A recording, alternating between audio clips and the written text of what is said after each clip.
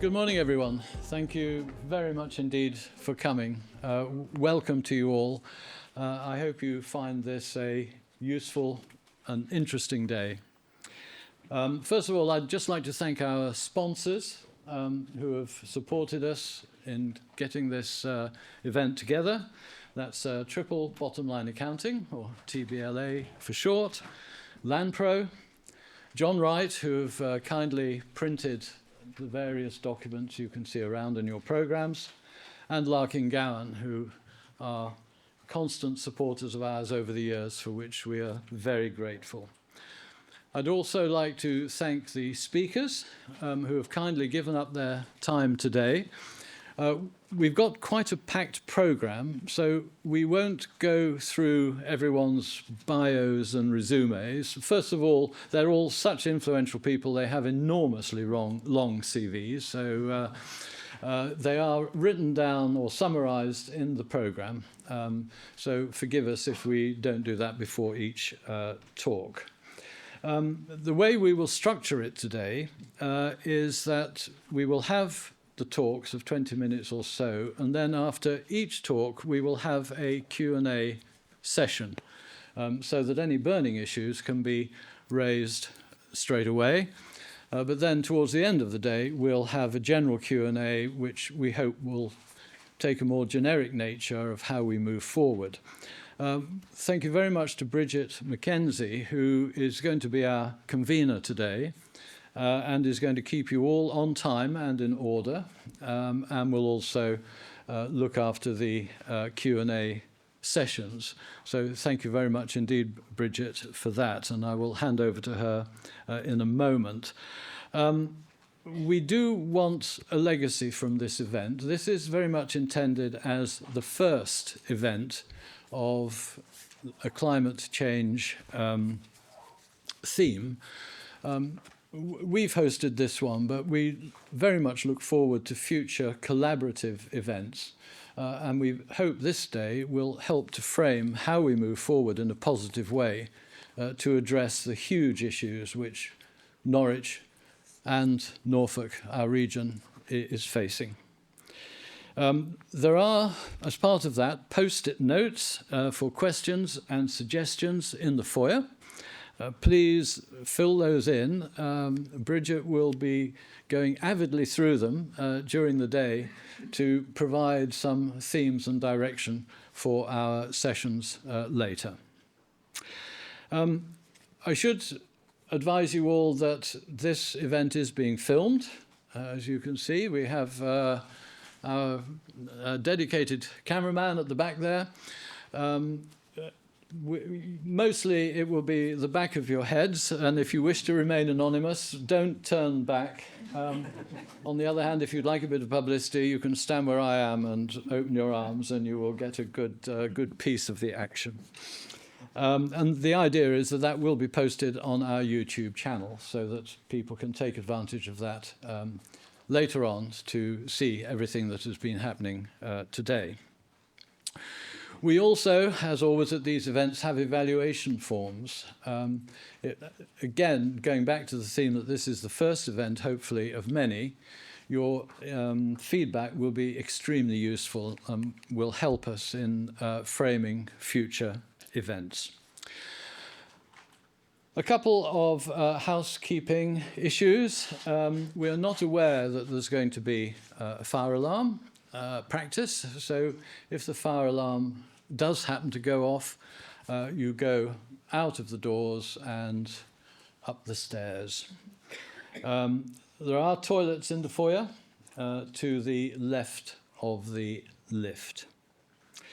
There will be a short comfort break during the morning, and there is a water dispenser and cups available in the auditorium foyer.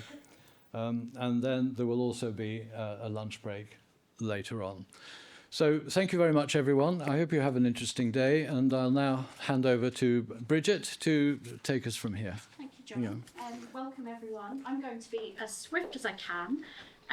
So a few points. One is that I want to encourage engagement that also reaches out to the wider world. So I've come up with the hashtag Adapting Norwich, and I've posted on all channels except Twitter. You can't get mobile data here, so if you need a Wi-Fi, I have a slip in my pocket. So it's the forum events, and I can provide you with the code, and it's there. Yeah. It's there. So, and also there will be Q&As, and what I'm going to do is to take 2 or 3 questions at once, so that the speakers can answer in a more swift and, joined up way. But you need to help by being Q&A, which means quick and awesome in your questions. So I'm a real fan of long, personal, rambling stories in the pub. Not here. We are running over, and Mike, who is the first speaker, has to go early. But Phil Hunt from the City Council is also here to answer questions. So there will be a chance. But Mike, you can introduce yourself. You don't need introduction. We're really looking forward to hearing what you have to say. Thank you. Hello, yes, I'm Mike Stonard, leader of the City Council, and the first thing I must do is apologise, but it doesn't really happen. Actually, being leader of the City Council is generally fairly sort of dull and mundane and routine. And then, all on one day, you get 2 conferences to open and 2 TV interviews to do. And I've got the first one at 11 o'clock, so I'm afraid I'm going to have to go and do that. But it's good news, I guess it will. The Council's getting some publicity, positive, hopefully. So, greetings and thank you so much for inviting me to speak to you today. The Norwich Society has a long and proud history in this city of protecting our city and looking after its best interests, and long may that continue. Climate change is the greatest existential threat faced by communities and the natural world. It's vital that we act with haste to both reduce our emissions in accordance with the Paris Agreement and adapt to the inevitable impacts of climate change to ensure communities and nature thrive and remain resilient. Climate change requires us to do things differently. It requires that we have new priorities and organise ourselves in new ways. It requires that we plan and act for the long term, and it requires us to work together, not only to understand and address the challenges, but also to realise the opportunities of transition. As we move away from fossil fuels and understand how the city needs to adapt, we have a once-in-a-lifetime opportunity to redress inequality, and inequality lies at the heart of climate change. It is brought about by the wealthier nations and sections of society, with its impacts falling disproportionately on poorer communities and on nature. Through collective climate action, we have the opportunity to reduce emissions and inequality and achieve other positive outcomes, including an improved city, improved community health, prosperity, habitat, and biodiversity. As a city, we have a strong track record in climate action. UEA was the university which originally drilled ice cores and proposed that human activity was causing climate change. Since 2005, when the government started collecting data, the city's greenhouse gas emissions have fallen by over 50% during a period when our population increased by 15%. In 2022, the Council helped establish Norwich Climate Commission to offer guidance to the Council and the communities of Norwich to assist in responding to the climate emergency. More recently, the Council has helped fund the newly established Our Power Community Energy Champions Group. The bid has been very active and innovative with their Norwich solar system concept, and we have a passionate and active network of voluntary, community and social enterprises who make an increasingly valuable contribution across a range of climate-related topic areas. The Council's own emissions have fallen by 66% since 2007, and we've allocated over £350 million to decarbonise our housing stock in the city over the next 20 years. The impacts of such actions are manifold, such as helping to develop vital retrofit strategic knowledge and practices that we can share, and helping to grow the local supply chain. But for this next phase of climate action, which includes becoming a net zero city by 2045, the targets set by my council, and successfully adapting to the adverse impacts of climate change, we need to move from combined action to coordinated action. To this end, the council commits to lead, convene where necessary, and coordinate the city's climate action plan, including for emissions reduction and for adaptation. Since declaring climate and nature emergencies in 2019, we have put in place the foundations for an ambitious and far-reaching climate action plan for the city. In our new community-led plan, published in April of this year, creating a climate-responsive Norwich is one of our five main priorities, and as a council, we've committed to consider the climate in all that we do.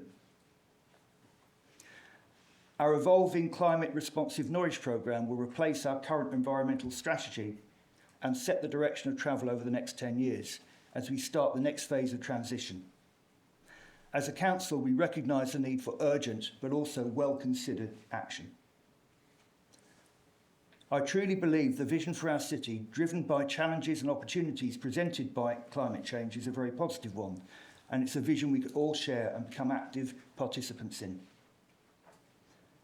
Improved housing and buildings in the city will reduce energy consumption and improve comfort and health outcomes and help make us more prosperous. Regarding travel, we'll be more active and use renewable energy to charge our vehicles, which will improve air quality and make the city quieter and more peaceful. We will improve our existing habitat and create new habitats, such as increasing tree canopy cover to help cool our city streets, and employ other nature-based solutions to reduce the risk of flooding. The work to realise this vision is well underway, with a detailed decarbonisation plan for the city starting to take shape. Having made practical reductions to energy consumption, we will move away from mains gas for heating and petrol and diesel for transport, and transition mainly to the use of low-carbon electricity. Low-carbon electricity will be provided from both our national electricity infrastructure, which the government plans to be fully decarbonised by 2030, and from localised solar PV systems. To ensure this move away from fossil fuels is possible, the Council is collaborating closely with UK Power Networks, which runs the city's electricity networks, to ensure networks are sufficiently invested in and future-proofed to meet the needs of electrification. In another initiative, and following a 2-year master planning exercise, we've recently undertaken a detailed feasibility study of low-carbon heat networks across the city. The findings of the study are very positive for Norwich, showing that heat networks are not only feasible, but attractive to investors. Turning away from emissions reduction for a moment towards adaptation, it's now clear that our weather is rapidly changing and becoming more unpredictable and impactful. It's also clear that even if we're successful as a city in our decarbonisation journey, that climate change impacts will continue to increase in severity and occur for some decades to come. The likely, perhaps inevitable impacts of climate change include increasing heat and humidity stress, increased rainfall events and flooding, impacts to food and water security, increased migration, impacts to biodiversity, as well as impacts that we're not yet aware of. The changing weather will create challenges for our residents, the business community, and the institutions of Norwich. To varying degrees, we will need to adapt our buildings, our infrastructure, and our way of life. Successful adaptation requires us to predict the impacts as best we can and to plan and act to ensure we maintain not only resilience and prosperity, but also the beauty, history, and character of our fine city. We will need the support of central government, the involvement of Norfolk County Council, who are currently studying climate-related public health impacts, and collaboration also with local government and public sector actors, both regionally and here in the city. We will need the input of a diverse range of experts and, of course, for us to engage with communities where the impacts will fall. In this way, we will formulate, iterate and deliver the city's adaptation plan. Today's conference is a milestone for the city's climate journey. It is a valuable opportunity to develop connections, ideas and share knowledge. Today's networking findings and outcomes will help form part of the city's climate action plan. Please take every opportunity to contribute and help make Norwich a climate responsive city. Thank you.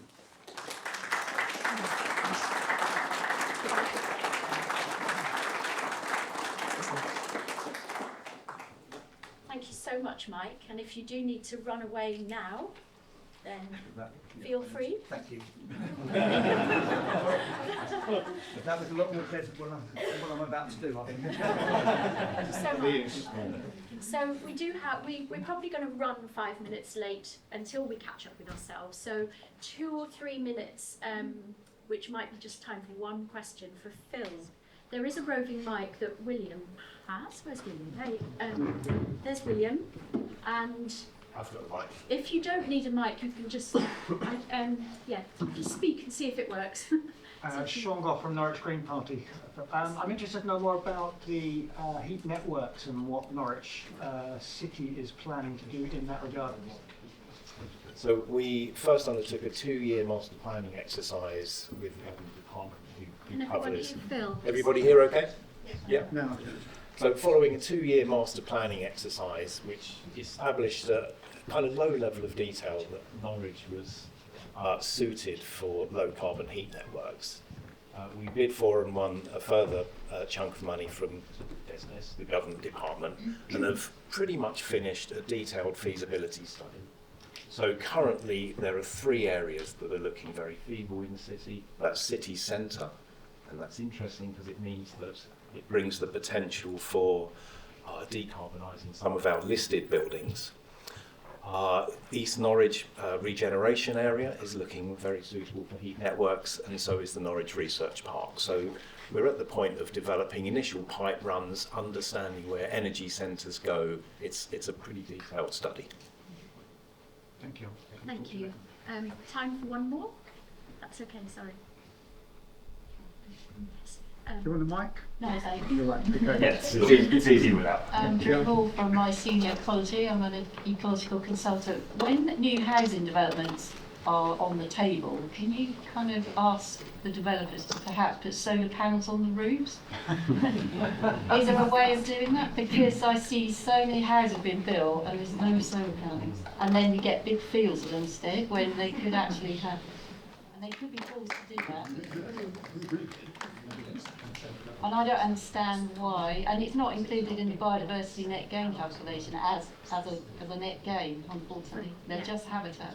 So we're expecting a new set of building regulations, which have been long consulted upon by central government, called the Future Home Standard, to be brought in next year. It's ambitious. It requires that new buildings are pretty much 75% less carbon emitting than current building regulations. And that pretty much suggests that fossil fuels won't be allowed for new development, and to enable developers to meet their targets under those building regulations, we would expect for there to be heat pumps, solar panels, etc. So it's very much a central government drive, which we support. I don't understand why you can force people to say put 4 back boxes in, but you can't ask them to put 4 solar panels, because that back box thing doesn't come under building regulation. No, that's a good point. So where we see gaps in building regulations, such as promoting new habitat, then we'll put a planning policy document in place. But because we know that the Future Home Standard is a national initiative, we've been party to the consultation process, we're confident that that will deliver the solar panels that updates that we need to see to decarbonise.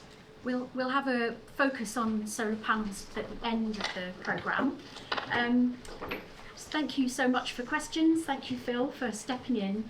I just want to take a quick show of hands to get a temperature from the room, because we really want this conference to leave you feeling activated. We know from, climate communications and research that the biggest thing is that people just don't know what to do, and they really need help feeling empowered, activated, informed. And so we really hope that this conference will achieve that. So I'm going to take a show of hands first, and then at the end of the day.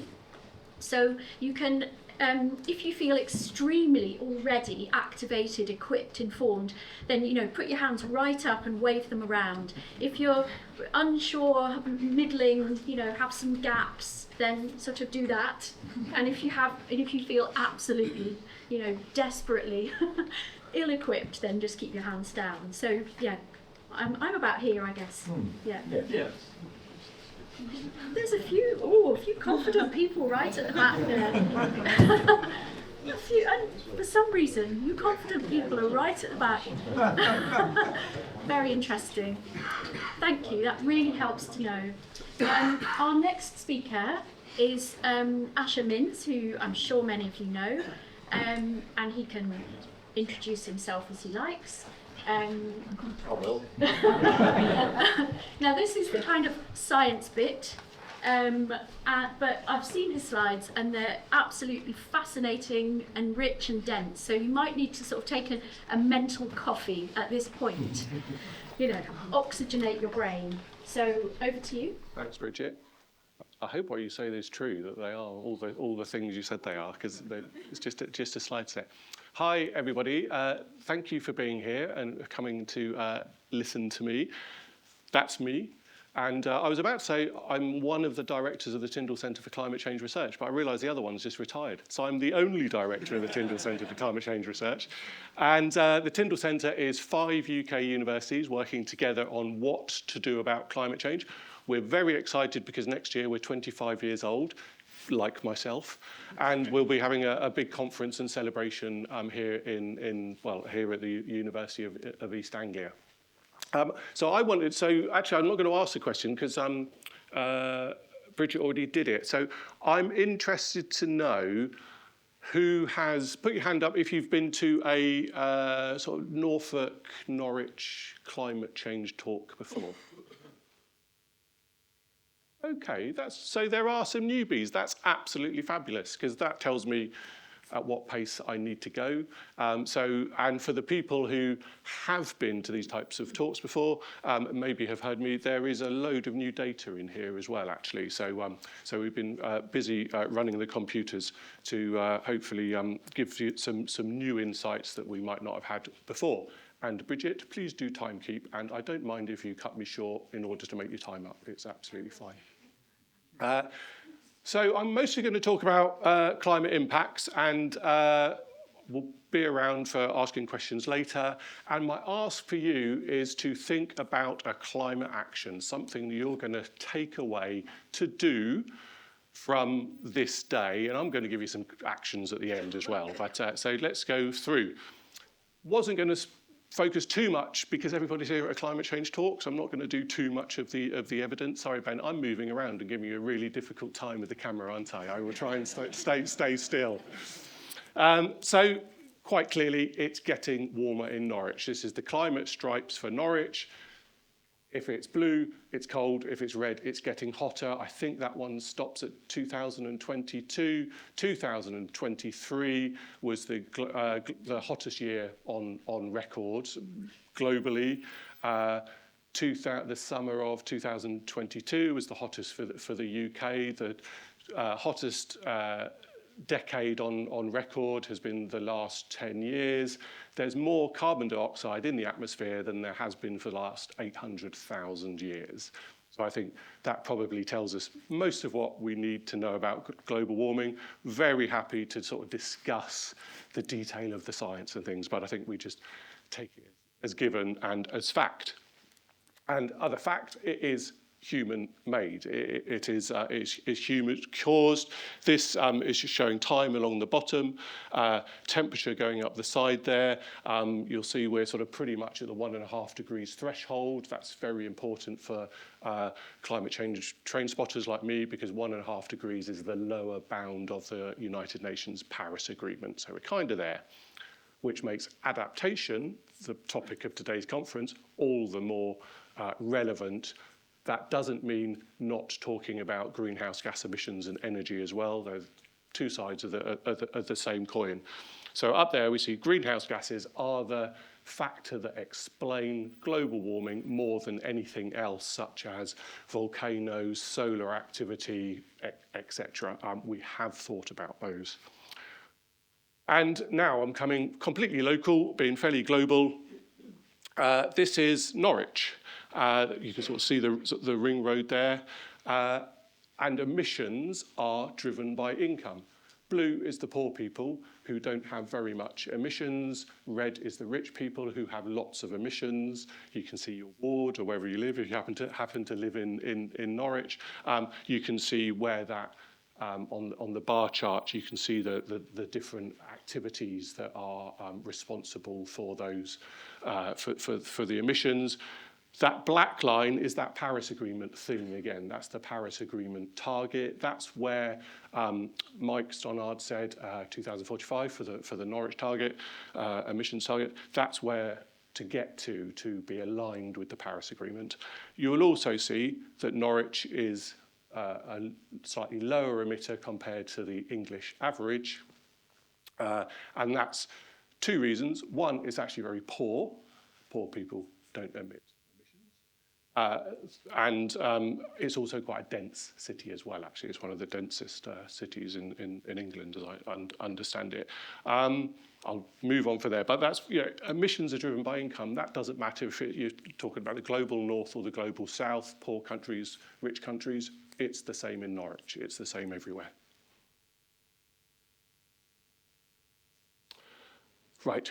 A little bit of slightly more technical information, because it's very important for understanding what it is I'm going to tell you about adaptation. There are 5 socioeconomic scenarios for the UK and what it decides to do about climate change. Workshop by lots of people all over the country. Kind of experts, people within the realm of climate research and policy. And the SSP, socioeconomic profile, there's 5 of them. SSP1 is the sort of change everything, massive, radically green, pro-environmental behaviour. 5 is burn everything and pay no attention to the environment whatsoever in terms of fossil fuels. And 2 is middle of the road. Mostly I'm going to talk about middle of the road, because otherwise we'd be here for a really long time if I went through all of them together. And along the bottom here is what are the challenges for adaptation. So if you burn everything in SSP5 and decided to pay no attention to the environment, then there is no adaptation challenge because you've decided not to, but you did burn everything. Similarly, if you went for a very sustainable world, but if you went for a very sort of unequal world, a road divided, then you have lots of adaptation challenges. I can talk about that a little bit more afterwards, if you like, but just mostly think about SSP5, the kind of middle of the road climate challenge for the rest of this century. And also very important to know that it's not just about sort of greenhouse gases into the atmosphere and carbon targets and the like.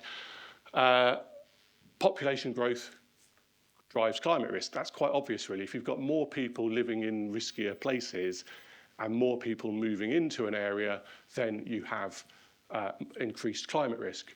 Norwich has huge house building targets. Norfolk has huge house building targets as well. So there's a double whammy. Perfect. There's a double whammy for clearly climate and the changes of climate and the environment, but also massively growing population as well, and all the new houses that are being built. Somebody was talking about that a bit earlier. So yeah, I'll move from there. And what do I mean by climate risk? Right now, in the purposes of this talk, and again, I'm not going to do definitions of these things, some of those might be, and we're going to drill down into Norwich on these. Heat stress, that was a bit of that was in Mike's talk. Flooding, obviously, we all know about flooding. We all remember last winter out on the Broads. Drought, the other end of flooding, is very dry. We're already in the driest region in this country for sure, and effectively there's not enough water already. That's why Anglian Water are building big pipes to bring it down from Lincolnshire. Impacts on agriculture, pretty straightforward. Weather changes. If it's hotter, it's dry. There's more water, there's less water. As well as impacts on biodiversity, a bit like crop plants, very much direct line with environmental changes. And pollinators in particular, because we completely rely on pollinators for pretty much everything we eat and everything we like to do outside and look at. So I'm going to drill down into where we are to look at some of these climate risks, and there are lots of others, but Bridget only told me I've got about 8 minutes. We know, this is where I'm hopefully delivering some new data to people, because we've drilled down for this. Norwich, which hopefully people recognise, and I'm just making that point again about urban development is driven by population, and we have 45 new thousand houses in the master plan or whatever it is. So we have, and that's what we see sort of underneath that climate risk. And we see that for Norwich, we see that for Norfolk as well. And then we can look to see where is suitable land for putting those new houses because of a growing population and everybody needs somewhere to live. We can actually go much finer scaled from that, but we don't, because then people start looking to see where their house is. And that's showing those different ones, as you can see, it's sort of current and then into the future under two different SSPs, middle of the road and quite extreme. Yeah, you can't see a house on here. So this is just sort of showing the type of development, quite fine scale, under those different scenarios for 3 different scenarios for 2080 socioeconomic scenarios. Don't worry that this is Mousehold Heath. You know, the models aren't that clever to know that it's a piece of very well protected common land, but it's looking for land that is suitable to be built on. And then when we've done that, we can then look to see where's going to flood from all those new houses that have been on. And somebody's going to be talking about flooding here as well, Matt. So I'm not going to touch too much on this.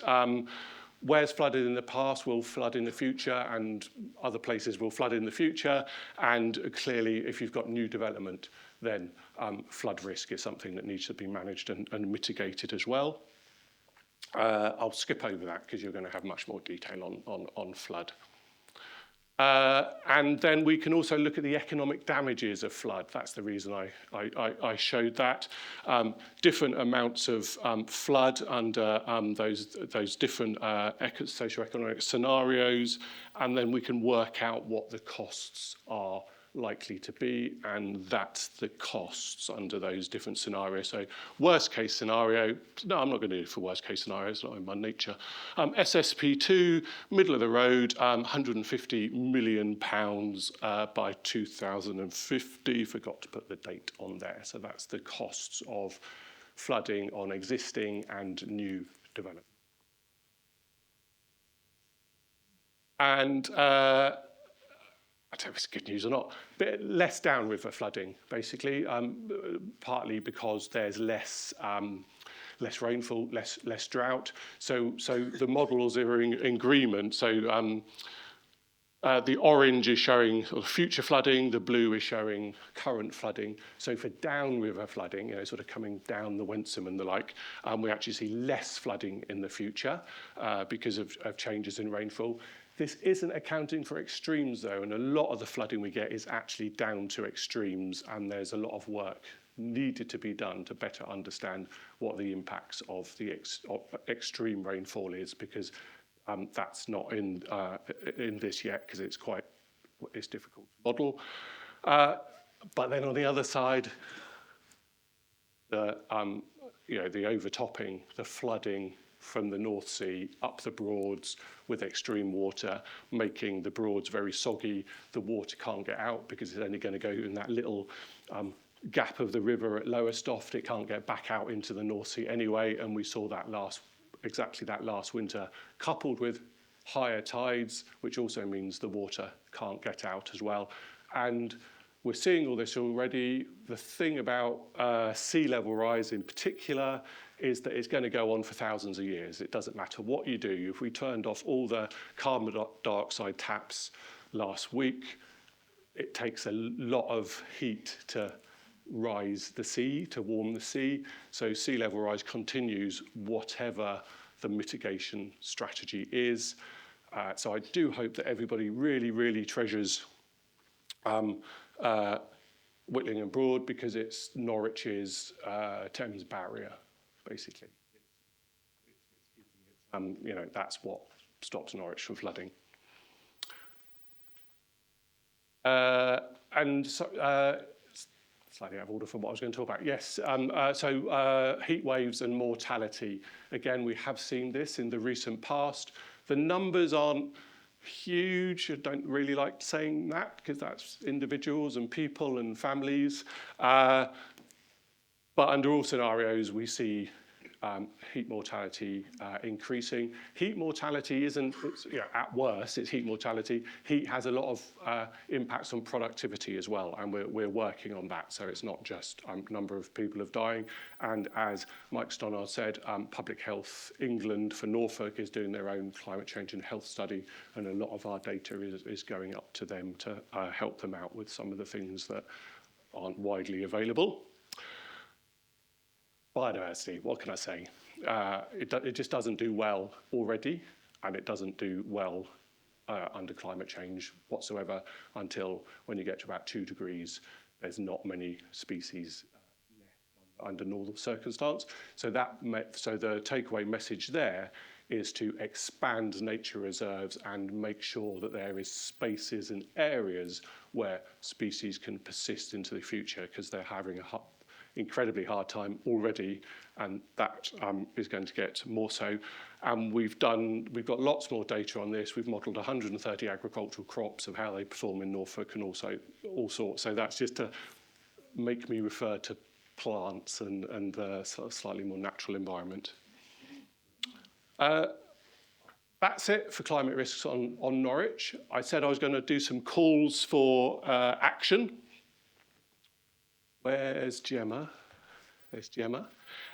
So Gemma is one of the people running Our Power, which is looking for people, trusted individuals, to work in their community, to work with people around energy and retrofitting and improving the energy uptakes from improving the energy in people's homes.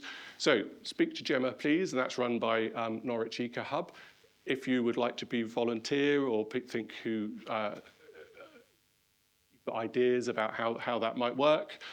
So that's already happening. And the Norwich, I don't know why Norwich Climate Commission is there actually. Oh, that's because it's under Norwich Climate. Eco Hub and Norwich Climate Commission working together. And where's Kit? Kit is at the back. That there, over there, sort of behind the pole, is Kit Marie Rackley. And it's really important that you do this, you need to go and talk to Kit, because you're here and you all think that schools should be doing more around climate action, more around climate education. Kit will sort you out. We're looking for people who will work with schools, with your own commitment, your own availability. So I would like, how many people in here? So about 100 people. I would like Kit to have maybe 80 sign-ups by the end of the day, please. Because you're all experts in or interested in environment in some way. Yeah, sorry, Kit, just increased your workload. that's my calls out for you, and the other one is for you to have your own climate action. I just told you what I would like you to do. I think you should think of your own climate action by the end of the day as well.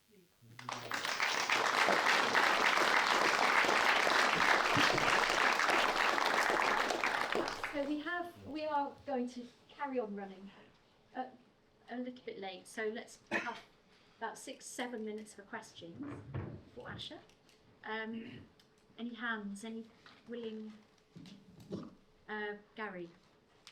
I don't need a mic, if that's all right. That's fine. I know you said don't look at the houses on the maps, but I did. In North Norwich, the area which I represent, there were several areas which had blue and indicated that they were at high risk of flooding. And I know that you haven't done the research on flash flooding, and that's very difficult to look at. Is there research looking at flash flooding, because we're increasingly getting areas which are subject to that already?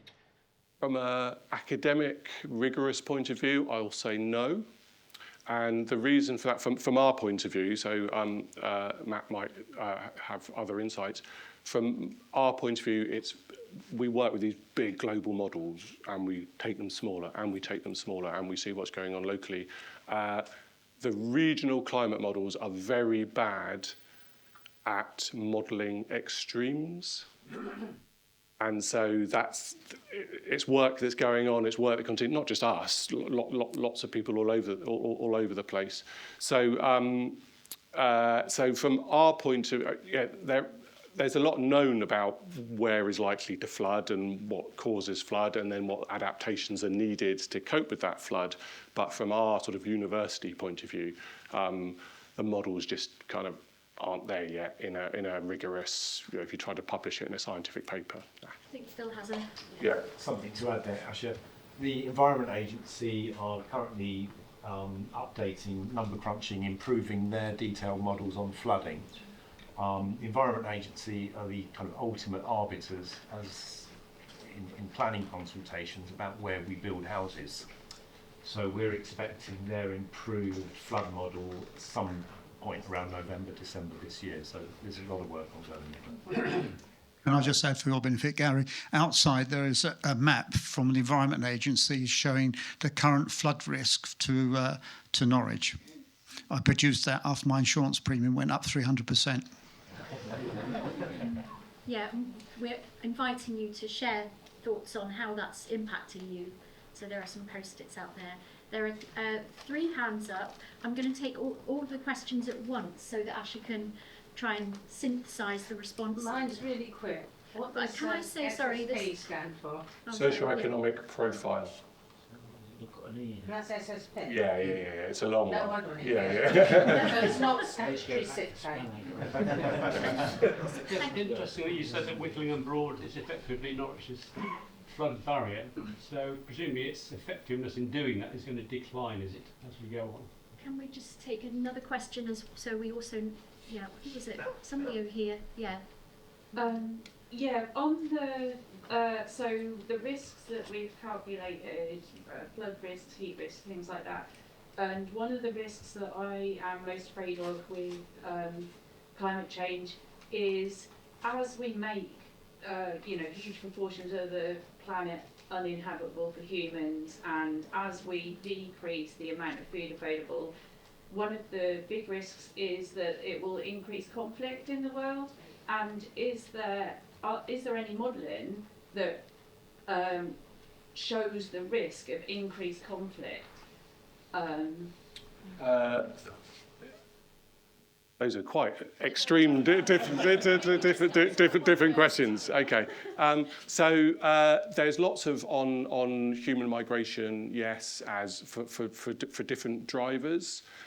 So I perhaps I'll talk to you afterwards about that, because climate isn't usually the explanatory. It is things like war, famine, people wanting to improve their lives.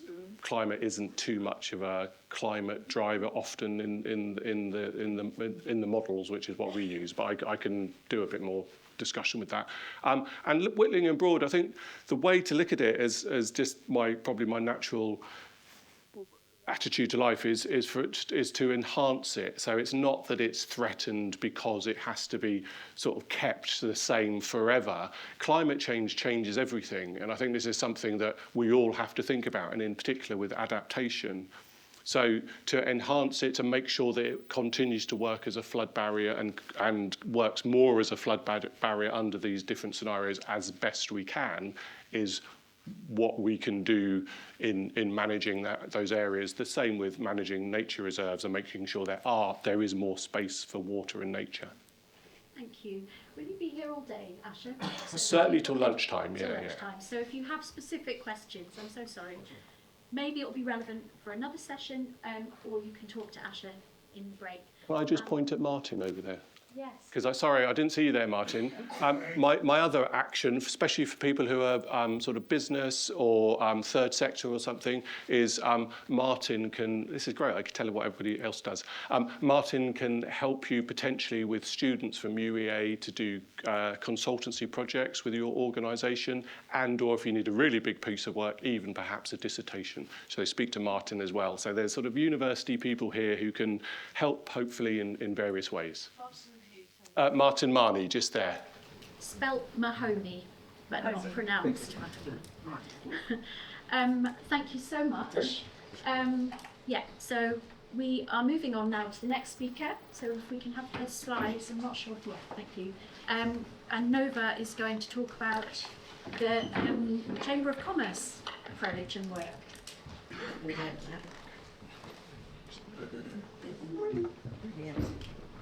Okay. Good morning, everybody. I'm Nova Fairbank. Can everybody hear me at the starting point? Don't like using mics. So I'm Nova Fairbank. I'm the Chief Exec for Norfolk Chambers of Commerce. We are a 128-year-old business membership organisation. Our mission is to connect, support and give voice to every business in Norfolk. So it's really important that we ensure that businesses are absolutely engaged in what is happening on climate change and actually do something about it themselves. So let's jump straight in. What does the business landscape look like in Norfolk?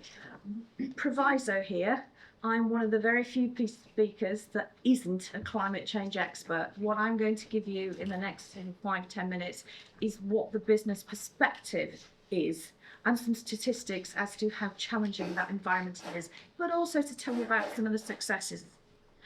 I don't think there's a single business in Norfolk that doesn't know that it has to do its part to consider what it needs to do to take its own climate change journey and support the reduction of carbon emissions. Yet not many understand the difference between a Scope 1, Scope 2 and a Scope 3, which one applies to them and what do they do about it. The Chambers network in the UK, so all the chambers in the UK, there are 53 of us, surveyed over 1,000 businesses, the majority of which are SMEs, so less than 250 employees, and in many instances less than 50. 40% said they didn't know any of the details of what the UK's own climate change targets were. It also revealed a wide divergence between large businesses and small businesses as to their understanding. So 43% of firms with less than 10 employees didn't know the details of the target, compared to 26% of larger firms. They're still small numbers in the grand scheme of things. Add to this the former government's decision to row back or to move the goalposts on climate change and the net zero targets, and you can understand why businesses are confused. It's challenging to navigate for businesses, especially when they're struggling on time. The new government has pledged to make Britain a clean energy superpower. I can just see the cape now. They're going to cut bills, they're going to create jobs, they're going to deliver security with cheaper zero carbon electricity by 2030. We absolutely applaud that. Who wouldn't? They are amazing targets, but they are very ambitious and very challenging targets. And the only way we stand a chance of reaching those as a UK economy is for businesses to deliver against that goal. So it's more important than ever that businesses understand what their role is. Businesses are calling out for a consistent net zero framework that is clearly explained to them. The transition to net zero provides businesses with huge opportunities. It's going to create jobs, they can grow, they can diversify. but awareness is going to be key. We've already heard from flooding to heat waves, a significant number of companies are now telling us that is their key priority. The impact of those climate change happenings on their businesses and their ability to do what they need to do is significant.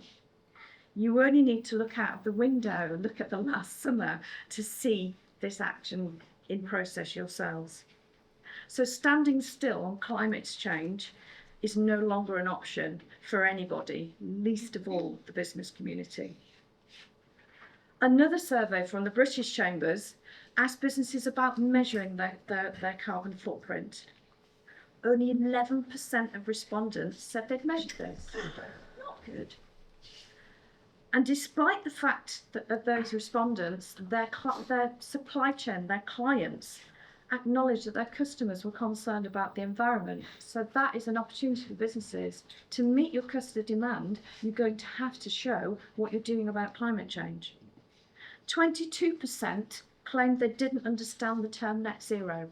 Climate change, net zero, sustainability, carbon neutral. What do they mean? We need to be clearer. And almost a third yet hadn't sought any advice at all. More work needs to be done. As part of the work Norfolk Chambers have been doing with our Business Climate Leaders programme, we've been taking cohorts of businesses and asking them to take their climate change journey with us. 70% of them said they'd already started doing something. Great. But of that 70%, most of them have just started. They haven't actually taken a huge amount of action. And everybody's climate change journey is different. If you're Aviva, which you'll be hearing from today, Stuart is brilliant. You've been working on this for many years. You've got a dedicated team and you've got quite a large budget to play with to do something about it. If you're a small SME, what does that look like? You may only be starting on your journey. Where do you start and how do you make a difference? Because they know they need to make a difference.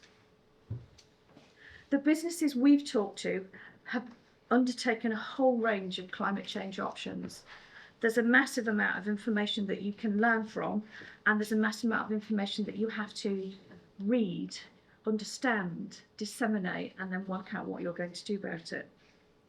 We've got everything from using recyclable cups to changing the light bulbs, to being better at recycling the waste. There's an amazing project that's happening here in the city that's all about reducing your waste and what we do with that. You've then got the larger impact decisions that cost more money, such as going paperless, changing your vehicle fleets to EV, and looking at your entire supply chain. Several of the scopes require you to actually not only make a change yourself as a business, but look at what your supply chain is doing. So you can also look at other options. Where does your website get hosted? I mean, you sort of think, oh, it's electronic, it's fine. But actually, where your website is hosted has different impacts depending on what that is. Your data, how much you keep, how much you throw away, also makes a difference when it comes to climate change. How do you measure those? There are ways and means, but for most businesses, that is just, where do I go? So what we hear most from businesses, I know I need to make a difference. I know I need to do something. What is it and how do I do it? Slide 2. It says I've got to switch to slide 2. I put it in bright yellow so I actually remember to switch to slide. I'm good. So, you're a business, you're starting your journey. Where do I start? There are some simple steps that can get more complicated depending on how far down the rabbit hole you want to disappear. The business sustainability support space for SMEs is very loud. And it takes time to correctly navigate through the many brilliant ideas, the many great organisations and programmes, all designed to support businesses to reduce their carbon. They either already exist or are frequently starting. There's lots out there. It's what do you want to do? So where should you start and what simple steps can you take? The starting point, you've got to start somewhere. As a business, the logical one is where's your baseline? So, use a carbon tracker to track your footprint and calculate it. What does that look like? You need to create an action plan. And you need to engage your whole team. We can't just have a plan, you've actually got to make it happen.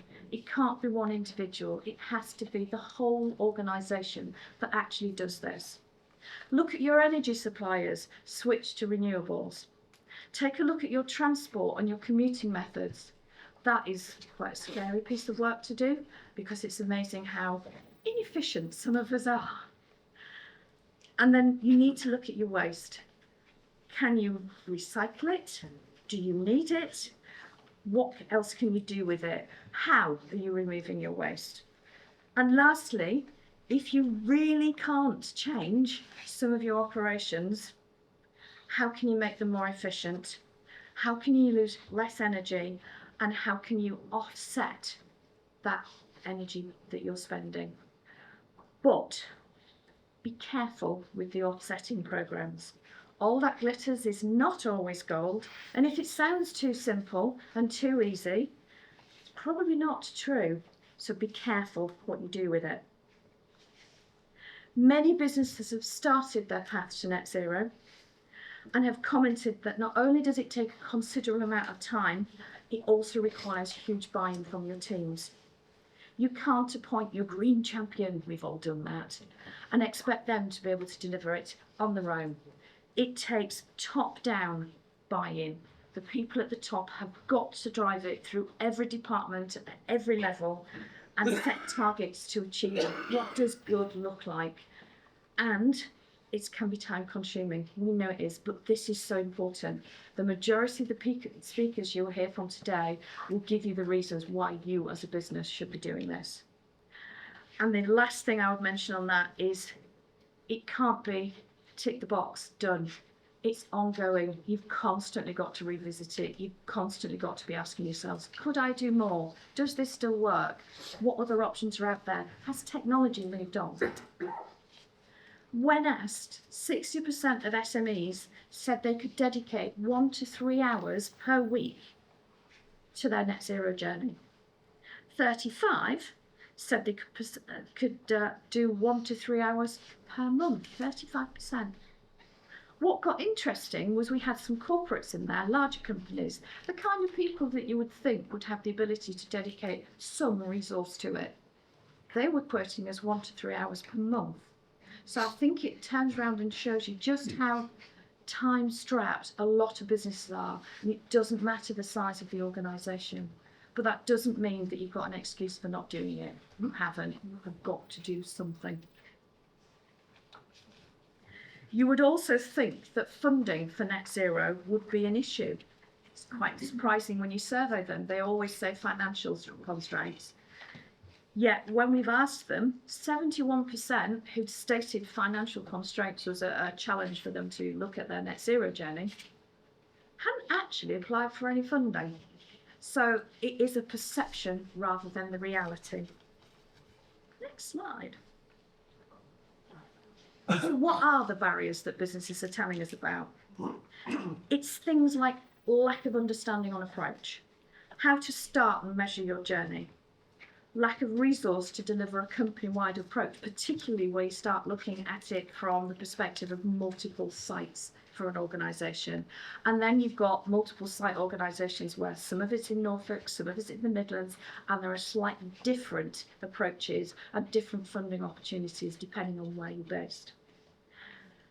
For small businesses that are time poor, establishing their baseline, that carbon tracker, your footprint, and being able to measure it often means looking at a consultant because they haven't got the time, and that's got cost involved, and they don't have the cost, and so you end up in a vicious circle. But there are plenty of free carbon trackers out there, and whilst the carbon tracker you might pick might not be the perfect one, you're doing something, so do it anyway.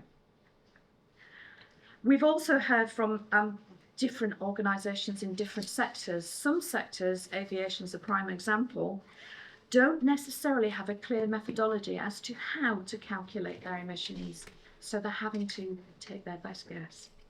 And the last one we've got is bad data quality. There's a lot of data out there. How do you analyse it? How do you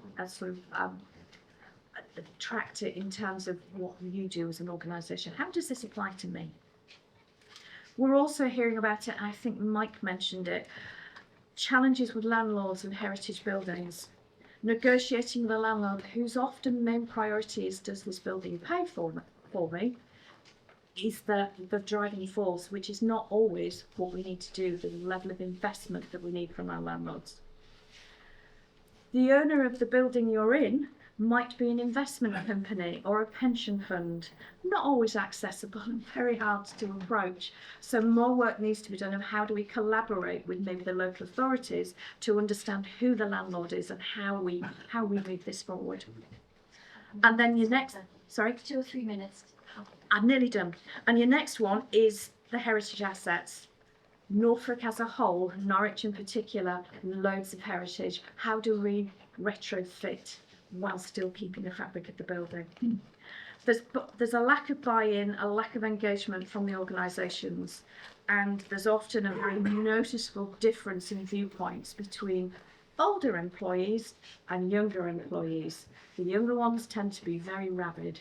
The older employees, some of them have the attitude, climate change is not a thing really, is it? I think we can say it is.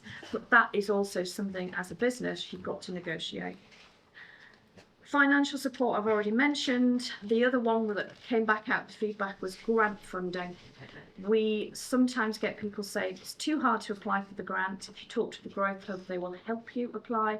And then I've applied for a grant, I filled out multiple forms, and then the grant didn't actually have any funding left. It's also a challenge, so we need to be constantly forward-looking on those. Slide 4, business success so far. Successes include an aviation company that's actually based here in Norwich. They can't make a huge difference on their actual operational energy because sustainable fuel is not a huge thing yet, although it is coming. They are working on that. So they looked at how they change the local environment.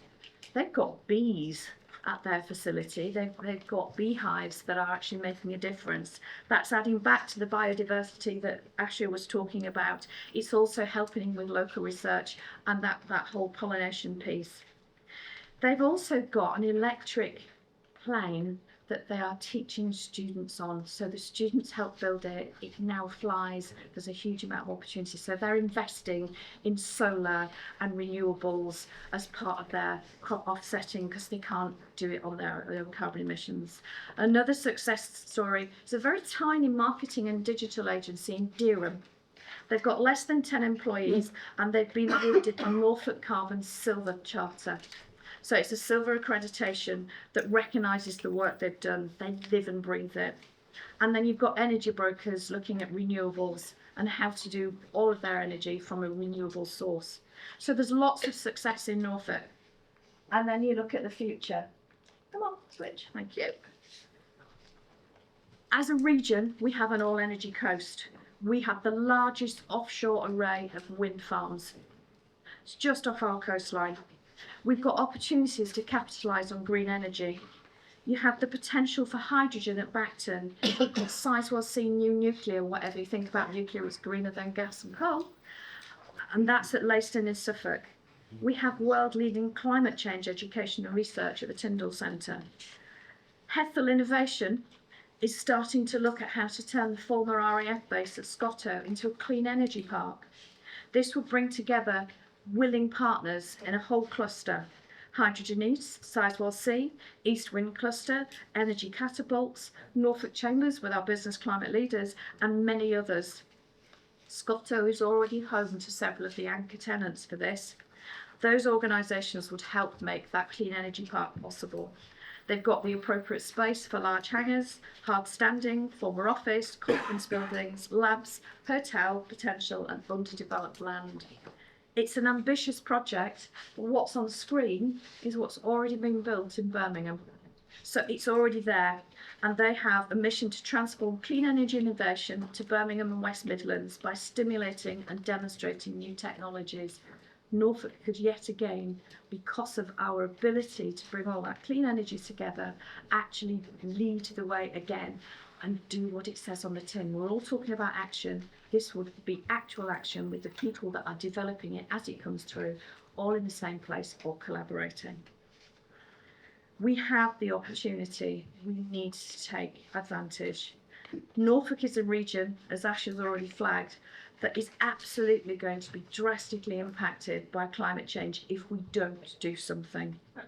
It's up to all of us to make a change and support a brighter, more sustainable future for the next generation of business leaders, for our county and for our planet.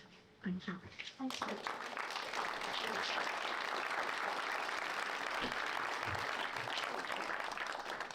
Here for a bit, and we can be caught up, I think. So we've got 8 or 9 minutes before coffee. So we have 4 hands up. Oh. Sorry. The one at the back was first, if it's okay, and maybe we can take a couple at the same time. Okay. It's not a question, but some advice. I run the sustainability programme in our business. I'm speaking this afternoon about district heating, but the way I got capacity was to hire a student part-time during the week. Students will work in pubs and cafes and shops. They can also work in businesses, and because of lockdown, we know they can work remotely or in the office or flexibly. So we brought capacity into the business by harnessing students. I know that sounds a little bit cheap, but it's not at all. We now have a sustainable development programme driving on the UN SDGs because of that. I didn't have the time, but I found it. We have an entity called CONEX, which is bringing up young professionals into the workplace, making the business leaders of tomorrow. We have pitched the sort of the climate change thing through to them to see what they can do, because young people will often come up with solutions that us old people don't. So those who have their hands up, please, again, so I can see you. Simeon, and then Gary, and then Fran. So my question is about transport. We saw from the data earlier that a significant amount of carbon emissions is from transport, and for businesses there's obviously their operational transport, which businesses will be looking at as part of their analysis. But I wonder to what extent the business community is thinking about the transport from their staff, and particularly commuting. I know that Hethel Innovation Centre is in the middle of nowhere, it's completely car dependent, and for one thing, whether they're thinking about the alternative ways people are going to get to this new cluster at Scotto, and also just generally, like how we can make sure that businesses are located places where they can be accessed by public transport and walking and cycling. Yeah. I think there's been a huge shift with COVID, with the hybrid working, which helps. Part of the actions, the 6 steps we recommend, one of them is look at your commuting. Look at how you can car share, lift share, mobility ways. There's all of those that are looking at it. How do you get your team onto public transport? Does your organisation offer shower facilities so they can walk, run or cycle to work?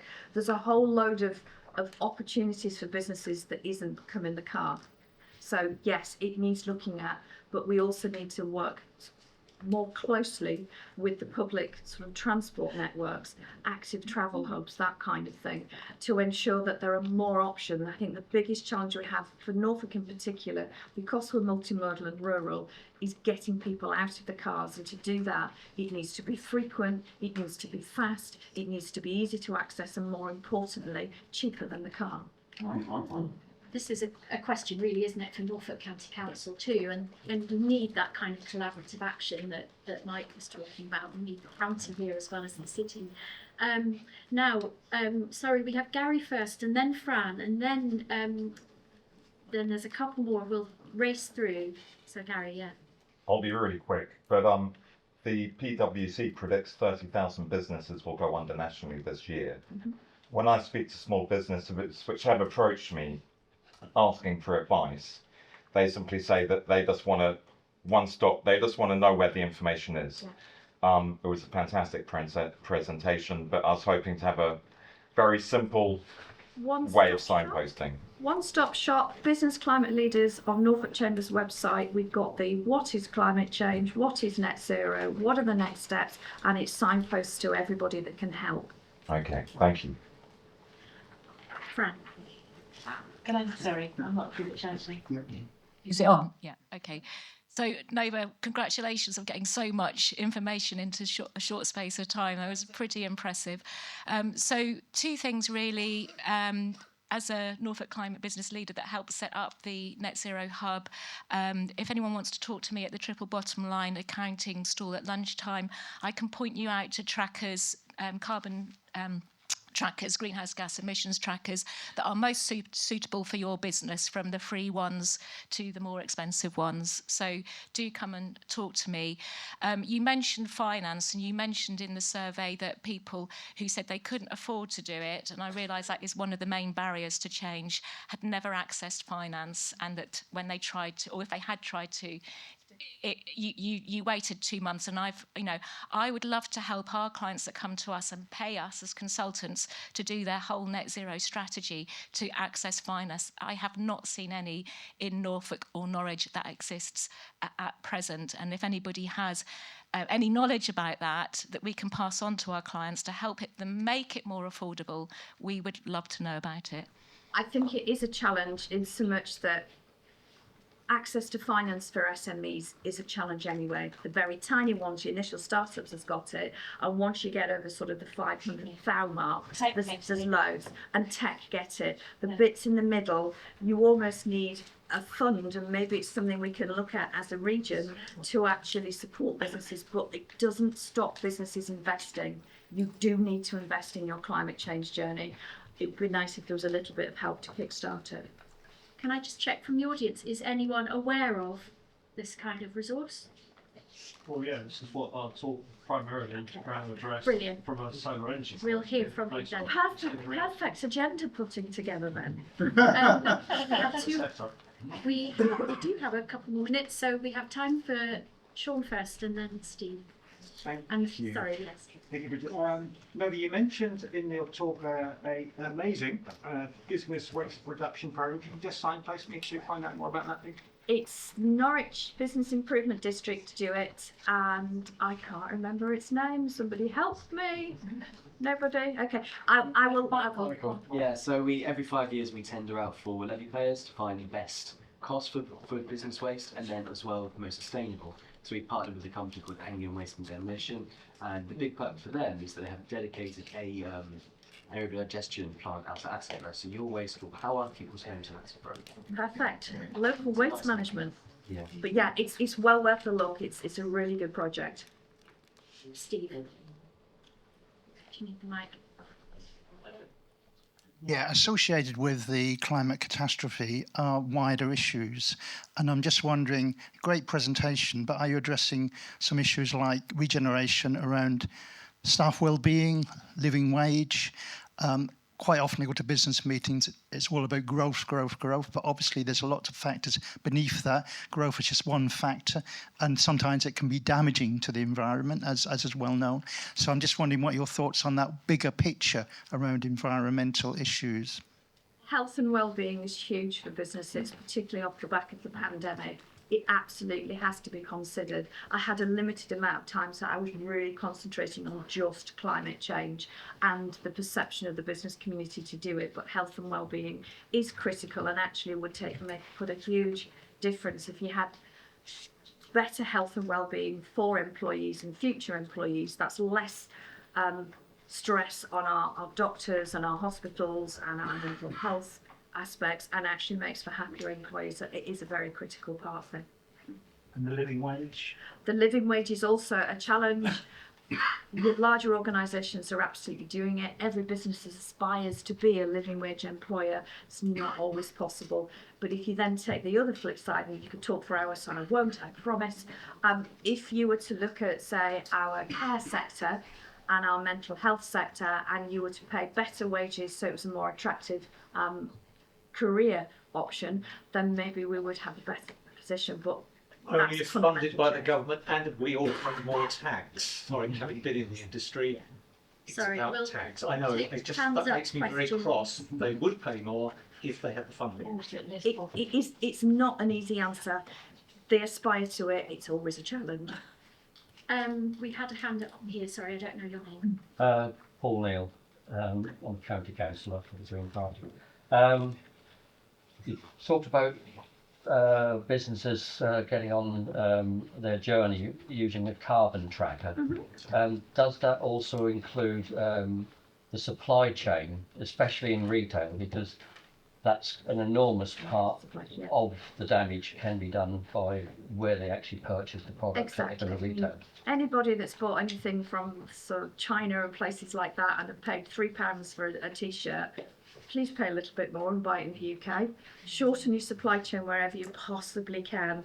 It's very attractive to have these sort of buy it and throw it away clothing, but actually it's not helping the planet at all. It is a challenge. It is something that is quite a big thing for businesses when they have to start looking at their whole supply chain. But you can't eat an elephant in one bite, a little bit at a time. So just do something and build. They do. That is on the tracker. Yeah, and obviously the free ones will just base it on your expenditure, so it's not particularly accurate, but it'll give you an idea. The more expensive ones that look at the actual supplier emissions are evolving. They cost more money. But as you say, for most businesses, their scope 3, their supply chain emissions, plus a few other things, are about 80 to 90% of their total carbon emissions. The trackers do. If you talk to me at lunchtime, I'll Thank you. Yes, and I'm sorry if there are more hands up, but you'll have to chat at break, and you might get to raise a similar question later. Thank you. We've suddenly lost a few people. Then they might be in the queue for the loo. Toilets are so important, aren't they? Always get the infrastructure right. So I just wanted to say, people who are behind the pillar, if you do want to speak, I can't easily see you. It's very likely I'll miss you. So pillar, do shout if I'm not seeing your hand. So our next speaker is Matt Williams. There you are. It was like a blind spot. You see all around you. Waiting for his slides to come up. So while they're waiting, maybe you just want to introduce yourself before diving into the detail. Okay, thanks, Bridget. Yeah, I'm Matt. Hopefully it's going to introduce me. I'm been asked to talk about floods and city infrastructure. I'm a geologist, or was a geologist, on various things actually. And I want to talk in terms of the, can I fire this thing? Are we ready to go? I don't think it's responded. Oh, that's a bit of a disaster. Right, okay, I'm going to talk about... yeah, turn it off and turn it on. Right, my particular focus is going to be the urban area, okay? And I'm going to talk in terms of pragmatics. Now, my particular interest is in Norwich as a physical entity. And by that, I mean not just Norwich in the 2 dimensions we normally look at it. Most planners and most maps all look down at Norwich in 2 dimensions. And we know Norwich really well in 2 dimensions. We know how to get around. I'm particularly interested in the 3rd dimension. That's not just the bit under our feet. It's also the ups and the downs, because you may not realise that Norwich is actually one of the hilliest cities in southern England. You might laugh. It may not go up for very far, but it is actually quite hilly. And what's the steepest hill in Norwich? Gas Hill, right? It's 1 in 8 at the bottom and 1 in 5.5 before you get to the top. Now, that's not quite Yorkshire, but it's almost. Okay, so there's another dimension as well when you're a geologist, as a historian as well, and that is the 4th dimension. So I'm particularly interested in understanding Norwich in all 4 dimensions, how we've got to where we are now, and that is really important for adapting for climate change, because I think if we can understand how we've got to where we are now, it's not necessarily a blueprint for where we go forward, but we need to understand the way it works, and that's particularly my focus. So a lot of people are really interested in Norwich, the people. I'm interested in Norwich, the thing. Okay, are we getting anywhere?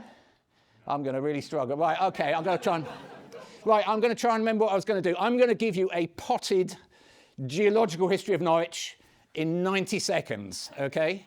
I was going to imagine me putting up, as I hope it will eventually, a lovely picture of Bahamas Sea, a lovely warm Bahamas Sea with the music playing and everything. We're talking about the Cretaceous period, something like 80, 100 million years ago, when if we think we've got climate change now, we had a climate where the typical average temperatures were between 5 and 10 degrees higher. The carbon dioxide level, which is currently at about 425 parts per million, was something like 2 or 3 times as high as that. It fluctuated quite a lot. And as a result, the sea level was up to about 200 metres higher than it is now. That is some serious challenge for Norwich. I'm not saying we go right back there right away. Are we there? Right. Okay, so that's where we started in the Cretaceous, so I've used up some of my 90 seconds already. Let's just catch up where we got to. Intro, urban situation, the principles, what we're talking about, the pragmatics. This is all really about what physically we can actually do. This is me. I'm a geologist. That's all my friends at uni think it's a joke because I use one of those to look at the soil because there ain't no rock around here. You can't hit it. But this is an important tool for my geology, okay? The bicycle enables me to understand that fourth dimension, the topography. You can actually physically ride around and notice things you might not notice if you're walking or if you're in a bus or a car. Okay, so those two things are really important in understanding Norwich as a physical entity. There's a geological cross-section. I don't bother about the detail. That's a bit of a noddy summarise the geology of Norwich. I'm just going to show you how we got that. So there's our warm sea, okay? And in that sea are lots of sort of creatures living there, as they would do. Including that one. I always put that in for the kids. You like that one? There you go. Right. So, yeah, we've got a biological ooze settling on the bottom of the sea over millions of years. It's this white calcareous mud. It's all the little shells of billions and billions and billions of microorganisms accumulating and building up. And those shells are made of calcium carbonate. They are fixing carbon dioxide out of the atmosphere. Eventually, the CO2 level in the atmosphere is going to get down to more comfortable levels. The end of the Cretaceous, we're still somewhere around 80, 70 million years ago. It accumulates. At some point, because of Earth movements, the chalk, as it is by then, gets put up into it comes above the water. It gets eroded. The rain comes down. Can you see that line? I can't see it. There it is. So we got Africa crashing into Europe and bending a few things up, and it gets tilted and that kind of thing. But that's basically what happens. And then eventually, after a very long gap, just 2 million years ago, a sea comes in from where the North Sea is now. It's a kind of proto-North Sea. It's that light blue area on that plan.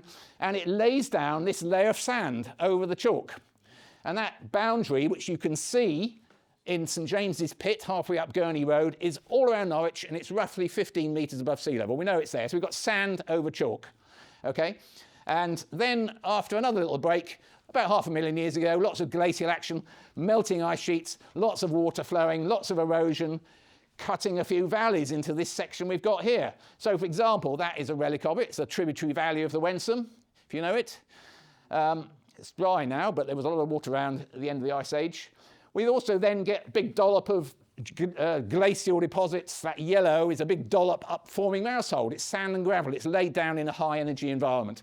We then get the rivers forming, silt, peat, and we get a water table at river level. Now, this water table, everything below that in Norwich is saturated. Wherever you go in Norwich, if you go down to that level, you will find saturated ground. So if you know how high above it you are, you know exactly how deep your well needs to be.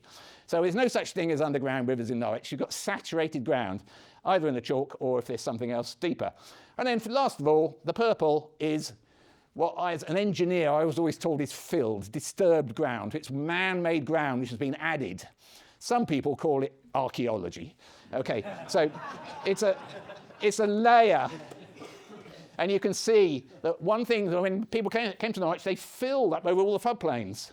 And they've also, this is a backfilled chalk pit because you can see, I told you that boundary is 15 metres up all the valley sides and the whole of Norwich, which is why Norwich is such a popular place for digging into the hillside to get your chalk and your flints, making chalk pits. So we know where they are. It all fits a nice model. And that is basically the explanation behind that. Now, this is not a geology lesson, but I think it's really important to understand the geology. The result is, we've got sand, we've got chalk. It's all permeable. The water just soaks in, okay? It's generally permeable. Really important to bear that in mind. Also, it's easily mobilised, particularly the sand. By that, I mean if you run a hose pipe on that sand, it'll wash it away, okay? That is an important factor to bear in mind, and it's a consideration when we consider some of our adaptations. Let's go to the other side of it, me and my bike. Topography. Okay, so this is a kind of topographic map of Norwich, a representation. I'll put the map on so you can see where we fit there. Okay, there's Gas Hill. And we can also show that in terms of colours. I like this one because it's nice, good colours, yellow and green, great. And where you are sitting now, I was trying to work this out as I came down the stairs, there's a scale for it, and we're sitting about there, but of course we're something like 10 metres below ground level. So I'm thinking ground level's about 20, 25, we're about 15 metres above sea level. So as long as the sea doesn't come in too much before we leave this room, we should be all right. Okay, so ups and downs, really important. You'll notice maybe from that plan that the highest bits of Norwich go up to 50 metres plus a bit. Gas Hill does it all in one go, from virtually about 5 or 10 up to about 45. I know that because we used to run the cycle race up there. Okay, so those two things, but of course we now have climate change, another big factor in the equation. So I've just set this kind of four-dimensional picture, if you like, of how we're going to deal with this. And I've been asked to talk about water, particularly where we don't want that water. Okay, there is another aspect of that, which is where we do want it, because we've got droughts and things to think about, but that's not my subject today, so I'll leave that out of it. But essentially, you have to remember that these days, you either have too much or you ain't got enough. So that's basically where we're at with the future, and that's going to get more and more extreme over time.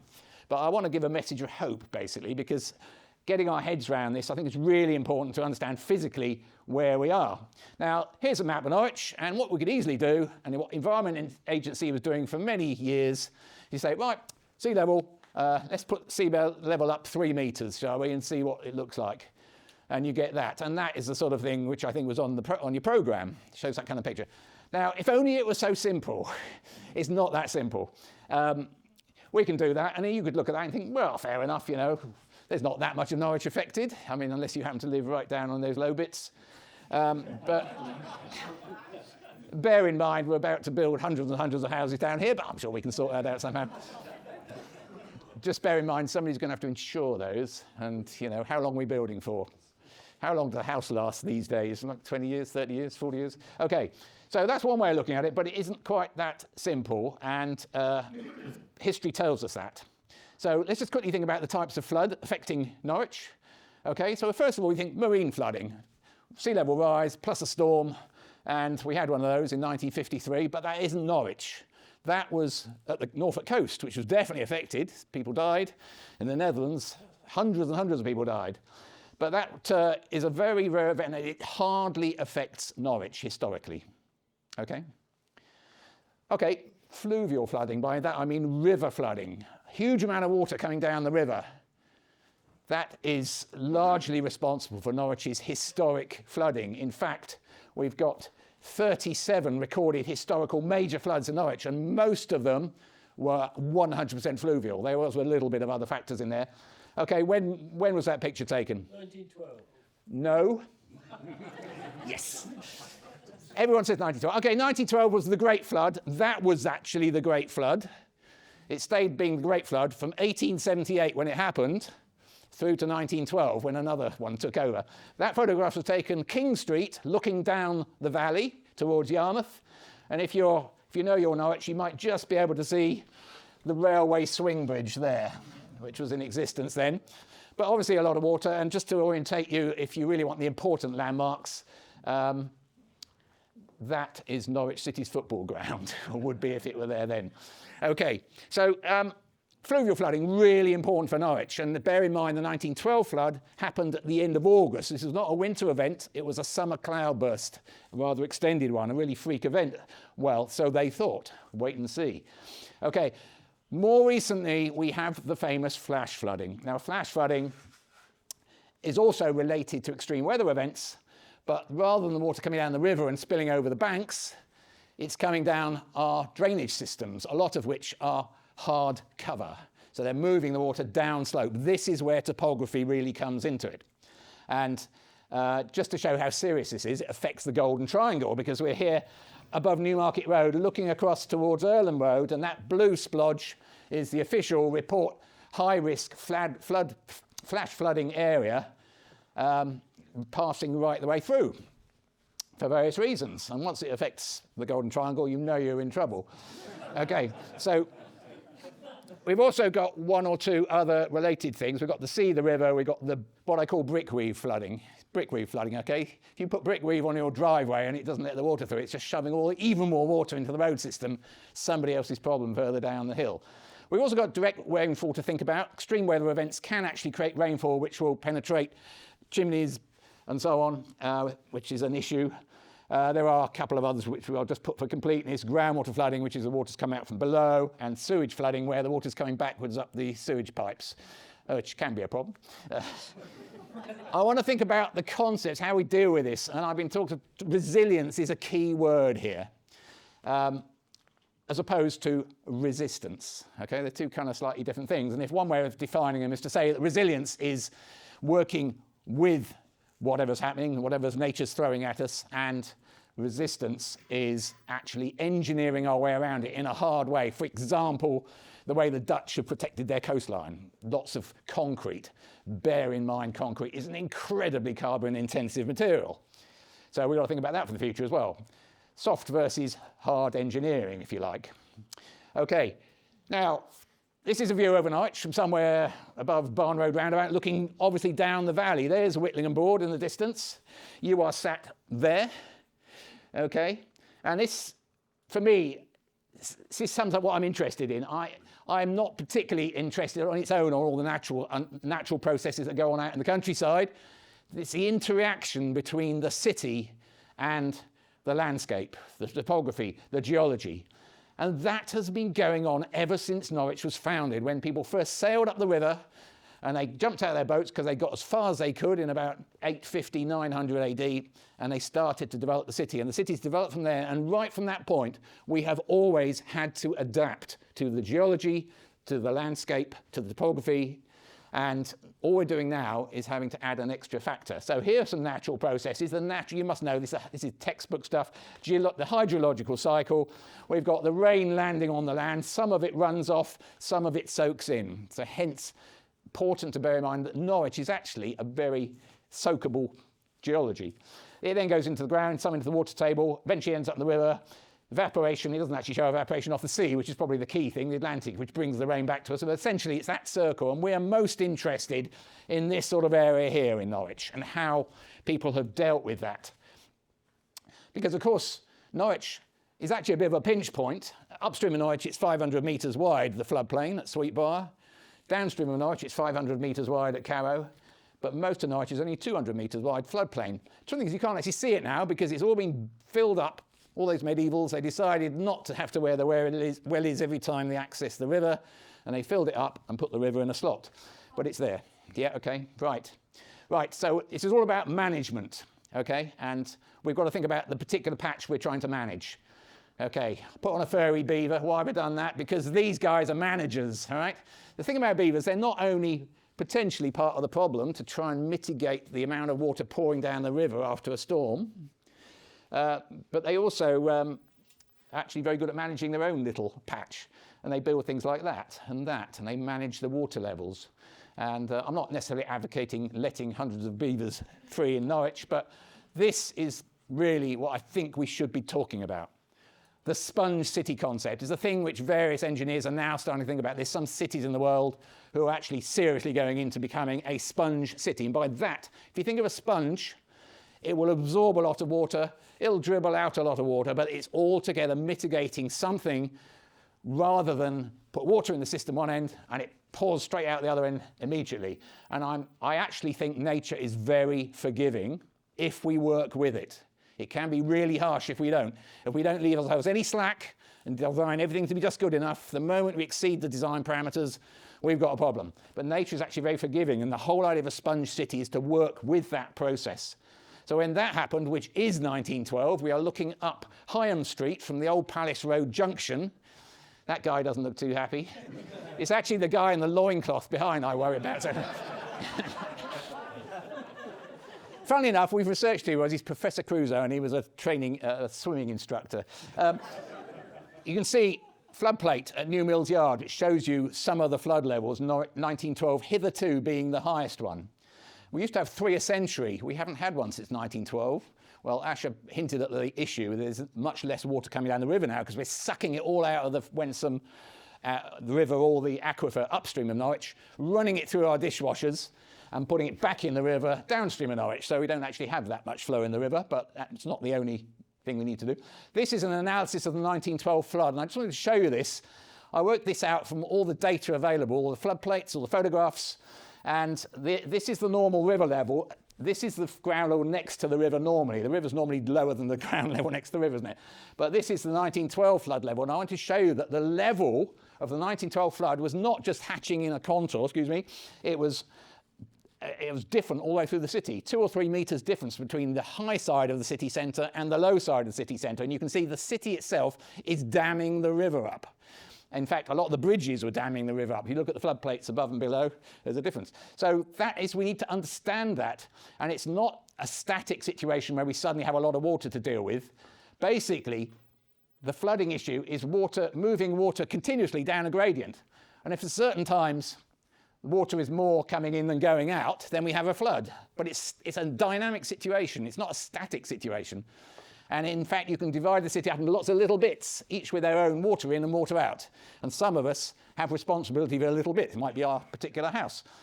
But we also need to think of it, so I really believe in this collective action. We have to look at it holistically, because if you get the water out of your system super fast, you're adding to the problem of the next person down the gradient.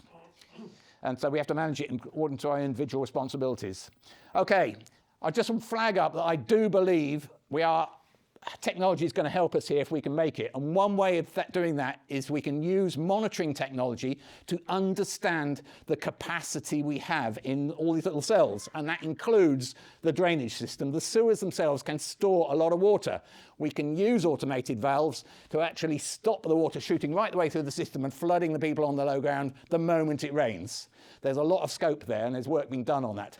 Obviously, grey infrastructure is something to be encouraged. By that, I mean reusing water, the storage capacity in a grey infrastructure system. So, for example, building houses which are using rainwater to flush the toilets. Why on earth are we using drinking water to flush toilets?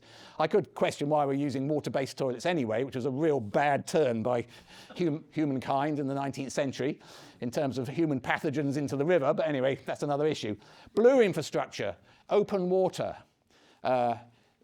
bodies. Less of a scope in a dense city, but we should take opportunities for that. Green infrastructure, green roofs, mossy things which act like a sponge, literally, and hold that water after an extreme event and dribble it out more gently.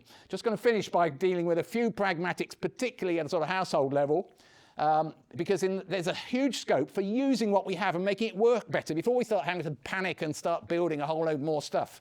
We can manage what we've got so much better. Most houses have a surface water drain system and a foul water drainage system. Obviously, in some cases, the surface water is going to a SUDS, which is sustainable urban drainage systems. Modern houses, the encouragement is to actually put things into either soakaway lagoons or to have individual soakaways for the houses. Flow capacity, the capacity of the system is really important as to whether these are going to work. Are the pipes big enough? How much they can store? How much they leak. And the reason for that is that Norwich has a potential subsidence issue, which is you take concentrated water flow. We talked about mobilising the sand. Add the Norwich geology, and what do you get? Loss of ground. You get things like that. Happens all the time. I've worked for 30, 40 years in Norwich. Virtually all the subsidence problems in Norwich have water flow as one of the issues. So we need to be aware of that when we start putting everything onto soakaways. That's the worst kind of scenario which can happen. Originally thought to be something to do with chalk mines. Chalk mines are vastly overrated as a substance problem, unless you happen to live on one. But it's mostly to do with water, in that case the sewer from the road. So, okay, I'm wrapping up. Right, I'm going to fly through these just to show you, get your drains working. These are real pictures. I took that picture 3 months ago. I went past that house yesterday. It's a managed block of flats, and all the water from the whole block is going straight into the foundations. All the time, and it's actually in an area which the house is built on poor ground anyway. Okay, gutters overflowing, don't let them leaves clog up and put the water down your wall. Repair your flashing. all that kind of stuff. Water butts, I just put this a generic picture. It's interesting. Water butts are sort of good, but then I noticed the downpipe is just surging straight onto the ground when the water butts gutter sizes, we can go for bigger gutters. This is a relatively simple thing to do to increase the resilience. Soakaways, increase the number, not necessarily the size, but the number. Permeable driveways, bit of a con going on here. It's very difficult to construct a brick weave driveway which is going to last in the long run unless you're really seriously out there with a toothbrush every week cleaning the drainage outlets. I'm not saying don't do it, but certainly avoid building brick weaves which is putting the water out into the road. Keeping your valves upstairs if you happen to live near the river. Same thing with fixtures and fittings. There's all sorts of things it can do. Some people live down at 3 metres above sea level in the middle of Norwich. They can't lift the floor, so you basically have a hard floor. You have lifting hinges on the doors, and even putting the concrete at the bottom of the steps there. So that's basically the pragmatics of your particular patch, if you're a household owner. At a bigger scale, there's a lot of other things you can do. Electrical sockets, keep them high off the ground as well. So it's all about flood barriers. This is the resistance. We're not bothered too much about that. Some people, I must just show you this picture. Some people do that, which is kind of the ultimate survivalist thing to do. But air vent covers, again, simple technologies which can just provide that bit of resilience, sumps to pump the water away if you live in that sort of house, stopping the stuff coming back down the sewer. You can get one-way flaps which go on drains. So there's a lot we can do based on what we've got. And then finally, insurance. There's a thing called flood ray. If you live in a low-lying area, see if you can get insurance through the flood ray scheme. So it's resilience first, only in extremis the resistance. I did actually start at 12 minutes past, so I don't think that's too bad. Thank you very much.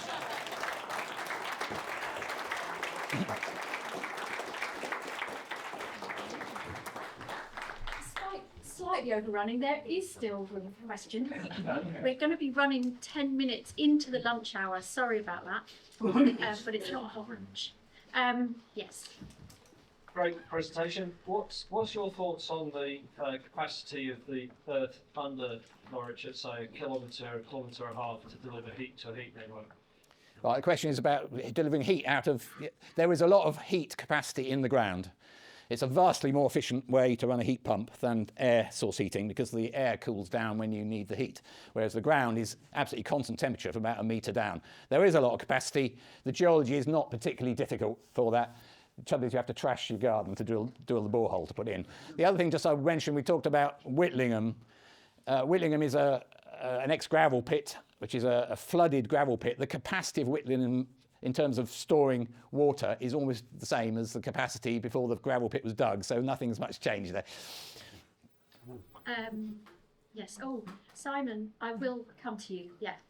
Yeah. You skipped somewhat over groundwater, but it seems groundwater, I mean, the rain's falling down, it's coming down, and it's then rising, and that seems to be becoming more of an issue these days. How do you see that in terms of Norwich? Because you're talking about those individual cells, and those individual cells, you have groundwater rise coming up under the floor. Yeah, groundwater, we're talking about whether the groundwater rising is it's not a major problem in Norwich. There's one or two areas where it is. The reason is the groundwater level is pretty well constant. As you go away from the river, the groundwater level goes from being at river level to slowly rising. And if you're particularly going south westwards from Norwich, by the time you get to Eton, it's up about 5 metres above sea level as opposed to sea level. And then going up to the middle of Norfolk, it's 30 or 40 metres above sea level. A sloping groundwater table means the water's going to the ground and it's moving through the ground down that slope. It doesn't fluctuate enormously. The big fluctuations you see are immediately around the abstraction holes, which pull the groundwater level down. So at the moment, I don't think that is a serious issue, not in Norwich. There's one or two places in Norfolk where you get a valley with groundwater flooding as a risk, but I can't see that as a big issue. Thank you. Simon. Yeah, thanks. That was fascinating as ever. I'm coming from a position of general ignorance here. I know nothing about any of this. But one of the things that's in my mind all the way I've been through listening to the speakers this morning is what we do, what we can communicate, what we can help people to do practically in their homes on an everyday level. And your talk was the first one I think that actually began to address that, because as somebody who's a layman, I want to know, if I have bigger gutters, that actually helps. Do you know what I mean? And I just wonder what you think. You listed very quickly and then there are a load of things. But I mean, do you believe there are loads of things like that we can do? And are there schemes and grants and possibilities for communicating that to people like me who know nothing, who do want to do something? I think there are. I mean, whether they're fully visible at the moment, but we've got a lot of funding available for carbon reduction measures. Creating more resilience in the house is something which could easily be bolted onto that. And the way you justify spending external money on that is by increasing the sponginess of the city, our ability to take water without just shooting it straight down the system. And as I said, I don't think much thought has been given to this. A lot of the flooding, flash flooding problems are completely avoidable. They're just pretty obvious. This process of building a city is putting hard cover, and if you have hard cover, the water can't go in. The way God designed it is you give topsoil, the water lands on the ground, it goes into the topsoil, which slowly absorbs it and slowly gives it out. We're creating a hard cover which shoots it off horizontally into somebody else's problem further down the hill immediately. There's a whole load of fairly simple things we can do even now before we start building large lagoons in the low parts of Norwich. Thank you. I just want to mention something to answer your question, which is a climate resilience network that Nick Brooks and I are working on. We've developed a kind of training program, and we want to pull together people that are working on this and can advise people, and running a lot of public engagement sessions, potentially in partnership with the Donut Norwich group. And I don't know if Gemma is going to speak to that.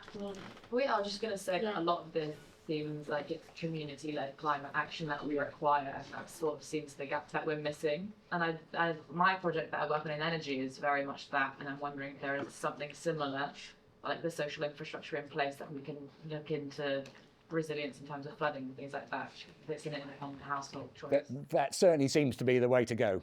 Yeah, I agree with you. It seems to me that concepts like a spongy city, those are the things that get people. Those are the things that drop in. These three-word things that we know go in. Make our city spongy. I mean, that's I get that. I think people would get that. I think that's how we need to talk to people. But also, don't allow the hard service in the first place. It starts at planning. Don't allow planning permission for hard services. Well, have permeable roofing on houses.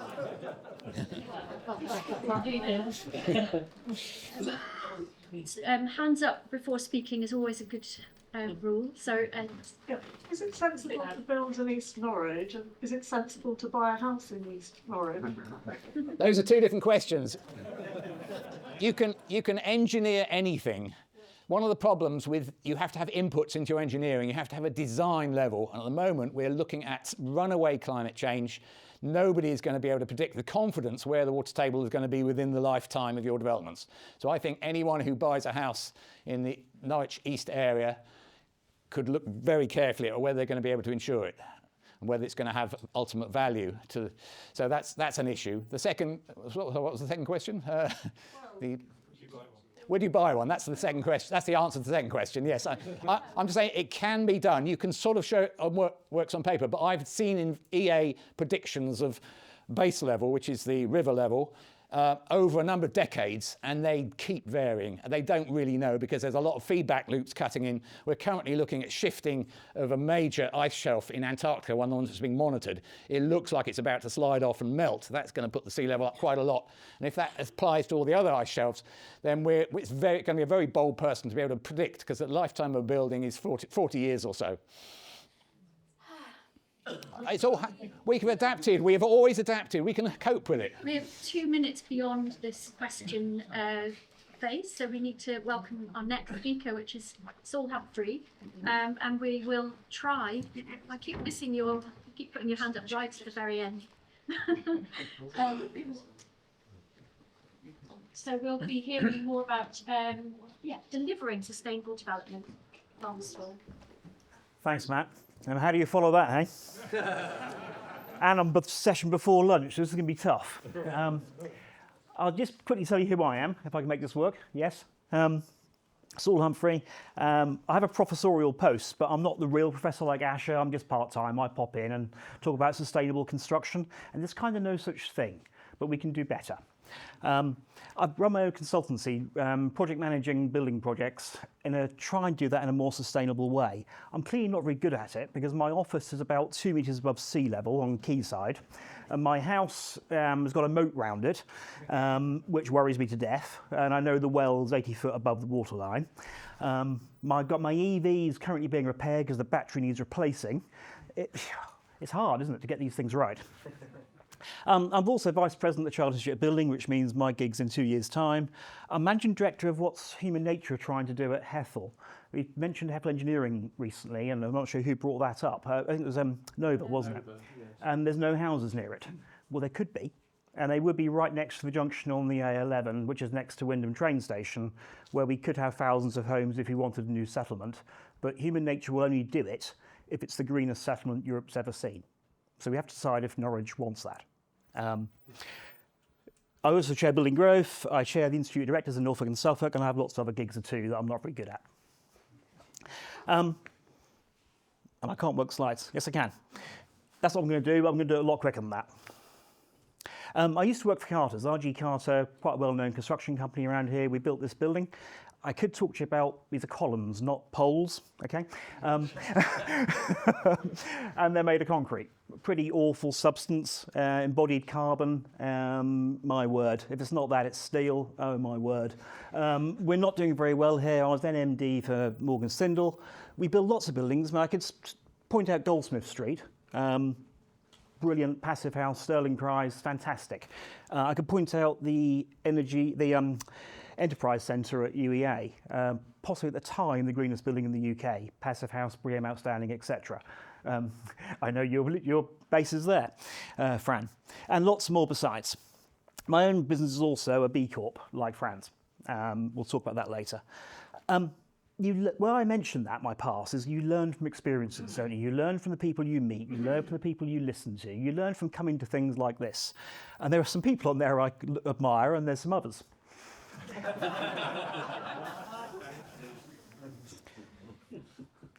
And I'm still not clicking very well. Let me go back to, oh, hang on. We also learn a lot from what we read, don't we? I've heard donuts mentioned. I'm thinking donut economics. I've heard, I talk a lot about values. I'm quoting Mark Carney's interpretation of values. The value of a building, I think, will be much enhanced if it's a sustainable building. I think we're going to see people flock towards the greenest buildings in Norwich if they're offices.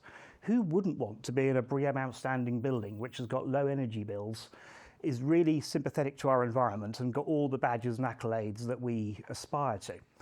Conversely, who'd want to be in a single glazed, gas guzzling building which is built out of concrete and steel? They're going to be stranded assets. So I think we can actually do the right thing and get better values from doing it. This could be interesting.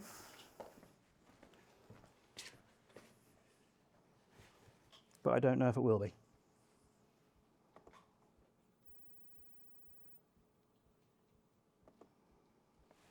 Imagine there's sound, okay? Imagine there's dramatic noise. That's not working. But just have a look at this. This is hinting at another part of our problem, and it was mentioned earlier, is us, its population. We're heading towards 10 billion people on this planet, and we're always talking about growth, we're always talking about more. We see wars, we see floods, we see destruction. We're not helping, are we? And it only gets worse as population grows, whether that's in our city, in our county, in our country, or the world. So unless we live very differently, we're in trouble. Ash has already explained much better than I ever could what's happening with our carbon emissions. They go up every single year pretty well, despite all the COPs, all the initiatives, all the good things we're doing.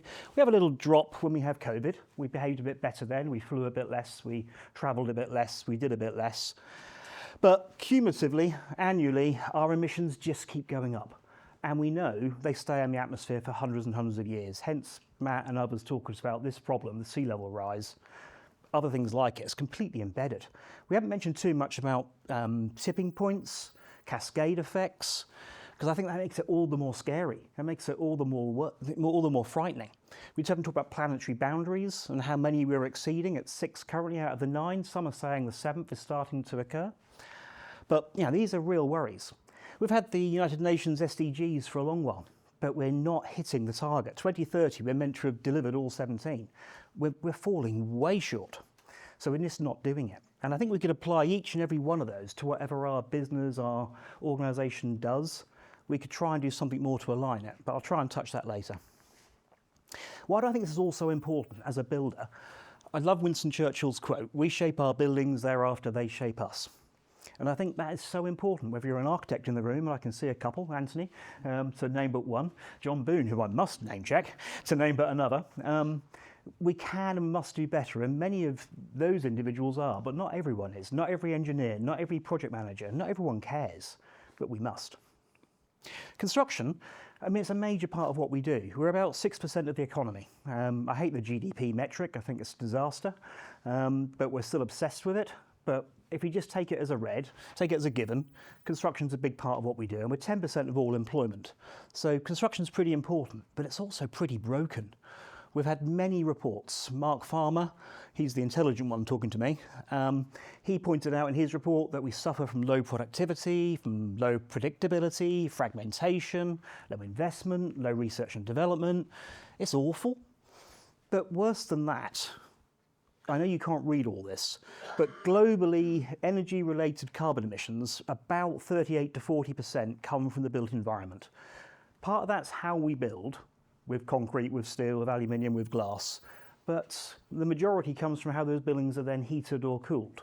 So if we build them, if we design them, build them in a better way, a more sustainable way, we reduce those impacts enormously. Those impacts from the raw materials, where they're extracted from. We're the third biggest driver of the world's overall waste, and we're building at such a pace. If we carry on the rate we are, from now until 2050, we're going to build an area the equivalent of the city of Paris every single week. So the impact we're going to make if we carry on building as we are is dramatic. But we can't put the brakes on, can we? Because we've got a housing crisis. We haven't got enough homes for our people. I've got 2 daughters. There's no way they can afford a home without some serious help right now. We've got a skills crisis. So even if we wanted to, we haven't got enough bricklayers, carpenters, engineers, project managers to build the homes anyway. And that only gets worse. And we've got this carbon crisis, which we've all talked about a lot. But let's not just think carbon. Let's remember it's a triple planetary, it's a crisis of many sorts. Biodiversity, environmental pollution, and not just carbon. And let's put that in the context of risks. We've already heard from Matt, much more eloquently than me, what happens to our region in a flood situation. There's plenty of maps, plenty of charts, which Matt, Ash or others could calculate and work out if they're right or wrong. I can just repeat them. But it's frightening what happens to the Fens, to Yarmouth, to Lowestoft, to parts of Norwich on an average risk trajectory. And if you put that into a business sense and try and think where are the risks we're now facing, this chart on the left-hand side has got a blended top 10 risks in the world today. Wind forward 10 years, and most of the risks that we see as a nation, as a population, as a globe, most of them turn green. The risks are more about our environment, more about climate change. But construction, I shouldn't be lecturing on this because we've got our own problems. Construction is pretty awful. Do you remember those schools that had to be demolished in Essex? Modern methods of construction. Do you know the hospitals around east of England are currently propped up because of the rack concrete? ISG, they built St Anne's Wharf, took them longer than they'd have liked. They lost a lot of money, but they've lost a lot more than that. No one knows quite how many hundreds of millions they're going to go down for. They've gone bust in the last week. Estimates range about 800 million will not be paid to their supply chain because they've gone bust, and that's the scale of the losses. Modern methods of construction aren't working very well at the moment. LNG lost 359 million trying it. The Grenfell fire, I mean, crikey, the lies, the deceit, the dishonesty, the greed at the heart of that is shameful for anyone associated with the sector. So when the industry knows it's got a problem, what does it do? It commissions a new report. Shall I not mention any more? So you can see how they're working. When the region thinks it can do better, or it must change, what does it do? It commissions a new report. And sometimes the reports are useful and sometimes they're not. Sometimes we spend a lot of time arguing about some of our challenges. The demography of our area, we're quite old. This room, of course, is an exception. But elsewhere in Norfolk, we're getting older. We're arguing about what we should do with some of the roads that we may or may not want or need. We're arguing about Sizewell. We're arguing about whether there's a climate emergency or not. We're arguing about whether we should have pylons to move the electric around. We're arguing about whether we should have any more PV. And we don't know if we're going to get devolution or not because we're not sure if we're friends with Suffolk. So some of the things we're talking about doing right now in our patch. The article on the top left is John Boon's article in the EDP this week. I don't know if any of you saw it. I gave that a tick. It's one of the few things I've read in the EDP recently that I agreed with completely. Well done, John. But I think in this room we probably all care about climate and tackling it. But can I just do a little, how can we do this? If you agree with it, say, yay. If you don't, say, oh. How do we feel about knocking down Debenhams? Complete demolition to the ground. Not so good? Okay. How do we feel about the fact that this site at St Anne's Wharf has stood for a decade and not been developed? What do you think about the Western Link Road that will cost about 400 million? I'm expecting... How interesting. What about the Thickthorn roundabout? Do we mean make that bigger and wider and faster? Get those cars moving quicker? Okay, more controversial. What about the solar farm that's going to take up 34 fields but give us renewable energy for Norfolk? That's not what our... okay. And then we've got some of the hard realities. I live, one of my houses is quite near Anglia Square. Actually, I don't love what's currently sitting at Anglia Square. I think it needs some TLC, some regeneration. But the scheme that came forward from Western Homes, and after much debate, wasn't commercially viable. I would like to see sites like that regenerated, rebuilt, happen. So I'm not asking your applause on that or otherwise, but I think similarly, we've got to look at how we're going to deal with devolution and who we're going to talk next to. And some things just happen and some don't. Do you recognise that building, anyone? Yeah. Just came down, didn't it? Yeah. Didn't need planning consent to knock it down. Wasn't a conservation area, wasn't listed. Apply for planning for something new, but meanwhile, just get it down quick before anyone can stop you. Is that a cheer or is that a boo? Okay. So what is the right answer? I think we need to shape all of what we're going to do in the future to focus on more sustainable development. The building in the middle there is Google's new headquarters. I'm not sure if I love or hate Google, but they recognise that if they're going to exist, they've got to exist in a more green form. So that is a BREEAM outstanding building with a green roof that they recognise that's the way they're going to have to go. Many of my clients are putting PVs on all their developments, whether it's big or large, because if not, they've got these stranded assets. You can have buildings you can't rent. So many reasons for doing it. A BREEAM outstanding building is typically going to emit 66% less carbon than a traditional one. The employees are going to be happier, the bills are going to be less, the PR is greater, and the rent's going to be perhaps 30% more because people are going to want it. So let's do that. Let's recognise how dirty construction is and let's fight to make it better, because that's the future. And let's not just think about carbon, let's think about biodiversity, pollution. Become a B Corp. Do the right thing. Understand the SDGs. Do the right thing. Be more environmentally friendly. And recognise that we've got to measure these things. We've got to do... There's too much on there for me to talk about, isn't there? And not enough time. We know what sustainability look like. We know there's a roadmap to get there. We know we're going to do it faster. We also know the impacts we make at the start of a brief, when we commission our architect, when we say, I want that building there, that's our biggest decision. When we get towards the end of it and we're debating whether we have an air source heat pump or a ground source heat pump, well, that's important, but crikey, how big it is, where it is, what it's made out of, do we really need it? Could we use an existing building? You can make some really big impacts much earlier. But if we are going to build it, we've got to remember embodied carbon. I mentioned steel and concrete, cement earlier, but if we build it out of timber, if we build it with hemp, we can reduce those emissions enormously. Scope 1, Scope 2, Scope 3 have been mentioned earlier. Some people say they don't understand them, some do. In construction, Scope 3 tends to be the materials you buy. For a construction business, that's that steel, that's that concrete. It's 99% of a construction company's emissions. 99, because it's what they do. How their staff get to work in the morning, that doesn't matter. Not in the context of 99% of what they're doing. But most construction companies aren't measuring that because it's too hard, it's not them, it's their supply chain. It's nonsense. Absolute nonsense. We have to get to grips with that.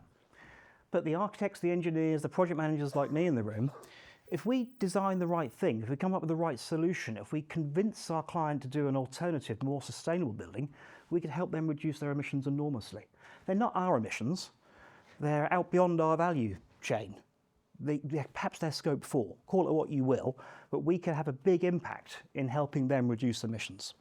We've got new and emerging tools to help us do that, but let's not forget that by the time 2030 comes, 2050 comes, we're still going to have 28 million homes in this country, most of them needing some severe TLC. We've got to look at our existing stock. So what am I doing? Lots of things, strategies, tables, values, missions, aligning with SDGs, about approach, impact, dissemination, work on lots of schemes. I think they're all as green as I can make them within the constraints that you face. Most of them around here, not all, but most. I won't bore you about them. The last one's interesting. That's a winery. It's interesting that Champagne, you know where the grapes are grown for Champagne, actually Tattinger have moved lots of their production now to Kent. It's interesting that climate change is happening and it's so real, we can now grow more vines here, more grapes here, better than they can in France. I'm not proud of that. That's just an unfortunate consequence of what's happening. And you techies, apparently if you scan that, you go straight to more information, but I'm not expecting you to do it. Carbon footprint, my own carbon footprint for my little business. We were there, reduced it by 90%, which is an important metric, offsetting each year as you go. And then you reach a new point where you still offset the balance, but you've only got to offset a very small amount because you've gone the journey, you've reduced a whole part of the way. But I know it's tiny. My little office, me and my wife doing what we do, is trivial, our impact. But the projects that we're working on, we can reduce their carbon emissions by 94,000 tonnes. Also by applying those values, I think their buildings are going to be worth £50 million more, and they're going to save almost £1 million a year in energy costs. So just making the right choices, you can make some real impacts. This is plotting everything you do against the SDGs, and the Chartered Institute of Building are doing the same thing, plotting everything they do against the 17 SDGs. Click. So what do we really want? Liz Truss, she was a friend of ours, wasn't she? Boo, cheer, whatever.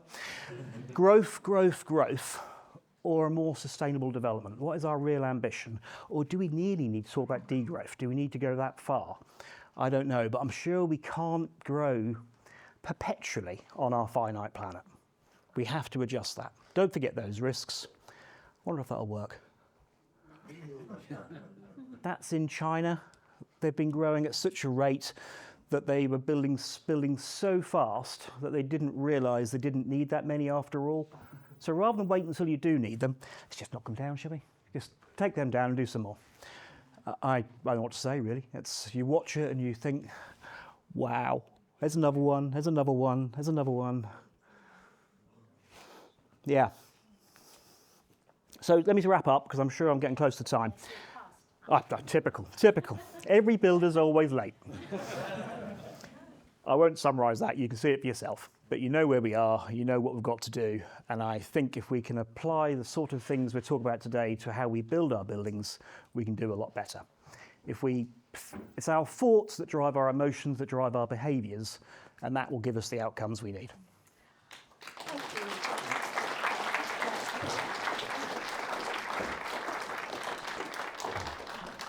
So the sooner we get through questions, the sooner you get lunch. I'm going to take the first question from a female in the audience. Sure. Hi, thank you. That was a great presentation. I'm Sabina Varani from Sustainable Food Norwich, and I was really pleased to see some of the books that you had on your slides, particularly Project Drawdown, which identified so many different solutions connected to the food system. yeah, the first, the highest ones being reducing food waste and eating more plant-based diet, but then a whole host of different ways we can grow our food. It doesn't go in great detail into urban agriculture, but that's a real interest of Sustainable Food Norwich, what we can do here locally. I also saw that you had donut economics up there, which is great. And if anyone doesn't know that book, really worth looking into. And it's realizing that we need to balance not just addressing all of these planetary boundary overshoots, but also at the same time, how do we take care of basic social needs that we all have as humans? You talked about the importance of ensuring that the most important step in a whole project is at the very beginning, at the design end. And so my question to you is, how do we communicate the importance of the food system and how we can address building in resilience into our food systems so that it shows up at the very early stages of any kind of urban planning? Okay, that's an interesting question. Food's not my area of expertise, and Kate Rayworth should have been here today to talk about donut economics, because she'd do it much better than me. Food, I think it's interesting. How many of us still eat meat? Yeah. How many of us are trying to eat a little less? Yeah, and I think that's perhaps where we need to go. So without being overly scientific about our food and where we grow it and what we import and what we don't, we know there's some big ticket items that we can do better. So I would always focus on that. What are the big things we could do better? Let's fly less. We celebrated a certain business earlier because they've got an electric plane. There's a whole lot of others that aren't. Our new government is now looking at expanding 3 airports. Really? So I don't think we can celebrate net zero and celebrate Ed Miliband whilst expanding airports right now. Not until we have a more sustainable aviation fuel. And I don't think we can really poke about the minutiae of diets until we do the big things better. But certainly in construction, in my game, we can build a whole lot greener. Can we take a couple more questions? And I'd just like to say, I think we really do need to think about developers and builders thinking about urban agriculture and making more space for food growing. God, there's so many. Should we just put that in the context of PV? Yeah. So do we put PV on the fields where we are currently growing? But an awful lot of what we're growing is feeding the cattle that we eat. Hi, Anthony. And I know who you are, Anthony. How important do you think it's fiscal incentives to get to this transition? And if so, what are your what would your be 2 priorities, do you think? Well, some carbon taxing would help no end. If there was a clear metric on the impact of some of the products we choose, some of the decisions we make, that would help enormously. In the absence of that, I think we're lucky in our industry that the markets are already starting to value green projects at a higher premium than others. So I think doing the right thing will have the right value denomination in the very short term, particularly with offices and commercial buildings. With houses, unfortunately, the average person buying a house is how many bedrooms? How big's the garden? And hasn't got an air source heat pump or hasn't got PV on the roof. The average buyer, I fear, is not yet as literate, as knowledgeable as we'd wish. But yes, clearly some further fiscal support, some measures to push the right decisions, the right behaviours would definitely help. But I don't know if they're going to happen anytime soon. Thank you. I'd like to take a question from someone who hasn't asked one yet. So can you keep your hands up if you've not?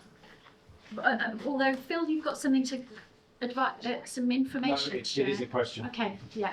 The 2 of you, but the chap behind you first. Yeah, Thank you. Nigel from Sweco.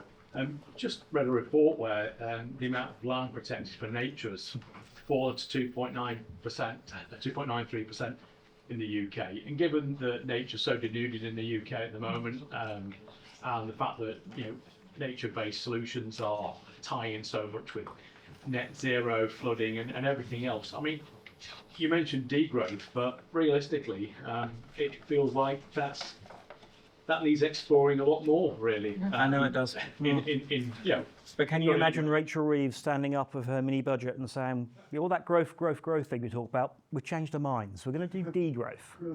We're not ready yet, are we? We're still allowing our democratic system to allow the population to vote for what's most popular. And that's growth sounds good. That bigger pie, pay less tax, but have better services. But when you look Really? at the bigger pictures, like data centres are just, I mean, they've been misreporting all their emissions and use of energy, you know. Yeah, so is AI going to be part of the problem because it's going to drive more energy use, or could it lead to some clever solutions? I don't know yet. Please join our Donut Norwich group so that we can you can carry on with those kind of discussions. Alina, That's what you were going to say. Yes, if you're interested in donut economics in Norwich, please talk to Gemma, Bridget, me, Steve, any one of us. Okay. Who wants? Shall we have a quick vote? Who wants to stop now and go for lunch? Who wants one more question? The ones who want, you're going to vote for one more question, aren't you? Oh God, we're going to have two, aren't we? Very quick. Yeah. One of your starting assumptions was that we have a housing crisis. I've heard some people dispute that. You Mm. also brought up the issue of degrowth. Do we need more houses? It's a good question. I think we need more affordable housing, and that's a slight difference. But if you look at some of the schemes that aren't progressing, it's because they're not commercially viable. It costs more to build those homes, those flats, and it will cost even more post-Grenfell with a second staircase and less flammable materials in the construction, which of course I welcome. Of course it's the right thing to do, but it's making the net lettable area reduced. It's making the metrics harder to achieve. So some of the best schemes we've got for achieving our housing numbers aren't going to go ahead unless they're getting some support from elsewhere, because they're just not viable. Very quick. It's a very quick one. So you've spoken about embodied emissions of construction. Is there potential for buildings to be net stores of construction? Can they be carbon positive if we use? Yeah, that's interesting. We can certainly use materials that have sequestered carbon during their genesis. You know, if we pick hemp, if we pick timber and lock those materials in for a long while. My own house has got the moat round it. I wasn't being pretentious, by the way. It's a dreadful house, dreadful moat. But it is 400 years old. It's got an oak frame. How many, I won't name the builder I've got in my mind, but how many volume house builders do you think their product's going to last 400 years? So I think it's one thing using materials that absorb and sequester carbon. It's something else to make sure they've got the right longevity, so we can adapt and change them and keep them for longer. Okay. We can break for lunch. Please be back here. Sorry, I need to remind myself. Thank you.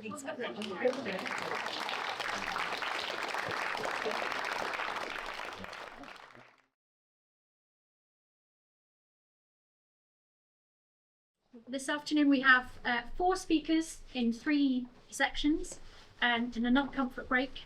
And so the next 2 are Stuart Wright, who's going to talk to us about addressing climate change and business strategies from Aviva.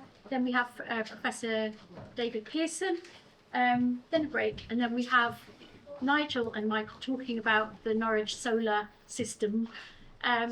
So we will begin, and there will be a bit of time for questions, so come and put your slides on.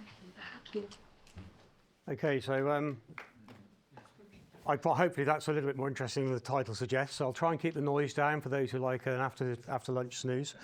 I will be a bit scripted because otherwise I'll be here for 2 hours instead of 20 minutes because I'm a bit of a fan of this subject. But I'm Stuart Wright. Thank you for inviting me. I work for Aviva. I'm based here in Norwich, and I'm the Operations Net Zero Delivery Director. So I'm delivering Aviva's global operations programme to become a net zero company by 2040. I'm going to speak for a few minutes and then hopefully have time for questions, as it's been said. I'm going to cover Aviva's carbon journey, our sustainability strategy, and then perhaps a slightly deeper dive into our Scope 1 programme. I'll explain what Scope 1 means for those who aren't familiar with the greenhouse gas protocol definitions later. So on with the show. So Aviva has been on its carbon journey for quite some time. We've been carbon neutral since 2006, long before we had science-based targets, greenhouse gas protocol. We developed a programme with targets, which you'll see on the screen for 2020 and 2030. Now, I've been involved in this activity for about 18 years. I've delivered a whole series of what we now consider to be low-hanging fruit carbon reductions and some wider social and environmental programmes. So these are things like, you'll see up here, LED lighting, buying green electricity, installing solar, looking after our waste properly, removing single-use plastics, removing disposable cups from our restaurants, sustainable sourcing of food, electric vehicles on our fleet, and chargers in our car parks. Generally running our building management systems more efficiently. Changes such as higher temperatures in the summer to allow air conditioning to run less often, and lower temperatures in the winter so we burn less gas. We also look at the way we run our locations. So for example, lighting of our buildings overnight, even with LED lighting. We run a competition across our estate. In the middle of the night, we ask our local security teams to take a picture of their building from the outside and send it to the centre control room. We then review those pictures and we have a reward for the building that has the lowest light levels. And we've moved all of our desktop IT switching to the desktop. A lot of modern desking has under trays with all the cablings in and things are just left on all the time. All the switches are now on the top with a kill switch on every desk, and we have a switch off campaign for our colleagues to make sure they switch off. But at the end of the day, when our cleaning teams come around, they will switch off what has been left on. So a whole load of things which are relatively simple, but can actually eat into your emissions and your costs. And every little change contributes. And we've hit those 2020 and 2030 targets early, and we're really proud of our progress. But because we had been measuring our carbon for a significant time, when we came to renewing our sustainability approach in 2021, we had significant experience that gave us the confidence to set ambitious, market-leading sustainability targets. I'm going to talk now a little bit about the current strategy that Aviva has for its carbon. And there's a couple of slides here which are a little bit busy, but I hope they make sense. So we have refreshed this approach in 2021. We announced it in March 21, and we called it the Aviva Sustainability Ambition. It's a bit of a leap of faith for a regulated organisation where targets and metrics are so closely controlled. This was an ambition, and we had a plan for which we didn't, or we had an ambition for which we didn't necessarily have a plan. And the overall ambition is to be a net zero company by 2040. And that includes all of everything: investments, underwriting, and operations. And the strategy is described in three strands. Reducing carbon emissions, naturally, supporting nature and protecting biodiversity, and of course, as an investor, to understand the impact of our investments. And note the link to the Aviva purpose: with you today for a better tomorrow. A sustainability strategy must align to the overall purpose of the organisation, and then your actions must reflect this. And the actions we are taking are embodied in the Aviva Sustainability Ambition Programme.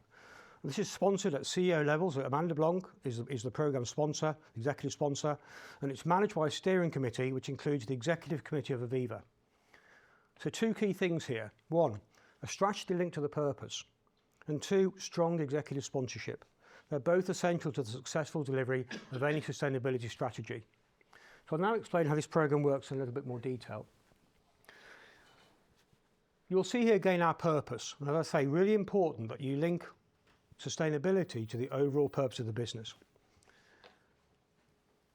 It's worth noting that sustainability is one of Aviva's 4 key strategic priorities, together with growth, efficiency, and customer. Sustainability cannot be an add-on. It must be part of everything that you do. And the programme has 3 main work streams: climate action, social action, and sustainable business. I'm going to talk a bit about climate action later, so I'll just focus on the other 2. So social action is very much about making more people financially secure. And we've got 2 key aims. One, to grow the percentage of UK population preparing for retirement, and hopefully, obviously, retiring with Aviva, if we can help them. But also then to invest 2% average per year profits in the community from Aviva's operating profit. And examples of this include our partnership with Citizens Advice, where we are delivering support to their offices, funding advisors, and enabling the development of new digital resources. The Aviva Foundation, fully aligned to our social action agenda, where we supported in 2023 over 30,000 people from some of the most vulnerable parts of the UK. We've developed a place model with our ambition to amplify and focus activity in key locations where we actually operate our business. So Norwich is one of those. And that is actually now underway in Norwich, that we have recruited a place lead for Norwich, but the person who's running that overall UK place-based initiative is Andrew Durney. And many of you will know Andrew from his work with the bid. We also give our colleagues 3 days volunteering each year, and we're encouraging them to use those obviously in the local community. And of course, more locally, we have the Sweetbriar Marshes, where Aviva match funded the Norfolk Wildlife Trust to buy that site, and we are using that now for some of our volunteering hours. Sustainable business is actually quite a broad area, and it reflects the kind of business that we aspire to be. So considerations include our reputation. As an example, the Aviva Community Fund, which a lot of local bodies I know subscribe to, it's seen our reputation for acting responsibly in the interests of the community and the environment grow. And the way that operates internally is there's a whole list of bids that, that external organisations make. They come into Aviva, and then we have an internal system where colleagues, Aviva staff, actually choose who they're going to give their £25 to, and that is the way that the Aviva Community Fund works internally. So it's really, one, it links our colleagues with the community, and also enables community activity to be funded. We're very focused on greenwashing. And we've taken significant internal steps to make sure that our external messaging absolutely aligns with what we are really doing. We score very well in ESG benchmarking, and we have a leading position with our peers. We take seriously ESG risk management for both our existing business and increasingly as we acquire other companies to make sure that they either align to our net zero ambitions or we include funding in the acquisition activity to ensure that we can get them to net zero. We manage modern slavery risks actively, and we are a principal partner of the Living Wage Foundation. We are an accredited living wage, living hours and living pensions employer. And to support our progress, we have a strong focus on capability building. So we conduct training internally, and we enhance this through our own Sustainability Academy, and training is required, I think, to help us accelerate our ambition. So I am going to try and show a video. I'm sorry if this hopefully won't be too clunky. But, Creating the more sustainable world takes social and climate action. Building a sustainable future for our customers, for ourselves, is going to take bold actions and decisive leadership. I'm determined that Aviva plays our part to the full.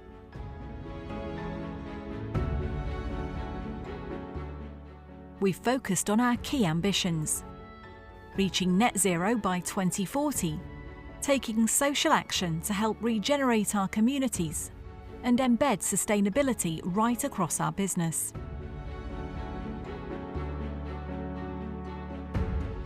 We're taking social action.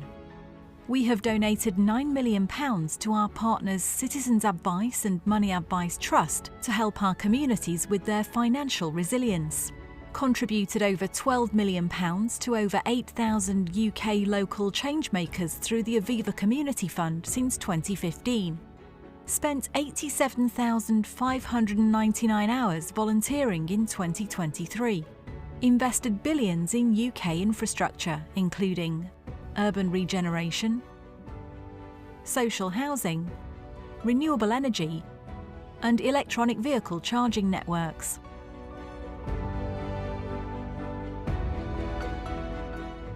We're taking climate action, using 100% renewable electricity, making progress towards our 2040 net zero ambition and trying to help the UK to be the most climate-ready large economy.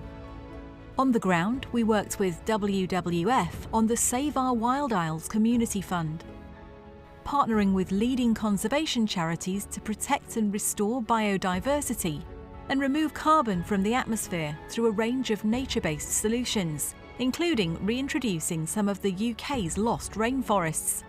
Provided approximately £1.7 billion of financing for renewable energy infrastructure projects.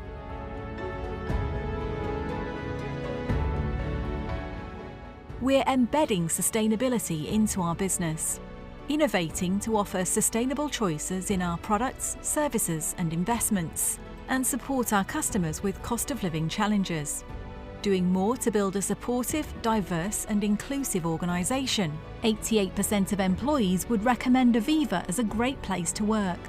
10.8% of senior leaders are from ethnically diverse communities. And we achieved our goal of having 40% of senior management positions held by women. It takes social and climate action. It takes everyone playing their part. It takes Aviva.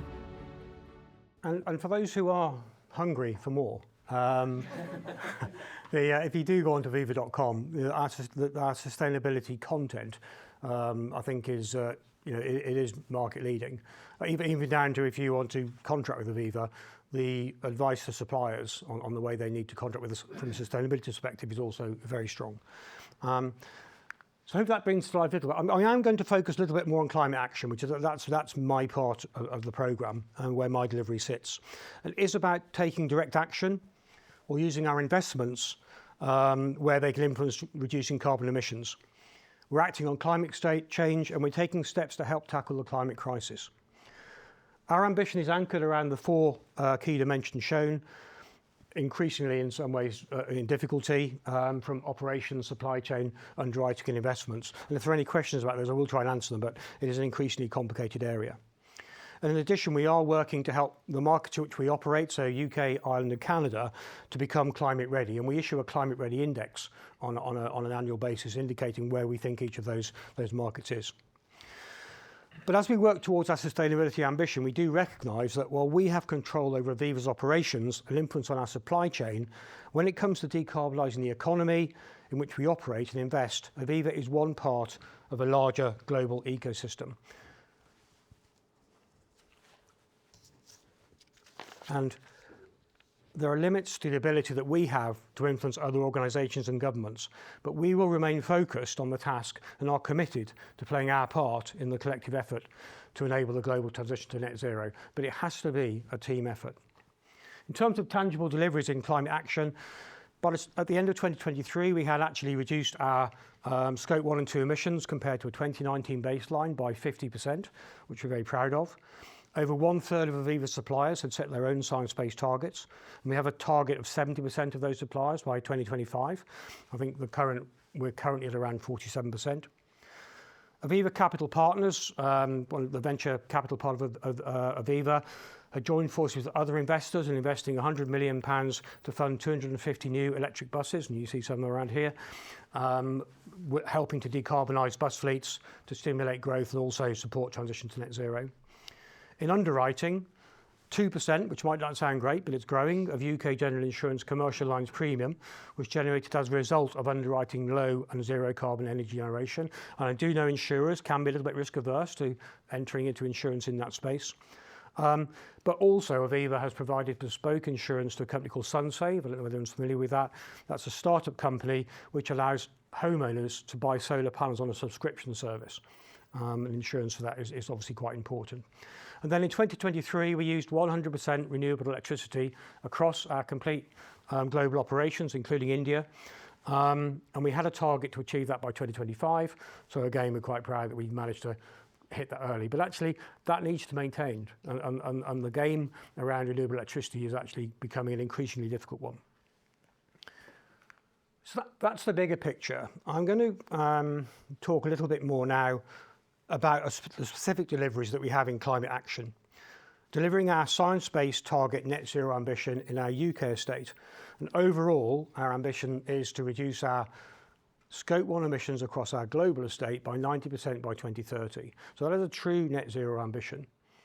And I mean, I'm running that programme, I would say that. We are currently on target to meet that.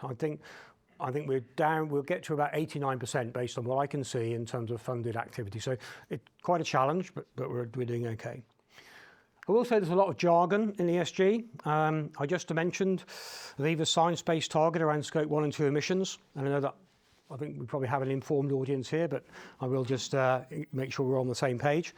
So science-based targets, which we have subscribed to, are goals that companies set to reduce their greenhouse gas emissions in line with the ambition to limit global temperature increases versus pre-industrial times to 1.5 degrees C, aligned to the Paris Agreement. And in addition, we have the Greenhouse Gas Protocol, which actually defines the way these emissions will be specified. So Scope 1 is direct emissions that a company owns or controls, so that's what comes out of our chimneys and exhausts of our company cars. Scope 2 is emissions from purchased energy, basically, which is used for your own purposes. In the UK, for us, that is electricity. In Canada, we do have some district heating, some steam-based heating, so that would be included in Scope 2. And Scope 3 is everything else. And I've done a number of presentations on net zero and sustainability, and I'm afraid we are going to have to open the box on Scope 3. We've tended to focus on Category 1, which is purchased goods and services. And I have a target, as I mentioned earlier, about percentage of suppliers by science-based targets. But Aviva, we're currently in the process of drafting our next transition plan. When that's published next year, that is almost certain to address Categories 1 to 15 in detail and how we will treat each one. Those that we think are not applicable, those that we think are applicable, and we need to set a target in. And in terms of emissions, you know, the Scope 1 and 2 for us is probably about 20,000 tonnes. Scope 3 Cat 1 is about 500,000 tonnes. Scope 3 Cat 15, about 15 million tonnes. So you can see why it's really important to open the box on this and look at it in some detail. So as highlighted at the start, Aviva is well progressed in carbon reduction, but we now have the hard miles. To achieve that net zero for Scope 1, we have to address gas heating in our property estate. I talked at the start about all the other stuff we've done, and we're left with gas heating, and it's a pretty binary situation. You either have it or you don't, and if you don't get rid of it, you're not going to reduce your emissions. We have some older sites where simply replacing gas with an alternative is unlikely to be feasible. We're looking at heat pumps at the moment. If by the time we deliver it, something better comes along, then we'll look at that. But if we focus on heat pumps at the moment, the size of heat pumps needed is not going to be supported by the electrical capacity that we currently have in our buildings. And some may know that getting a bigger incoming electricity main is expensive, but actually more challenging. It takes a lot of time. And we have a 2030 target, and we're not going to get a bigger main in our buildings by 2030, even if we start planning that now. In addition, heating leaky buildings is inefficient and wasteful. You need to reduce the heat loads, properly size your heat sources, and with luck, you will then not need additional grid capacity. And also, your long-term costs will be lower. So we've been on this journey, taking this holistic view, and now we are initiating a programme for our about 1 million square foot UK estate to transition it from gas to an alternative source of heating. And this is the process we've been through. So we started off about 18 months ago, and we have surveyed all of our buildings to try and have a full understanding of how they are heated, how they are cooled, how the air is circulated, how the domestic hot water is heated, what controls we have, where we have sensors, where we don't have sensors. We've then had a study completed to say what would optimise that. So a lot of our buildings are older, the island site here in Norwich. You've got drawing in cold air and exhausting warm air in adjacent pipes with no connectivity. So how can you harvest some of that outgoing heat into your incoming intakes? A whole load of different things.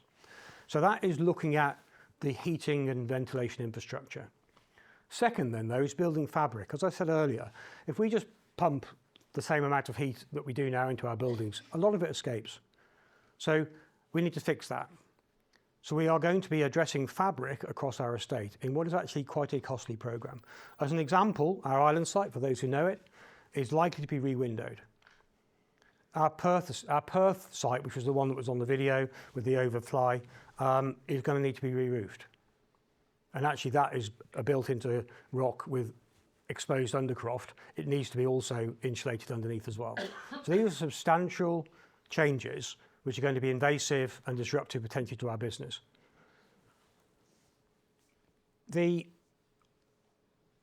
We've also completed our grid capacity studies, and we believe that we can then complete this activity confident that the energy demand will now fall within available supplies. And we're aligned with our property strategy. It's essential to drive value from landlords, but also to make sure that new property decisions don't recreate the net zero problems that you might have. So this is now a live programme. It's fully funded, and it's a significant cost, as you might imagine, across our whole estate. I think it's a very exciting, it's quite unique, total property refurbishment programme driven purely by carbon targets. Yep, I'm nearly done yet. Fine, just a little bit about our Scope 2 emissions. We do have a dependency on grid electricity, and therefore we are very focused on self-generation. And therefore we are looking at a lot of solar, but also our own wind turbine up on our Perth site. So we've been through this 7-year process to get to the point where the wind turbine will be erected next Thursday. With planning, it's a listed building and all sorts of other challenges that we had to create this building and this wind turbine. The Swaffham wind turbine, hub height's about 67 metres, blades are 66 metre diameter, just to give you an idea sort of comparatively how this stands. And this is a 1 megawatt wind turbine, and that's a mock-up of it over the woods just behind our building. But fundamentally, we've got a 1.1 megawatt solar array there. We've got a 1.6 megawatt Tesla battery storage, and then we'll have this wind turbine. And overall, that will give us not self-sufficiency all the time, but for a lot of the time. And just to conclude, because I know I'm under pressure, whistle's gone. I have tried to bring to life how Aviva is addressing climate change in its business strategy. Key for me, though, is the clear link to purpose and that sponsorship from the top. And sustainability is a key priority for our board, and that really matters. But anyone involved in sustainability now will be aware that the growing complexity of guidance, the challenges of finding clear data and reporting against credible metrics, and this is all without doubt important. But when I started my role, I kicked off our Operations and Net Zero programme, and I put the word delivery in my job title. And you need to do stuff, making tangible reductions in carbon emissions. It doesn't have to be a national regasification programme, it doesn't have to be a 1 megawatt wind turbine, but do something tangible, because my view is that every reduction in emissions does count. So that's my piece, and hopefully there is a bit of time for questions.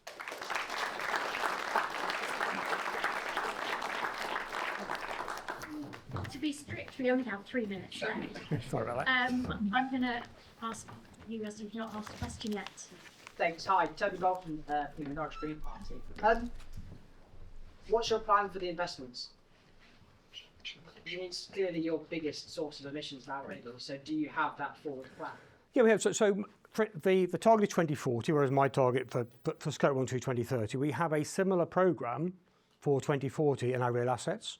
So we would be looking at transitioning the assets that we own and let on that basis. And also we have a very strong pressure within our investment area to move towards more sustainable investment. So, you know, absolutely that this is about net zero by 2040, and that is across investments. And underwriting is just as difficult. But absolutely, Mark Versey, who's the CEO of Aviva Investors, is absolutely committed to his sustainability agenda, very strongly. Thanks. Cool. Yeah, thank you. Yeah, with that net zero across investments, I just wanted to ask whether that would be not underwriting fossil fuels anymore and making certain that there's no part of your business plan that encourages any investment in fossil fuels, or whether that would be offsetting. So I think they're probably slightly different things. So we do have an investment policy which is around fossil fuels as we move away from investing in fossil fuels. The whole offsetting discussion is actually a very live debate at the moment, as you know. We Aviva at the moment have very much gone down the route of nature-based removals. But actually, I think technical and engineering removals are probably more currently what's expected to be the future. So we just in fact launched a carbon reduction fund, which is absolutely about getting people to invest in emissions, nature-based emissions reduction. I think, sorry, I might not have worded it very well. I think what my question is that 500 million tonnes of fossil fuels that the underwriting currently... 50 million tonnes, yeah. Sorry, 50 million tonnes of fossil fuels that the underwriting currently generates, is that going to be gone? Or is it that there will still be that generation of those carbon emissions and they will be offset, whether it's nature-based or... No, I mean, this is a current live debate, but fundamentally, a true net zero commitment is a 90% reduction in emissions. So the answer is that in order to deliver a true net zero, we will have to reduce that by 90%. Whether that's possible by 2040, but our view, and the reason we call our programme an ambition, is because the higher we aim, the more likely we are to go further. But yeah, to claim net zero, and this is in Europe, this is now effective legislation, it's not yet in the UK. To claim net zero, you have to talk about a 90% reduction. So we would not be able to claim net zero to say we're still issuing, the 50 million is an early estimate. We still have those emissions and we've offset them. That is not net zero. Net zero is about reduction, and only as a very, very last resort, removal or sequestration. And currently that sequestration is seen to be only the final 10%. So it's quite a difficult target. Quite rightly, but a difficult target. Anyone else might have a different view on that, but we would probably need to move on, I'm afraid, though, to the next speaker, and maybe there'll be time at the end for more discussion about these knotty issues. So thank you very much, Stuart, and we'll welcome.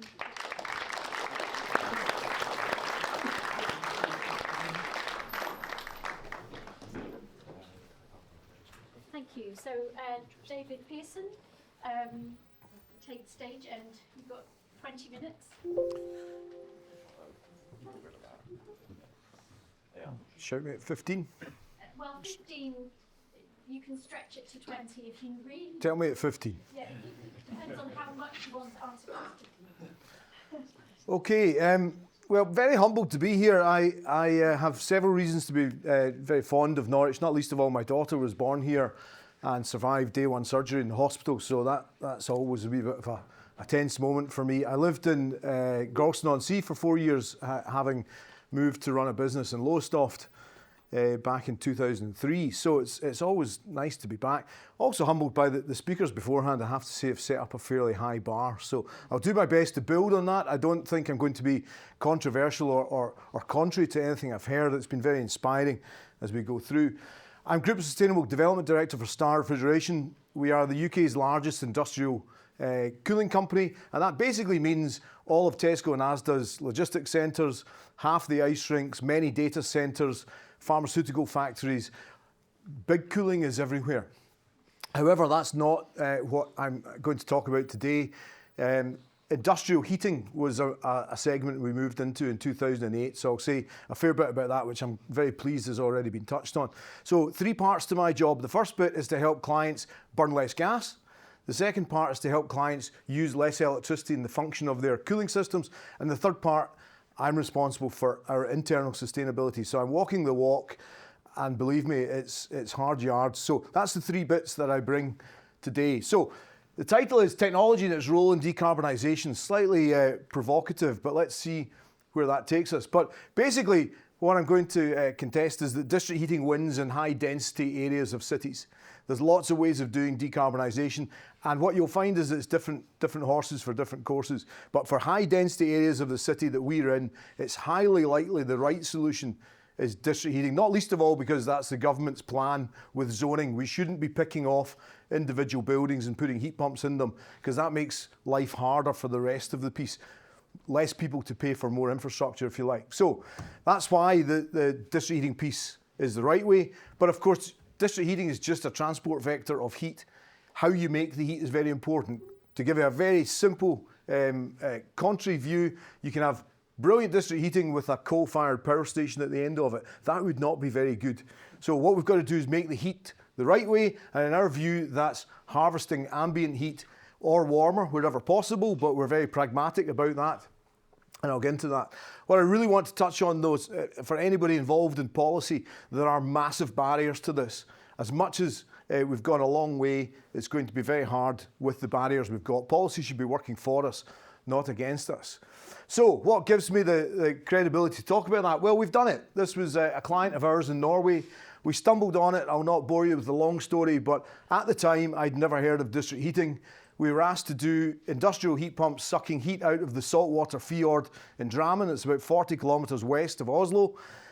And we said, yes, we can do that. 90 degrees was the temperature they needed. That's what you tend to find with old buildings. As much as you can try and nudge them down a bit, you're not going to heat the old stuff at 40 or 45 degrees. It's going to take warmer than that. And we produced what is still the world's largest ammonia, using ammonia as the working fluid, so not CFCs or cousins of CFCs, but using ammonia to get to 90 degrees for the existing district heating system.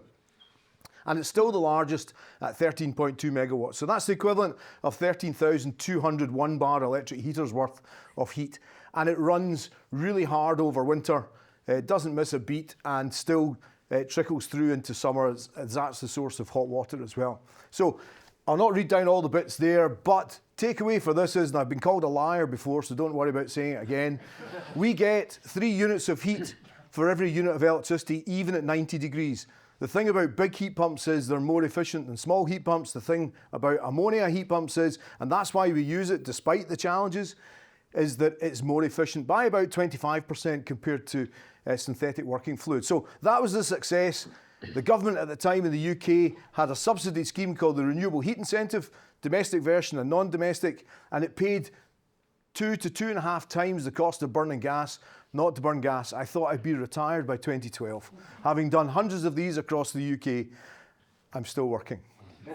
So we did eventually repeat this in the UK. This is some pictures from Clydebank near Glasgow, the former John Brown shipyard. And round about 2017, they finally decided to say yes. So it took me 7 years to persuade them. I'm a patient, determined sort of guy. And there it is. Really interesting piece I will pop out is this big hot water tank. That turns all of that into a time machine. We can buy the electricity when we want to and release the heat when it's needed to. And that's really, really important. As we've got fluctuating supply of electricity, we've got to have fluctuating demand for electricity. So heat pumps are the friend of the electricity grid.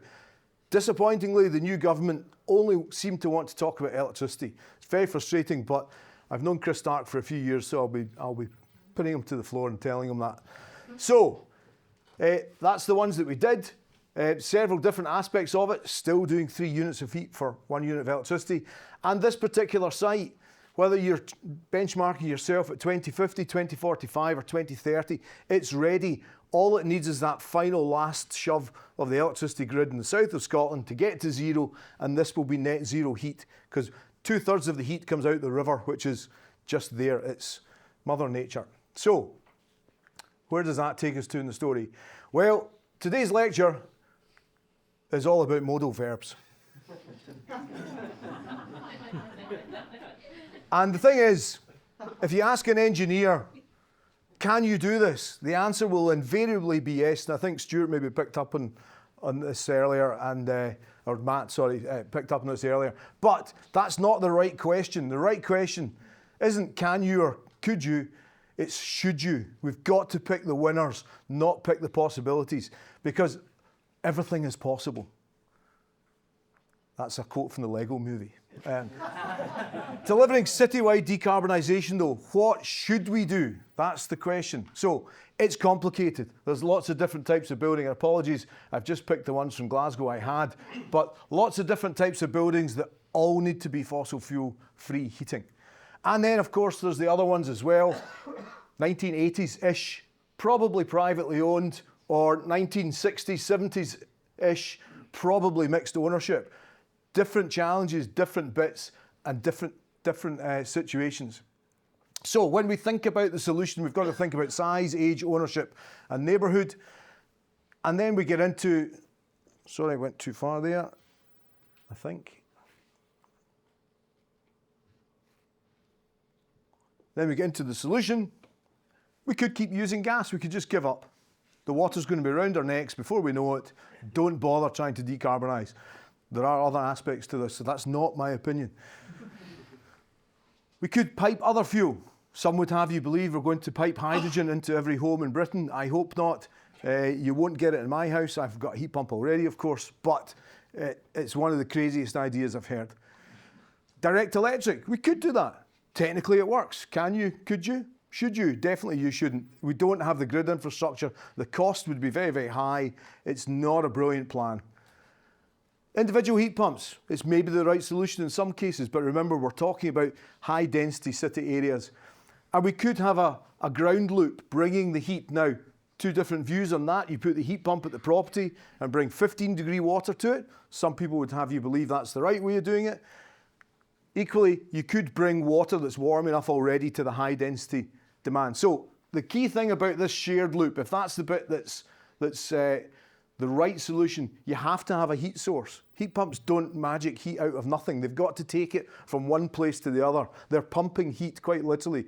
You've also got to have the central heat pump, whether it's local or central, but you've also got to have the power source. Heat pumps don't run by themselves. You've got to put electricity into them, and that's their Achilles heel, if you like, certainly the focal point. So, if it's networked heat for high density areas, and we're thinking about what this journey looks like, and this is the bit where we get into the sort of sustainability thing. Lots of different options. How do we judge them? That's the key bit. We've got to think about the scoring criteria. And this is a big part of my life. I have to admit, when I accepted the job, I'm not a sustainability professional. I understand our business, what we're trying to do. I understand our customers to an extent and what they're trying to do. I accepted this thing, then started thinking, sustainability, what should that all be? What's the skeleton we should be hanging this on? And discovered the United Nations Sustainable Development Goals and thought, yep, that looks a good thing for me. Took it to the board and they said, right, which 3 are you going to do? So, no, that's not the way it works. We're going to do all 17. No, you can't. You have to focus. So we now have, as I mentioned earlier in one of the comments, we now have a student who has developed and leads. This isn't just a flunky to try and help me. This is the lead. The program lead is a third-year student that I mentor, and we now have our plan for this. Now, that's what I'm not going to talk about today, but we address all 17 of these in some shape or fashion. Clearly, some of them sound a little bit more like what we do in terms of affordable and clean energy. We're very passionate about quality education, you might have picked up, but we will do something about all of these. And if we do all of them, but knacker life below water, we're going to fail. So we've got to really focus about all of them. So the scoring, it's got to be about sustainability. We've got to think about clean air. We've got to think about clean water. Got to think about tech ready now. None of this, I'm going to invent something in 20 years. That's called nuclear fission. It's been that way since I was 5 years old. Employment locally, that's part of the just transition. If we can make this monumental change, this paradigm shift, and create high quality jobs for people, that's going to be good for society. We've got to make it cost effective. There's no point saying this is the right answer. And by the way, heating your house is going to cost £20,000 per year. It's not likely to work. And it's also got to be cost effective to own. And lastly, it's got to be resource efficient. If I characterise the North Sea gas piece, we've wasted it. We just thought it was cheap and free and forever, and we've got some of the poorest quality homes in the UK. So that's the sustainability criteria that we're trying to work to. So a warning, this is all about high density areas. If you favour a different solution for heating stuff, it's probably a different subset. High density areas of cities is just a little bit of the equation. So if you favour a different scenario, it's probably valid or possibly valid, I'll give you that, but for a different scenario, it's a different question. This is the high density area. So moving to Norwich, fabulous city. Used to come up here every weekend from the coast. Always surprised me that it got slightly cloudy as it came along Achill Strait, but it had been sunny all day at the coast. I should have stayed at the coast, but we're city folk by heart. We had to find, the places to go up here. You're likely to need relatively high temperature water for these buildings. They're old legacy buildings. We heard that about the Aviva buildings. It's likely there's limited free land space, and it's likely there's not a lot of cohesion between them. As much as I'm very, as I said, humbled that there's people here today of a determination that's it's likely that it's going to need somebody to wrap their arms around it and bring it together, because any single building cannot solve this. So, looking at it, and this is just one perspective, and there's a variety of different ways, but I think we've got to start with the practical of what we've done so far. This is from the National River Archive, brilliant government website. Norwich has 3 bits of water flowing into it that we heard quite a lot about earlier. Actually, this is the big one. The other 2 are really quite small. And what have we got? 95% of the time, it's over 1.36 cubic metres per second. That's 1,360 litres per second at Q95, which is round about there. And actually, that includes this bit, which is summer. So when you draw a natural eye across a graph, you can see it's a wee bit higher. That would let us get about 25 megawatts of heat, which is quite a big chunk. That's, if it was for houses, certainly be tens of thousands of houses worth of heat for, and remember, it's not about individual houses, but city centre. So big chunk of heat possible from the river pretty much all the time. However, and I didn't pick Aviva's colours intentionally, it was just by accident, but actually what's happening most of the time in winter is 3,000 litres per second. So 56 megawatts of heat available from the river. Now, this is a very quick analysis that's been done, but it just serves the purpose that we've got that available. When I go back to the other options and quickly zip through them just to illustrate a point, it's about what the scoring metrics that I said for sustainability are. Gas is absolutely brilliant. We've got the best gas network in the world just about. Holland rivals it slightly, but apart from that clean air bit and the carbon footprint, it's brilliant. Other pipe fuel, not sure about that. Other problems, tech ready now, blah, blah, blah. Direct electric, as I said, it's got some challenges. Individual heat pumps, great in some circumstances, less good in others for the high density areas of cities. Networked heat pump, which basically means individual heat pumps in each building. Can you, could you, maybe, should you? Probably not. The individual buildings won't have the power capacity. We heard that earlier about Aviva. So we get to this network central heat pump. Surely it's all smiley faces all the way down. Well, actually it's not. It's not cost effective to own these big heat pumps that we've been building. And that's why they've been quite hard to do over the years. We've really struggled since the end of the renewable heat incentive. That finished about 2018. We were promised a follow-on to it, and it hasn't arrived. This thing called Brexit, and then 15 different prime ministers and other stuff all got in the way. So let's focus on the weakness. You don't try and make your better bit better. You make the bit that you're worst at better. So what about this key factors for the electricity piece? Well, clearly it's all about the heat pump and the economics, but here's some very simple maths. I'll put it all up at the same time. It costs about £1,000 per kilowatt for a heat pump. Doesn't matter what size they are. They all seem to come back to round about £1,000. And the electricity at 34 pence per kilowatt hour. And if you ran it a certain number of hours a year, it'd be about £10,000 for the electricity. So when people say heat pumps are too expensive, you have to say, do you mean the capital cost or do you mean the operating cost? Because the operating cost is 10 times as much as the capital cost. So keep that in mind. Don't focus on the wee bit, focus on the big bit. So we've got the cheapest form of electricity when it's windy now being deployed right around the Isles, particularly offshore. It's been very successful, and there's a huge amount of capacity coming and it's been landed. But the government rules say we sell it to the grid for 7 pence per kilowatt hour. But when you buy it, it's about 4 times the price because of the grid policy. It's fundamentally broken. It's fundamentally not designed for this setup. We have to find a way of getting that into that, much closer to that, and then you've got a chance. So what does that mean? How's the time going, by the way? It's 2 minutes. Good. 2 minutes to 15 or 2 minutes to 20? 2 minutes to 20. Right, okay, gosh, right. So lots of rivers that are right the way across the country. So key factors for this. Think about the flow rate of the river, think about the temperature, think about the ownership. Who owns the river?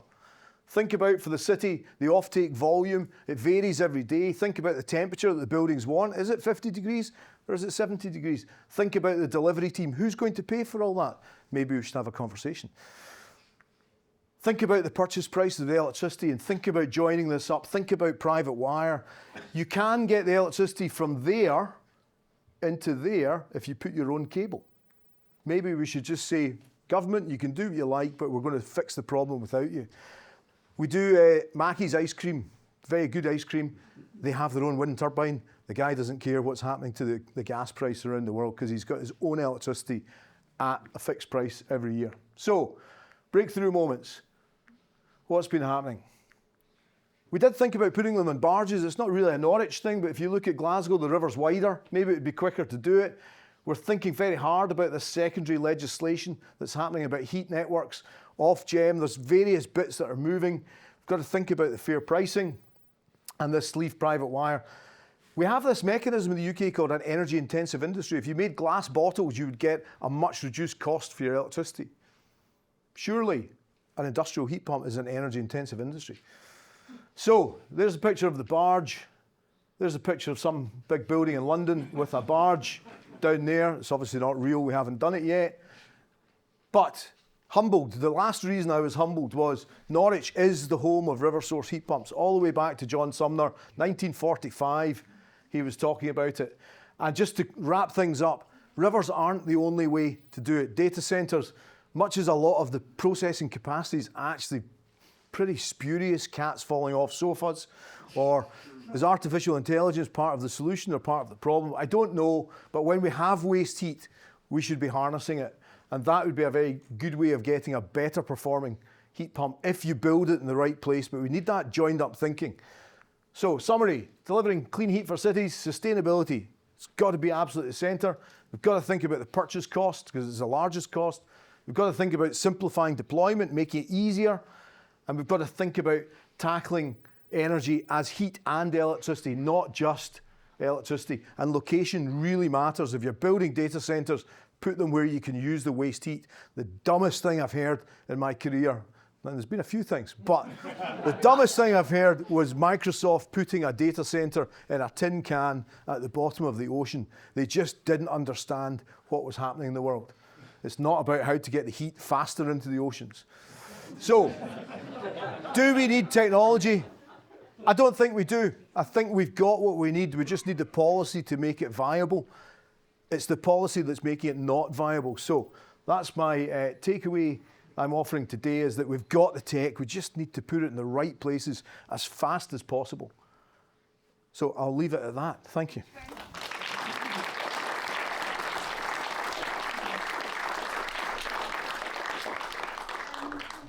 And if you want to follow up, that's my email address. I just want to say I love the reference to history, because the work I do is about drawing on our heritage and environmental history and knowing, that human ingenuity has got us where we are, and we need to look back into the past for that innovation. And so the very first heat pump was invented in 1777. It does show how long it takes to develop and apply the technology. But didn't John Sumner actually implement it and build the first UK heat pump? And wasn't it commissioned by Norwich City Council? So this is the home of the heat pumps. First talked about 1852, first deployed in 1857 in an Austrian salt mine. So it goes back a long way. Burning gas is really easy, Yeah, let's do the difficult stuff. Yeah. So I'm going to go for people who haven't yet asked questions. Sorry, you first person who hasn't asked a question. I think you gave an inspiring talk. Thank you. If you had 5 heat pumps in the Wensum in a length of, let's say, 2 kilometres, 3 kilometres, would the ones downstream have less capacity to serve their community? A little bit. The Environment Agency, and I feel slightly guilty for this, because we kept saying, how much can we cool the river down by? Any river, all rivers are the same. How much can we cool it down by? And they said, don't heat it up by more than 7 or 8 degrees. And I said, but how much can we cool it down by? And they said, don't heat it up by more than 7 or 8 degrees. I said, no, but how much can we cool it down by? And they said, well, how much do you want to cool it down by? And I said, well, it goes to about 4 degrees typically in winter, most rivers. And we wouldn't want to take it much below about +1. So maybe 3 degrees. And I said, yeah, that'll be fine. So what you're allowed to do in terms of pumping water, and let's keep it simple, forget about the heat pump, you can generally get a permit to pump 25% of the river volume out in a location. They don't like you keeping it. They don't like you putting it back somewhere completely different, upstream, downstream. They want you to put it back. When you put that back in and you've cooled it down by 3 degrees, that will mix back in to a quarter of 3 degrees temperature difference, or 3 Kelvin. You could do that 4 times before you'd cooled the river by 3 degrees. Every degree lowers the capacity that you asked about by 1.5%. So, yes, but not very much.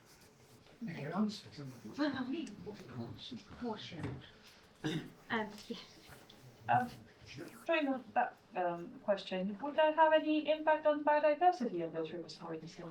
I think that's why they're concerned about what temperature difference. Generally, the fish are quite clever and will swim away from warm plumes in rivers and swim away from cold plumes.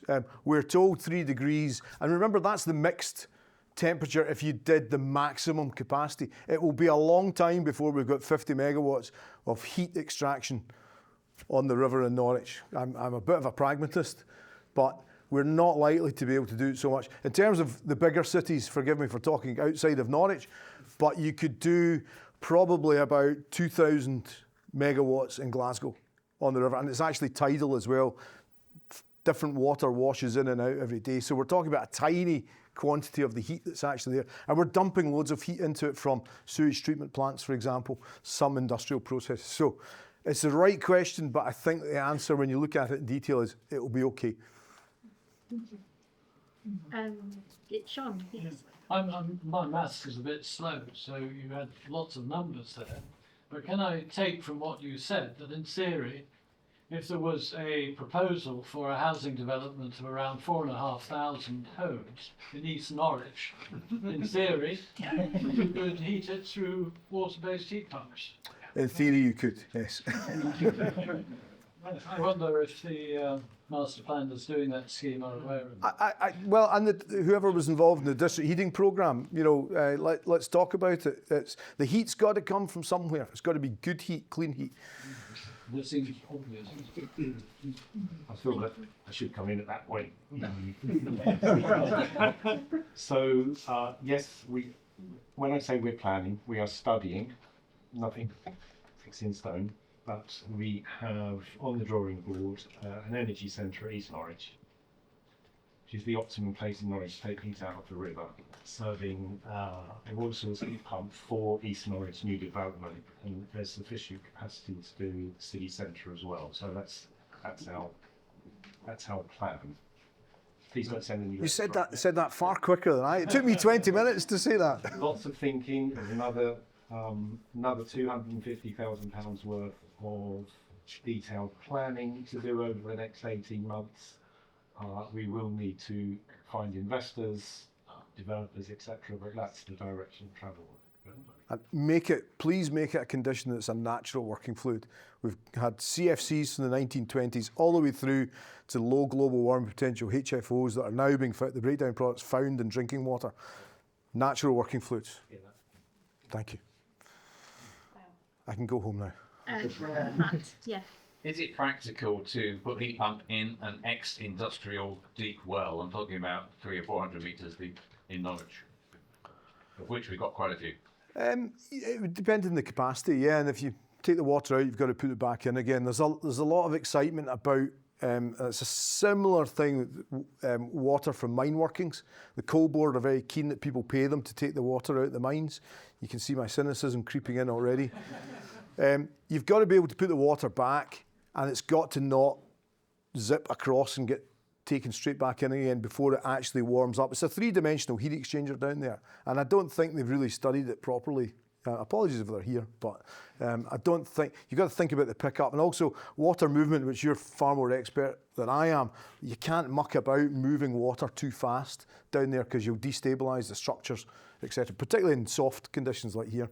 So I'd be really careful about moving big quantities. Can you do a couple hundred kilowatts? Yeah, but this is a megawatt-sized, multi-megawatt. Norwich will be probably centre 150 megawatts of district heating network capacity-ish, I guess. So from the wells, probably not. And it won't be just from the river. You need to get sources from elsewhere.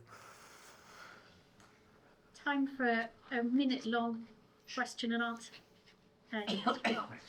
You talked about economics as a potential blockage, and you identified bypassing the grid as a way around that. I'm sort of familiar also with the Norwich solar system, which does exactly the same thing for PV. Could we not link those two things together? Yes, except solar tends to be summertime and heat tends to be wintertime. I'm talking about the economic model in the middle of the system. Yeah, we put solar on the roof of a couple of our factories, and we're playing that. I'm not talking about solar. I'm talking about the mechanism that actually transfers the price difference between purchase and supply. So the Norwich solar system has a mechanism in the middle of it for trading electricity between parties without going through the grid. Yes, and so as much as I'm saying private wires as a solution, I don't think it's the solution. The solution is sensible policy from government. We shouldn't be coming up with intricate workarounds because the policy's rubbish. but the workaround will exist shortly. Yeah, for sure. Peer-to-peer trading. Yeah, but why are we trying to fix bad policy? But if it exists, why not use it? No, fix it. The politicians should be working for us instead of taking free suits. You know, I've been listening to the radio too much on the way here. So, anyway, I think I'll leave it at that. I'm straying into controversial ground. You're on a landed camera. Scratch that bit. And some of this might be going, you know, might be quite challenging for people, you know, technically, and so it's a good time for us to have a little bit of a break. Just relax. Thank you very much. 2 minutes.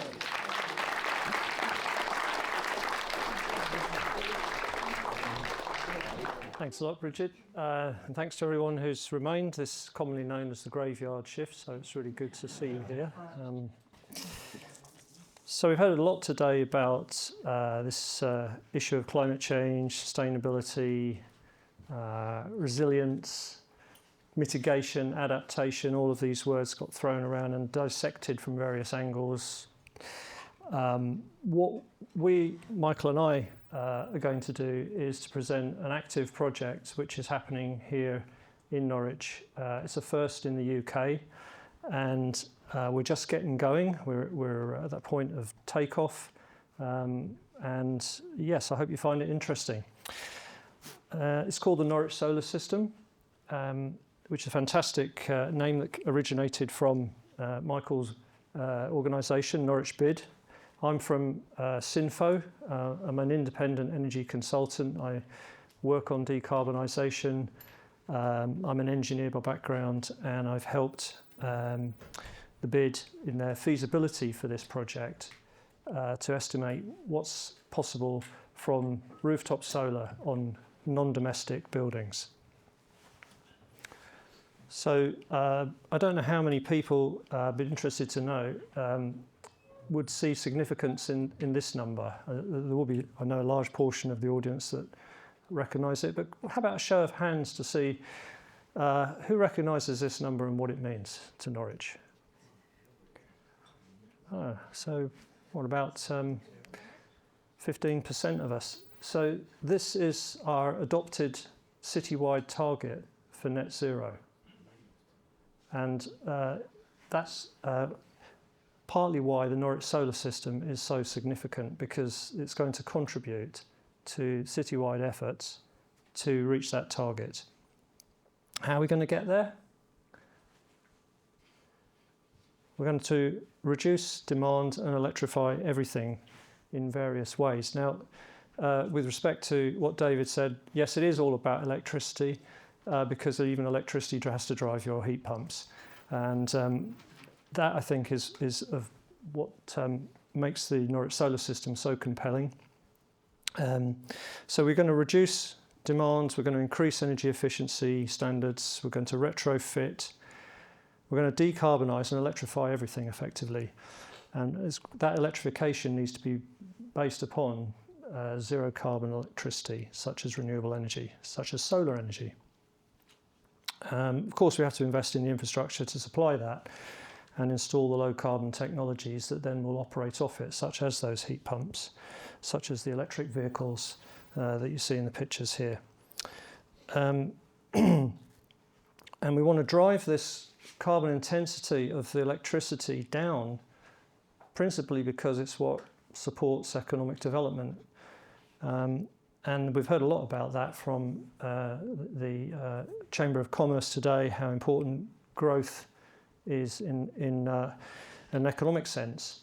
But if we don't decouple it from the carbon intensity of growth, then we're just going to continue on our upward trajectory as the country continues along its economic path. I seem to remember some time ago there's an economist called Tim Jackson who wrote a compelling argument to say that we need to actually decarbonise units of economic activity by about 58%, and 58 times, sorry, not 58%. And solar energy has gone a long way to doing that, as well as other renewables. And so the Norwich Solar System is designed, basically predicated upon that purpose, which leads us to talk about its importance in more detail and what it is.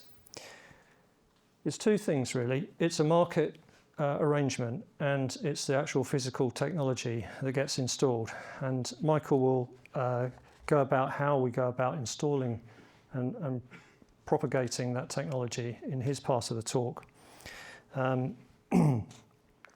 So here in Norwich, as I said, it's a pioneering system to create a local energy community. So the Norwich solar system is AKA a local energy community. I'm going to step away from this mic because it's rather annoying me. And a network of local energy communities will form the local energy market that we propose to build. This local energy market will be a secure, blockchain-backed way of measuring transactions of electricity, both from the generators on commercial or non-domestic rooftops into their buildings, but also as we develop it and it scales in a peer-to-peer trading system. And why would we do that? Well, there are various benefits, and these we will now go into discuss. So small generators up to 5 megawatts will form the building blocks of this system, and they will be composed of individual sites. And the reason the 5 megawatt figure is important is because you gain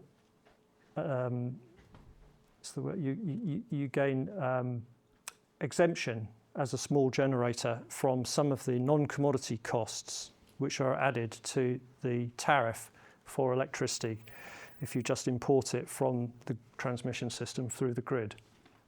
So that's an incredibly important thing.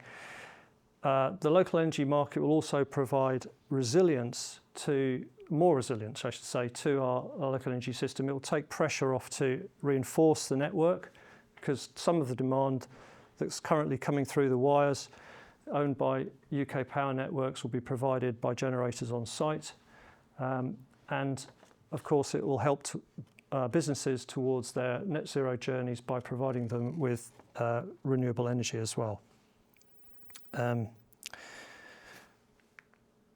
So these are the principles behind the various key aspects of the local energy community and market. We'll have different funding models, which will be stretching from wholly financed, should the commercial case present itself.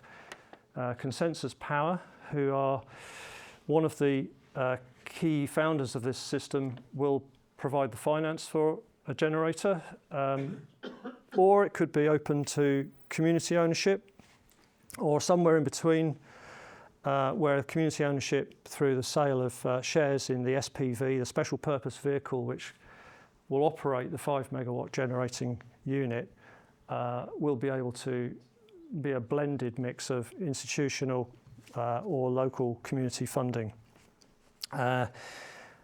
Or it could simply, as I say, be owned by Consensus Power. And the local energy market provides for the flexible arrangements that are predicated, as I said, primarily upon on-site consumption, but also imports and peer-to-peer trading. So once we build sufficient market scale, we will be able to operate on a peer-to-peer level, which will manage the imports and the exports as far as we can within our own energy market. And this will be able to offer these economic benefits in terms of the tariffs. Keeping it local also avoids transmission network use of system charges, which is another chunk of these non-commodity costs that make up the electricity bill. So as one speaker previously said, if you generate electricity at 7p, but you're actually paying something like 30p for it, it's that other 23 pence per unit or per kilowatt hour, which are the non-commodity costs. So if we manage our systems locally, not only do we get cheaper and greener electricity from the proposed solar system, but we also get a more resilient electricity supply because it doesn't have to come from other parts of the country. And then in addition to that, every megawatt hour generated will be metered to offer £2 to a local community benefit scheme. So the more electricity we can generate, the more generators we can build upon local commercial buildings or non-domestic buildings. Churches are also part of the scheme. Then we can generate more for our good projects operating locally. Nigel, it's reaching time to put the film on. Okay, thanks. So, I mean, that's pretty much what I have to say. That's setting the wider framework for how this comes together. There's 5 main parts to it. Where we're at the moment is circling through the social. We've gone out, we've found the sites that are most likely to be viable from a rooftop perspective. We've done our technical analysis on the first bunch of sites. I've submitted some pre-application guidance to the council for these sites to go ahead, and they range from about 220 kilowatts on one building I won't mention at the moment, down to about 6.5 kilowatts. So we're having a whole range of participants. The commercial models are viable and the financial, we just have to go through the legal steps. And in summary, we'd like to show you this little animation on how it works, and then I'll pass over to Michael to finish off from the bid perspective. Thank you. Look up. On rooftops across Norwich, something exciting is happening. A solar power network is transforming the roofs of businesses citywide. This is the Norwich Solar System, brought to you by Norwich Bid and Consensus Power. Your business could join for free. There are over 300 business roofs across Norwich perfect for solar panels. Together, this gives us the potential to produce 146% of the energy used annually by city businesses, removing 25,000 tonnes of CO2 over the lifetime of the panels. That's the equivalent of 145 million miles of driving. So, if you have unused roof space, harness its power. Not only will you and your neighbouring businesses benefit from clean, low-cost renewable energy, you'll also increase your property value and improve your energy performance certificate. The benefits shine across our city too, creating a stronger local economy and supporting local charities, with a proportion of revenues donated to them. Join the movement towards a brighter future. It's free. Simply submit an expression of interest form and give us permission to complete a survey at no cost to you. If your roof suits solar, we can coordinate and fund the installation. It's that easy to become part of the Norwich Solar System. Get involved at norwichsolarsystem.co.uk.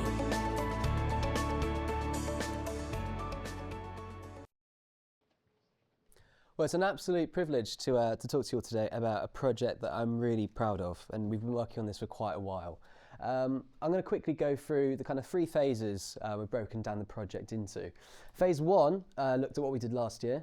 Phase 2 looked at what we've kind of been working on the last year, and then Phase 3, if you pardon the pun, we're launching the solar system really last week at the conference we held at the football club.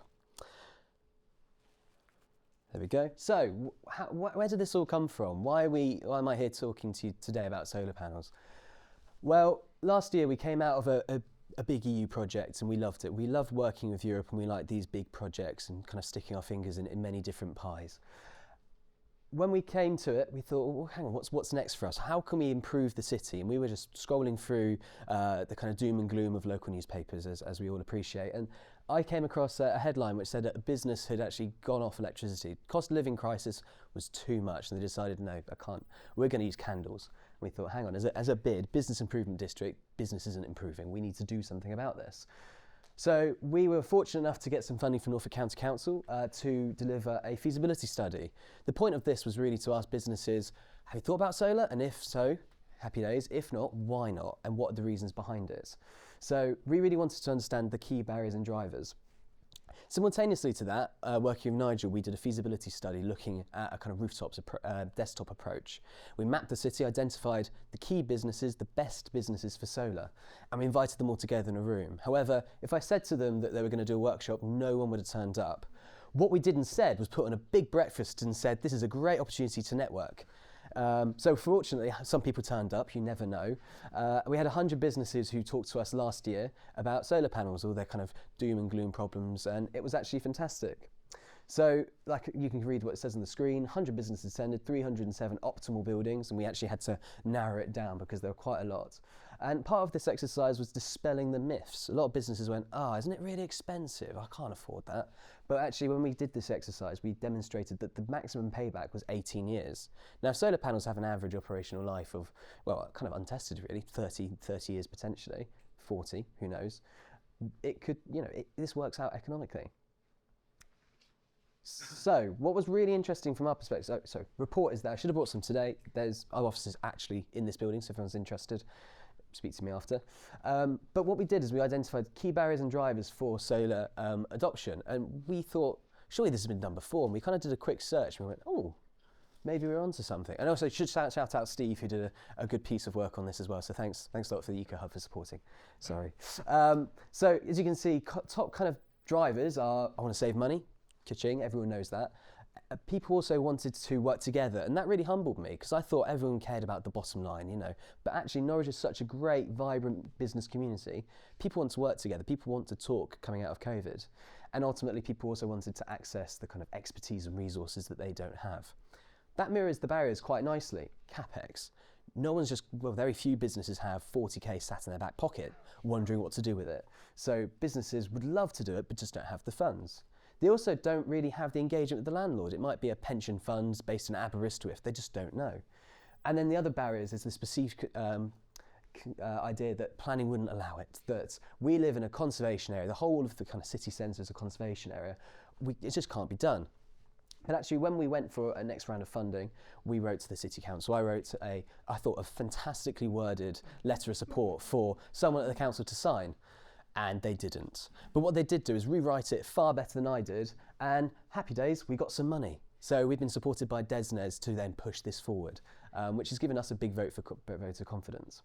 So over the last year, we've been working on the concept, and we were thinking, well, we could, as a bid, we could do a kind of collective buying exercise. We could find the cheapest price, like I said we did with the waste previously. But actually, we thought we could do something much better, and we kind of touched on this idea of a pico-grid, a microgrid, the ability for businesses which just physically can't have solar. I think there's 4 amazing thatched roofs in Norwich, and famously, it doesn't work well with solar. And how can these businesses or places access renewable energy at an affordable price? Because ultimately, we can all appreciate, I think, that to be sustainable is a privilege, and we are all privileged here to be talking about how to be sustainable, because it is often more expensive, or at the moment the market is so. But we want to really change that and give businesses the accessibility. So as Nigel touched on, it's for businesses the big boys, and then also the sole trader who operates a shop on Burr Street. We want to show that it's for anyone, and actually sustainability can be accessible. So again, this is how we're trying to do it. I think the animation did it brilliantly, and one of the reasons we got that animation commissioned is so I didn't have to explain it to you in a really poor way. So hopefully that ticked a lot of boxes. But the crux of it is that when businesses have solar, great, but some businesses don't work on a Saturday or after hours. How can we then utilise that spent energy instead of it going back into the grid? We want to develop a peer-to-peer system where businesses without solar can buy it cheaply from your neighbour over yonder who closes at 3 o'clock, so to speak.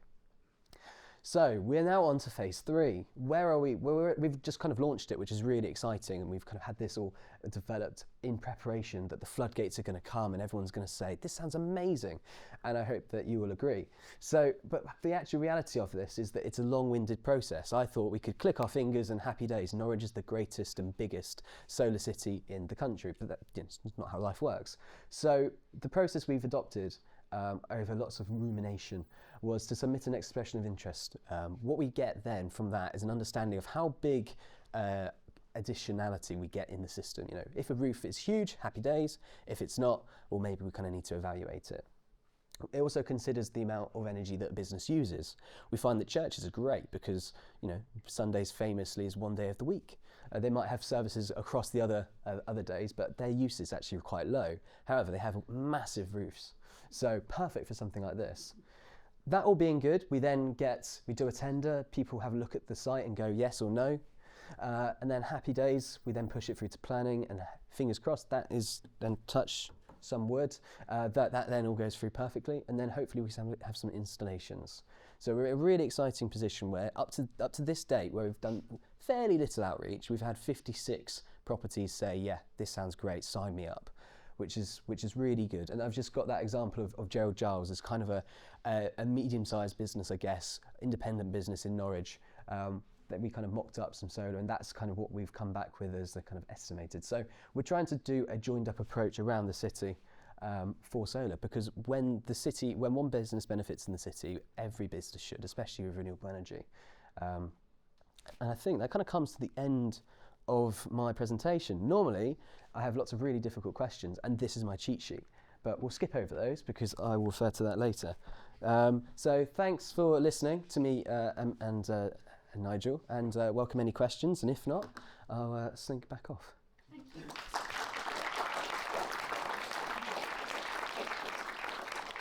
you. 5 minutes for questions. Yeah, I'm fairly ignorant on how this actually operates. The electricity that's generated from the roof, does that go into the grid? And then that's transported, and I don't know how it's... So there's a hierarchy of usage of the electricity. Principally, it will start with going to anything that's been demanded inside the building where it's generated. And then if there's surplus left over after that, it will get exported over the grid. Yes, yeah. Yeah, we can't just throw wires over fences. Or not legally anyway. In most cases, it's better not to encourage grid defection, as it's known, which is where you go autonomous and off-grid, and that's because the cost of providing the electricity network would then fall to fewer people who have to pay their bill. Therefore, their bills would go up on the standing charge. So what we're trying to do is to keep the grid in business, but at the same time to reduce the cost to the user, the consumer.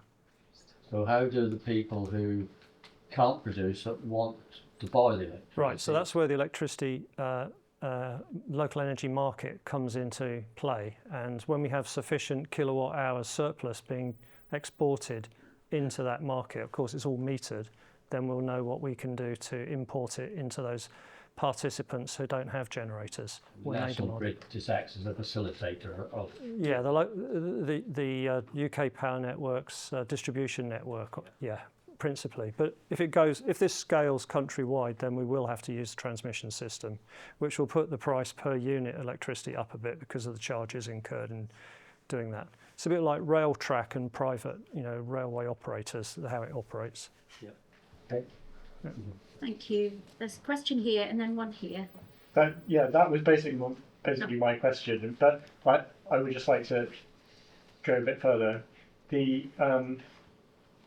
Obviously, when this is still in its early form, there's going to be a bit of an imbalance between the people who are generating and people who are buying. Will that distort the market? And also, kind of how do you get those people? I mean, obviously you've identified some roofs, but where are you identifying the customers who might buy into this market?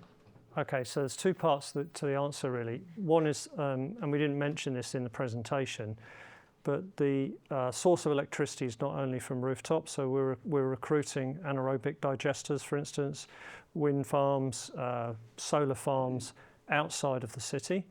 So they will all add to the liquidity in the market in total. And yes, it's a bit of a chicken and egg situation. So we're not quite sure how that's going to go to begin with in terms of the distortions that you mentioned. And the second part to the answer is where Michael's team comes in really about engaging with business owners. And some of them will say, oh yeah, I'd love to have solar on my roof, but when we do a study, we realise actually it's not really viable to put solar on, but we can still include them as participants in the system as a whole. And what I failed to plug, which is kind of a key motivation when I was to talk to people today, is that we've done exactly the same exercise that we did last year, the big breakfast, the conning people to come with breakfast again. So if you fancy free breakfast and want to hear this presentation again, or invite friends and family and loved ones, please do come to another big breakfast. I left some cards outside on the table with hope that everyone would walk past them and pick them up because of this amazing presentation that I've just done. So we've got 3 more left. We did the first one yesterday at the Maid's Head, which was really interesting. The one next week will be exciting because I'm getting to do this in front of a cinema screen. We've booked Cinema City tomorrow, next Wednesday. Then it's National Centre for Writing, and then finally the Theatre Royal.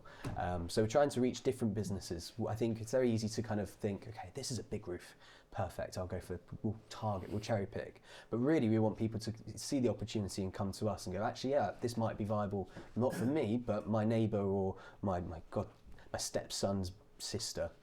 Which would be a stepsister, relative. Thinking on the spot. We're trying to get as many people involved as possible. He's in danger of cheapening the whole concept, by the way, here. So we'll just leave it there, Mike. Sorry. We have a question here. Yes, you mentioned churches. Yes. Are you envisioning them being a possibility? Because a lot of those, of course, will be Grade 1 listed buildings. So Indeed. We did discuss that with the planners at a fairly early stage, I would have thought. Yes, indeed. And it's a really good point. And it's something we've engaged with the correct people in planning at the right time. And as part of that kind of original application that we sent over to DESNZ, that we looked to St Peter Mancroft, and of course they've had their solar panels on. They're Grade 1 listed. I think it's the second Grade 1 listed building outside of King's in Cambridge. So we think, well, actually, if they've been able to do it, why not try? We don't lose anything for trying. We're also looking at doing things with deconsecrated churches as well, which again have new activities inside. So, theatres or other kind of activity. So we're trying to make it as accessible to different businesses and third sector. Thank you. We will leave it there because you've offered so many other ways that people can talk with you in more detail. Thank you so much.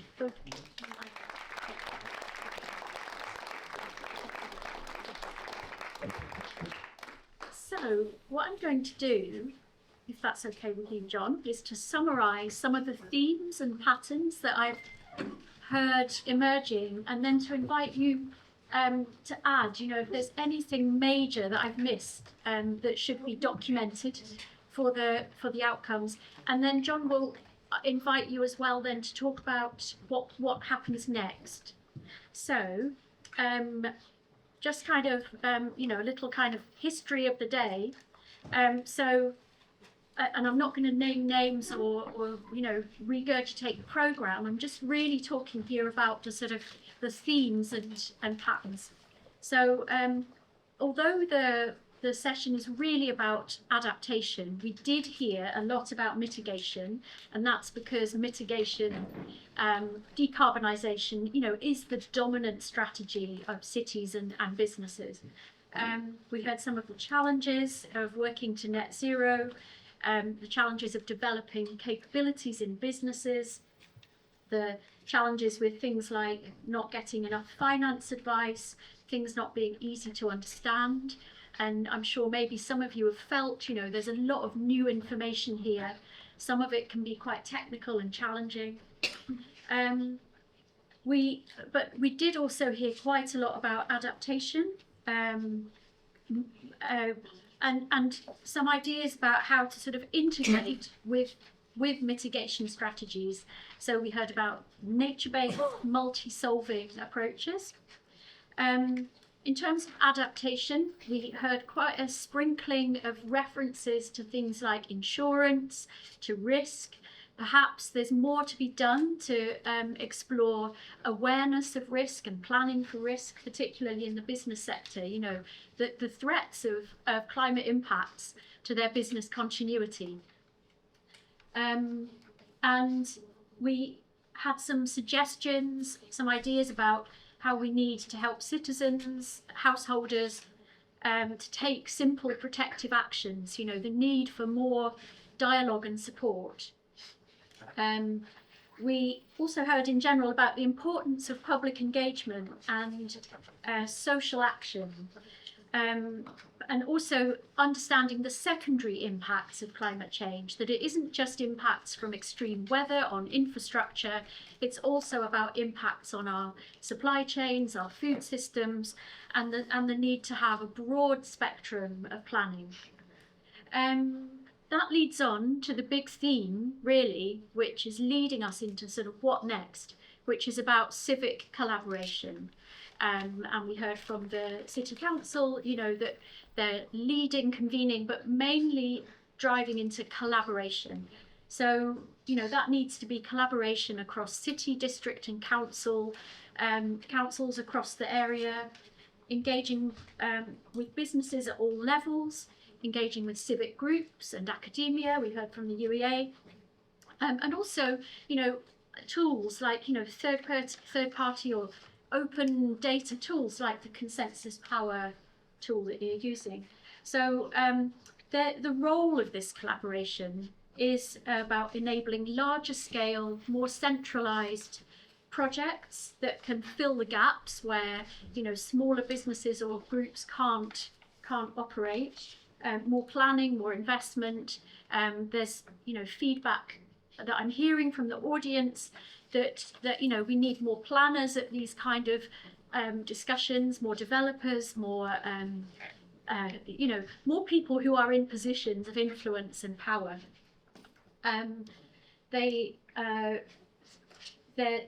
We heard about exposed and vulnerable neighbourhoods. The city is a very unequal city. So the role of collaboration is to look at where people are, and ecosystems are vulnerable to hazards, and to, you know, make plans to ensure investment and support for those vulnerable areas.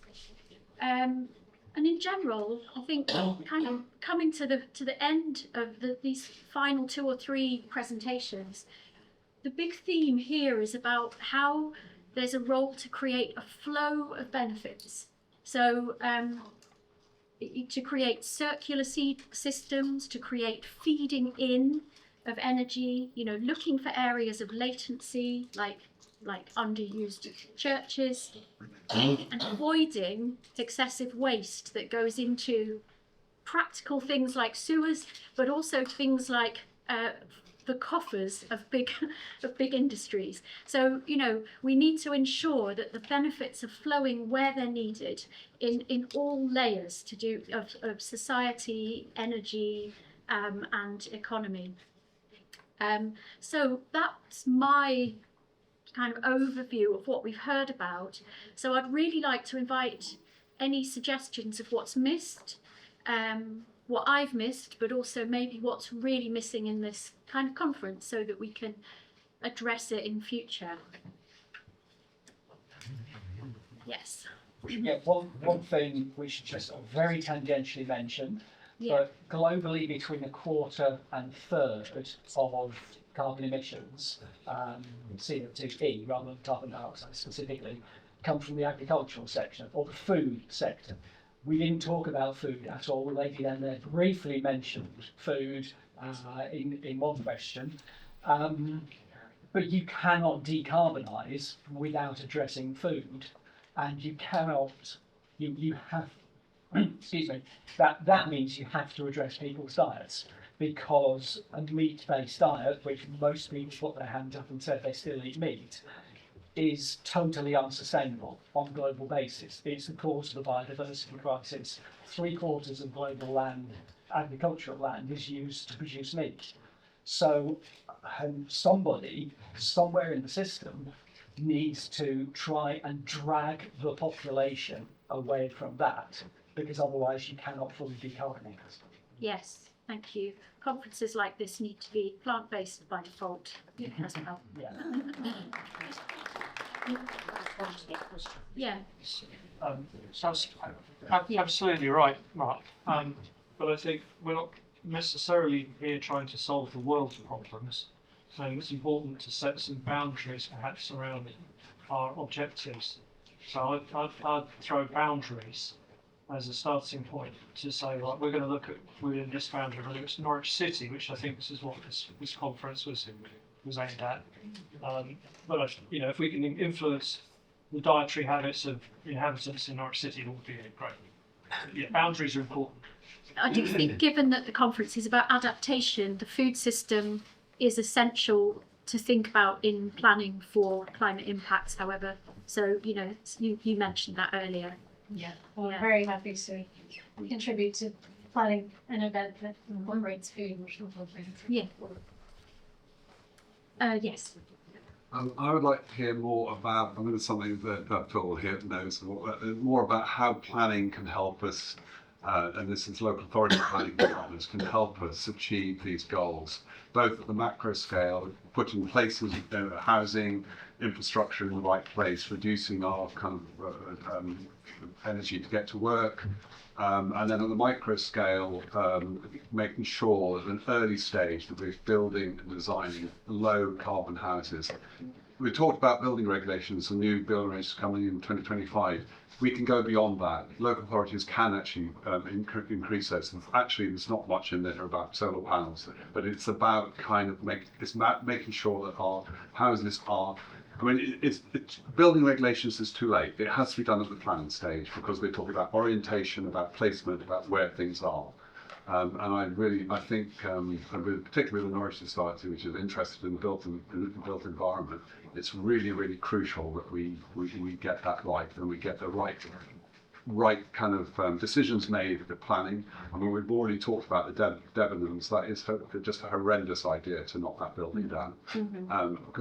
God knows why it was even kind of entertained, but those are the kind of things we've got to get right. Yeah, thank you. Helpful. Yeah. Yeah. No, Do you want to respond? I hear that. Yeah, you hear it. We know it's an ongoing conversation at the Climate Commission, and Just going on from that point. Yeah. You really need to have that then built into planning policies before you can translate that into your planning decisions. You need a policy framework to support that.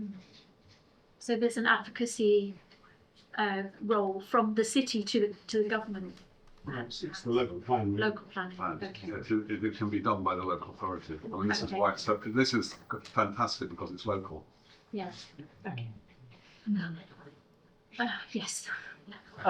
Yes, but when you talk about local planning authorities, so I'm from Gordon District Council, but the National Planning Policy Framework consultation is just complete. It's just finished on the 24th of September, and it's national policy that needs to change. And we know from trying to make changes, at a local level, that you're really beholden to national policy in many ways. There are certain things one can do in terms of supplementary planning and so on, but it's certainly influencing at the national level, which we really need to do. But I mean, that consultation has just ended, unfortunately, so we can't input into that at the moment. But it'd be interesting to see what comes out in terms of the national planning policy. But I mean, planners are very much under pressure at the moment in many different ways, and we don't have enough planners either in terms of capacity and resource to take on board a lot of the issues that we'd like to take on. Certainly, it's a continuing battle. Yeah. Thank you. Yeah.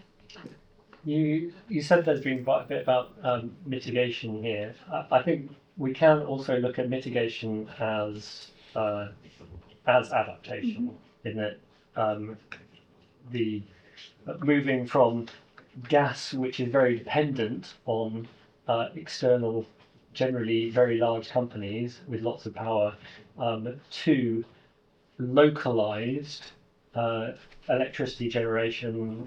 The most local is that you use the solar panel that you create on your roof in your heating system in your building.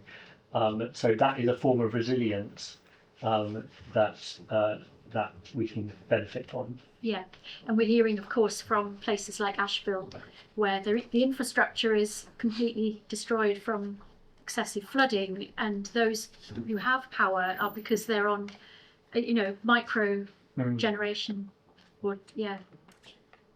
Yes.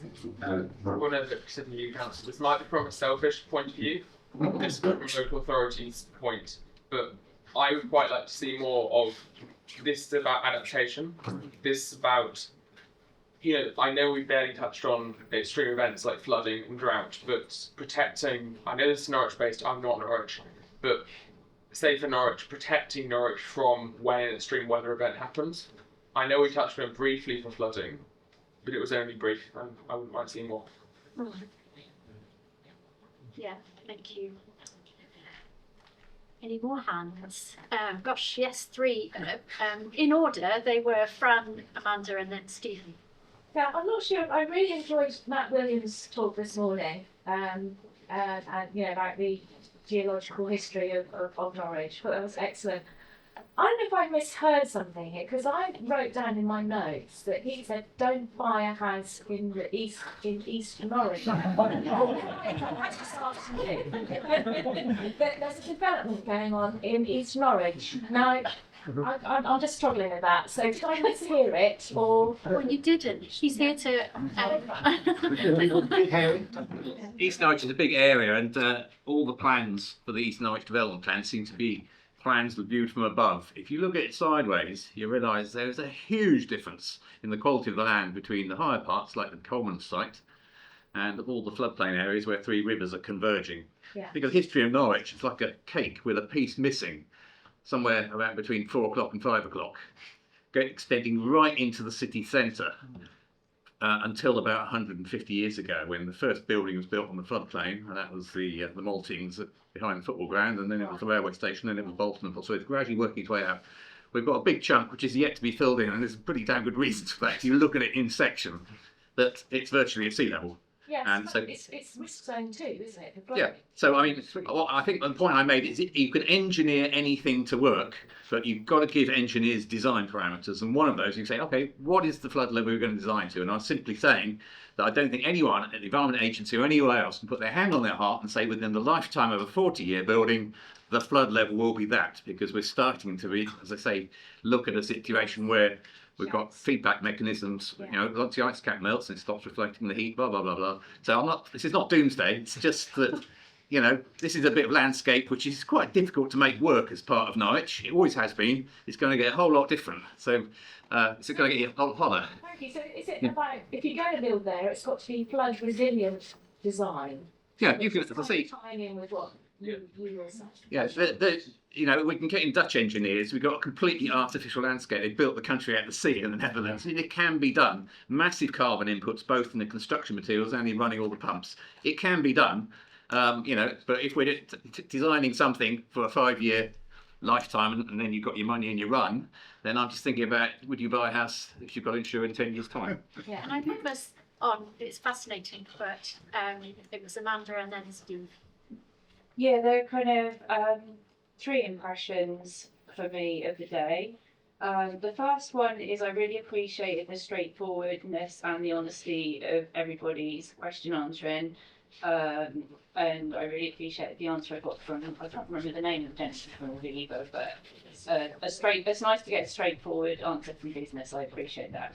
And the second thing that really, really stuck with me was the slide that Asher put up, which he didn't get to kind of elaborate on because of time pressures, but where it said at 3 degrees, there are 0 nature reserves in Norfolk. And in the break, I questioned him a bit more deeply about that because I thought, well, surely that can't mean no nature. And without us making changes, that is what it will mean. And we're expecting 3 degrees, probably around 2100. And also the fact that Matt spoke about spongy cities and how compatible increasing the space for nature to allow nature that space to evolve and adapt, how compatible that is with creating a spongy city. But that land's got to come from somewhere, and if we are building over that land, then that isn't going to happen. And perhaps we don't so much have a housing crisis as a grief crisis, and where land is being land banked, where we in the West have expectations of the amount of space that we take up for our homes and our cars, that don't feel in line with the damage that does to other parts of the world. Yeah. Thank you. Yeah. Yeah, just to say thanks very much for an inspiring conference. What's been emerging from time to time from speakers, especially Saul, is the concept of donut economics and alternative systems. We've got a group, and if anyone wants to become a member, John has kindly allowed us to offer that opportunity for people in the when the event is out with all the handouts, so we're pleased to have that, and we can discuss in more detail some of the issues that have been raised. And the other fundamental issue is I've heard that there's a lot of food out there which otherwise wouldn't have been, which is a bit contradictory and a bit of a bad thing that could be picked up by private eye or someone, so that food should be taken. I know we can't do much. It's always a problem at the end of conferences because of perishability, but something should be done with that. There's lots and lots of it. My office is just up there. So. We'll take some and a bag to put it in. So, John, would you like to take over for the next 10 minutes? Yeah, just a few minutes, really. I think what's come out from today has been exactly what we hoped for, so thank you very much indeed, because what we're looking for is how we move forward from here. We've spent the last 6 months or so getting ready for this conference to find out what everyone is doing, understanding everything that's going on, trying to use this event as a way of therefore bringing everyone together and us all learning a little bit about all the things that are going on, which, as you can see, are pretty impressive. There's an awful lot being done by business. We've heard what Aviva has been doing for many years and what they're achieving. We've learnt what the City Council has and is planning to do, which likewise is really forward-looking. We've heard about small businesses, we've heard about construction innovation from David, the water-based heat pumps, the new technology. So that's all great, but how do we go forward from here? How can we harness some of the collaborative feelings that we've had today coming forward and use this towards the future? So I'd be very interested to hear what anyone would like to propose about that. Should we have another conference or Toby? On a residential level, it's citywide energy hubs that support people to reduce the carbon and increase the resilience of their buildings, including that of flood management risk, and adding to the adaptation piece that if every single person grows a tree in their front garden that can, without it validating their assurance, can add to citywide adaptation and mitigation. So it's if you're thinking ambitious, it's citywide hubs like that that can provide people with that hand-holding support on what they can do to their buildings to make them both more resilient and to reduce carbon. Yeah, I think that's brilliant because it's small steps, isn't it? I know after the war, or was it, I think, before the Second World War, new houses, always, it was a requirement to put in an apple tree. Ours died last year from a it was planted in the 1930s, 40s, a Bramley apple tree, you know, and of course, dig for victory, these kind of concepts. And, you know, just small steps like that can make all the difference. So it's a case of dissemination, I suppose, of how to do it, what to do, help to achieve it, perhaps database or something like that. I just want to come back on the apple tree comment. Oh yes. One of my concerns is that there is a narrative in relation to food, which is really important. Norwich being a city and an orchard, or an orchard in the city, and that the rewilding narrative, and a lot of it is based on a idea that we can bring back what was, but we can't. Because with climate change, up on Mousehole Heath, if you were to walk through the heath, you will see trees which are dead on the top half. And that's because the trees had loads of water at the beginning of the year, they expanded, and at the second half of the year they didn't have water and they cut their losses. And we're watching climate change affect our nature right now. And as Amanda highlighted earlier, climate change by the end of the century will have decimated our biodiversity. We need to ensure that within Norwich, that we're not just trying to plant what was applicable, but we are being really imaginative and evidence-based and looking at plant, a bit like we mentioned vineyards earlier, I've forgotten we mentioned it, but that idea that the climate is changing and we need to ensure that we are planting trees, planting apple trees even, but that the varieties that we are planting are based on informed decision making and not just popping up to the garden centre, picking up something which looks nice because granddad used to have it and thinking it's going to survive. And so, and that is informing people of that kind of level of, biodiversity.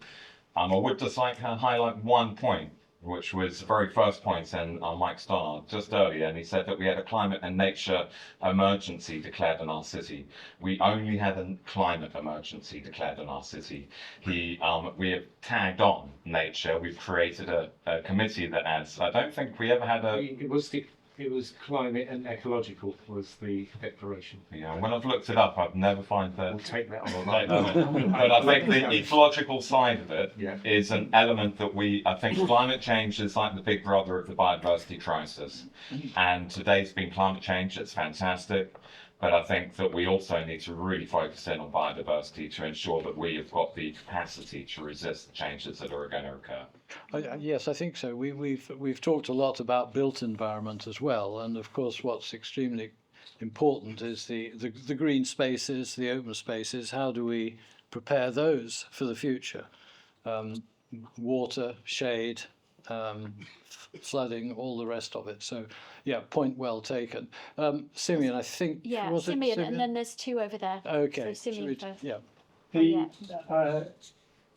This conference has been very broad in its scope, and that's been good. It's been we've covered quite a lot of ground and had quite a lot of different topics come up.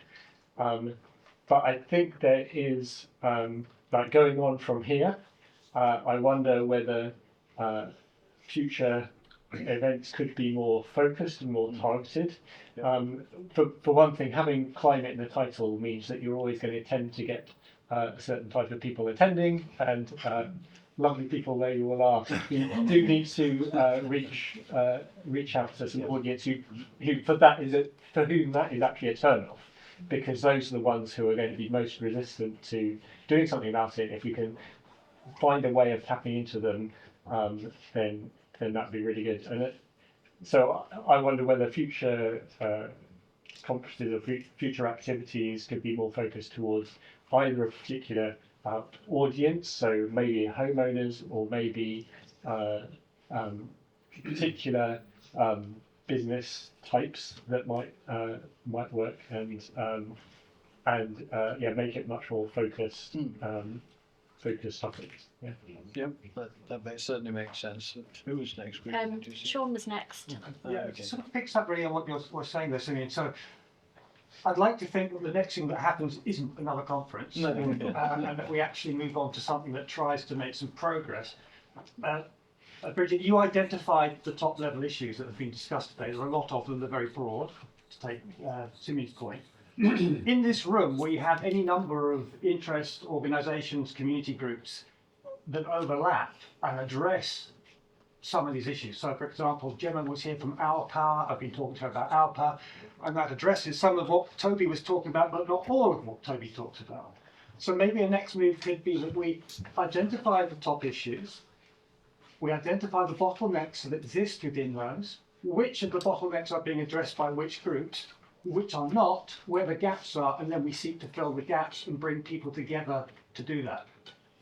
Could I just respond to that briefly? Please. So I think that the Norwich Donut Group has been really trying to do that, and we've held several meetings bringing people together, reimagining the city, multiple thematic stations. And what we need for that is capacity. What I would really love to see is an extension of that, where we're able to have more civic assemblies that are more directly connected to and supporting decision making at corporate and government levels. So, the Norwich Climate Commission maybe, could that be, a future livability commission that it has civic community engagement around it? So, not this separation of, people coming together to talk and learn and then it not going anywhere. Yeah, I think that's great. Tack on to what's already there. Really good point. Yeah, that's right, because you want to get together and you want to actually try and achieve something and contribute to solving problems, really, somewhere. Yeah. Would you like to say your bit? Yeah, and then. Can you distill the main points coming out of this conference and try and disseminate it to a much wider audience? As somebody said, we're almost self-selected, aren't we? We're all interested in this topic. That's why I'm taking notes. Yes. Could you use the press and the media to do that? We're certainly hoping so. Yes. That's we've had today filmed, so that will be made widely available. We'd like to try and put together some kind of publication as well, to see if we can have something that can be distributed to a wider range, and then hopefully use the lessons from today for other meetings. I have to say I agree with Simeon. I'm not sure that we had in mind another conference. It's been very nice, but it's a pretty big beast, and it may be that we look at perhaps at more of a series of smaller groups where we try and focus on specific interest areas and try and use that to move forward. So one here and one there, and then it doesn't look as if there'd be more. Okay. Yeah. Is it Denise? Yes, well, Nigel and Michael made a good suggestion of businesses and putting on breakfast for businesses. And one problem that I think we've got to address, maybe Nigel and Michael doing that, is getting businesses skilled up to be able to deliver practical measures and retrofitting more solar panels on roofs and so on. I'm not sure at the moment that we have all the businesses and all the skills in place to be able to do that. Yeah. And so getting to businesses, I think, is really key. We spent a year applying for a large amount of lottery money to do just that, and we didn't get it. We were very close though. I've seen this work really, really well in Hertfordshire. Do a lot, and I think there's two words that I want to say. Probably, if I only have two words, it's education and citizens' assemblies. But in Hertfordshire, funded by the Hertfordshire LEC and the Hertfordshire County Council, they've got a really thriving, for 2 years now, proactive group where businesses meet, and it's new businesses every time, and they share what they're doing, and they love it, and it's really grown because it's very, very well facilitated. And so you'll have maybe one topic where somebody will speak about what they've done to green. It's called Hearts Go Green and Grow. And I know there's a debate about growth, that green growth is better than non-green growth, and it attracts businesses because they want to grow, yeah? But whether for the wrong or the right reasons. And we certainly need more green businesses and less non-green businesses emitting more carbon. So Hearts Go Green and Grow, look it up. It's a model that I think Norfolk and Norwich could replicate really, really well because it's so successful. And is that at all related to the Chambers of Commerce locally? Because that seems to me like something that the Chambers would be ideally... The Chamber of Commerce, Norfolk Climate Business Leaders does not meet, hasn't met for over a year. It seems to me that we're saying it would be nice to get that moving again. I'm sure Nova and would... it just requires some funding, so Yeah. someone can be paid to actually, organise it, facilitate it, attract the right businesses, as we said, not the ones that have already got it, unless they're helping the ones that haven't. So Because there are a lot of businesses who are not here, and they're the ones we need to try and get to. The other group that's not here is, if I may say it, is house builders. and perhaps there again it's something we should try and open a dialogue with to see if we can't get some more innovative thinking from there. We have one more, and I did see Amanda's hand just come up as well. So, yeah, first to you. Thanks very much. I appreciate I'm a Broadband councillor, but I'm here because someone found out what's happening in Norwich, and just listening to what's been going on, maybe some kind of mapping exercise might be useful, just to find out what is actually going on in the first place, so you can link those together. Because there does seem to be quite a bit of duplication as well. So, for example, there's and they're not represented here, but there's the Norfolk Net Zero Communities project, programme, which is going on at the moment. And that's funded through the Norfolk Climate Change Partnership, which really hasn't done as much as we would like to see, it do. But there is the Norfolk Climate Change Partnership, there's the Norwich Climate Commission, but under the Net Zero Communities project, that's funded through Innovate UK. There is a community engagement exercise across 7 different identified projects, one in Norwich, to identify the non-technical barriers to change in terms of net zero, and what are the issues that the everyday householder has to address in terms of transport, energy and so on.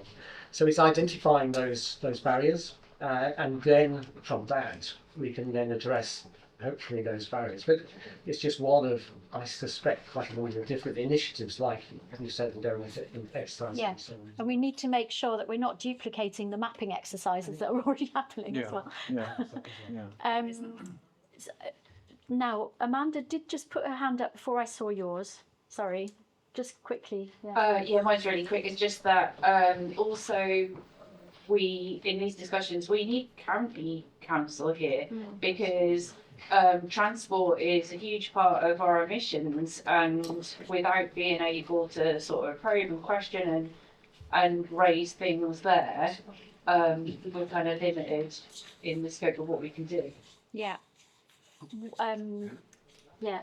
I think a bit of telepathy is going on here. Yeah. I'm really disappointed that the LEP itself has been dissolved, and that's been split into Norfolk County Council and Suffolk County Council, and there is and the ex-director of the Anglia LEP is now the director responsible at the County Council. Now, there's a lot of funding available, and I'm sure there'll be a lot more funding, and there's been no representation whatsoever. It was Chris Starkey. Chris Starkey or somebody else. He was due to be a speaker and pulled out day before yesterday. Yeah, well, that's what I'm very disappointed in, that he couldn't even get, his assistant or somebody. Sorry. I think I'm the only person from Norfolk County Council here. Maybe there's someone here. Hi, I'm Helen Marshall, so I am from the Sustainable Transport team at Norfolk County Council. So apologies, obviously I haven't spoken with everyone today, but I'm happy to have a chat with everyone afterwards. Yeah, but the sustainable transport is where the big money will be, is with the member who, the officer who didn't. Yeah, it's certainly an important issue, especially as they deal with transport within Norwich. They're the agents within Norwich, so it's absolutely integral and crucial. And I know as the Norwich Society, we've often had discussions about the an integrated transport sustainable policy, which I think needs more discussion. And I know our Strategic Planning and Transportation Committee has thought a lot. I mean, Matt, you might like to say something about that, but obviously with the Western Link and so on, there's a lot of critical questions in that area. So. I think the Aviva guy had it in that he said that Stuart here. Part of the, he said that part of the Aviva story is part of your main company purpose. And so we're talking about other groups doing things. Shouldn't it be? We started off as the head of the city council, and everything that we should be doing shouldn't it be linking in with the main purpose of the city council? and that's where it all gets aligned, isn't it? Don't be lobby them, make sure that It looks like Phil wants to answer. That's all right. I think so. I mean, I'm hearing the idea of another conference isn't so popular. Yes, I'm going to suggest that perhaps we might consider another one. So, you know, we are working on the climate action plan for the city. It's all sectors. It's domestic, commercial, industrial, transport, etc. And what we need to do, you know, there are approaches for each of those sectors that we need to pursue. And it would be, we've got a really valuable group of people here that we can, who can help develop that climate action plan. And so we can then agree that. And we have assessed priorities. I mean, to give you a bit of an insight, if you look at the emissions data for the city, transport and domestic jump out is the two sectors that just aren't decarbonising very quickly, is homes and transport. At the moment, our thinking is that's where we need to focus our efforts, but you know, we need to have a sort of reflective session, you know, listen to you know, the thoughts of an informed audience, and it feels as though we have the right group here. So perhaps at some point we do come together and formulate that plan. And embedded in everything that you do. Yes, that's the the thing thing that we could. Yes. Yeah. Yeah. Well, I would certainly be open to that. Definitely. Well, Good. shall we draw it to a close? I don't know.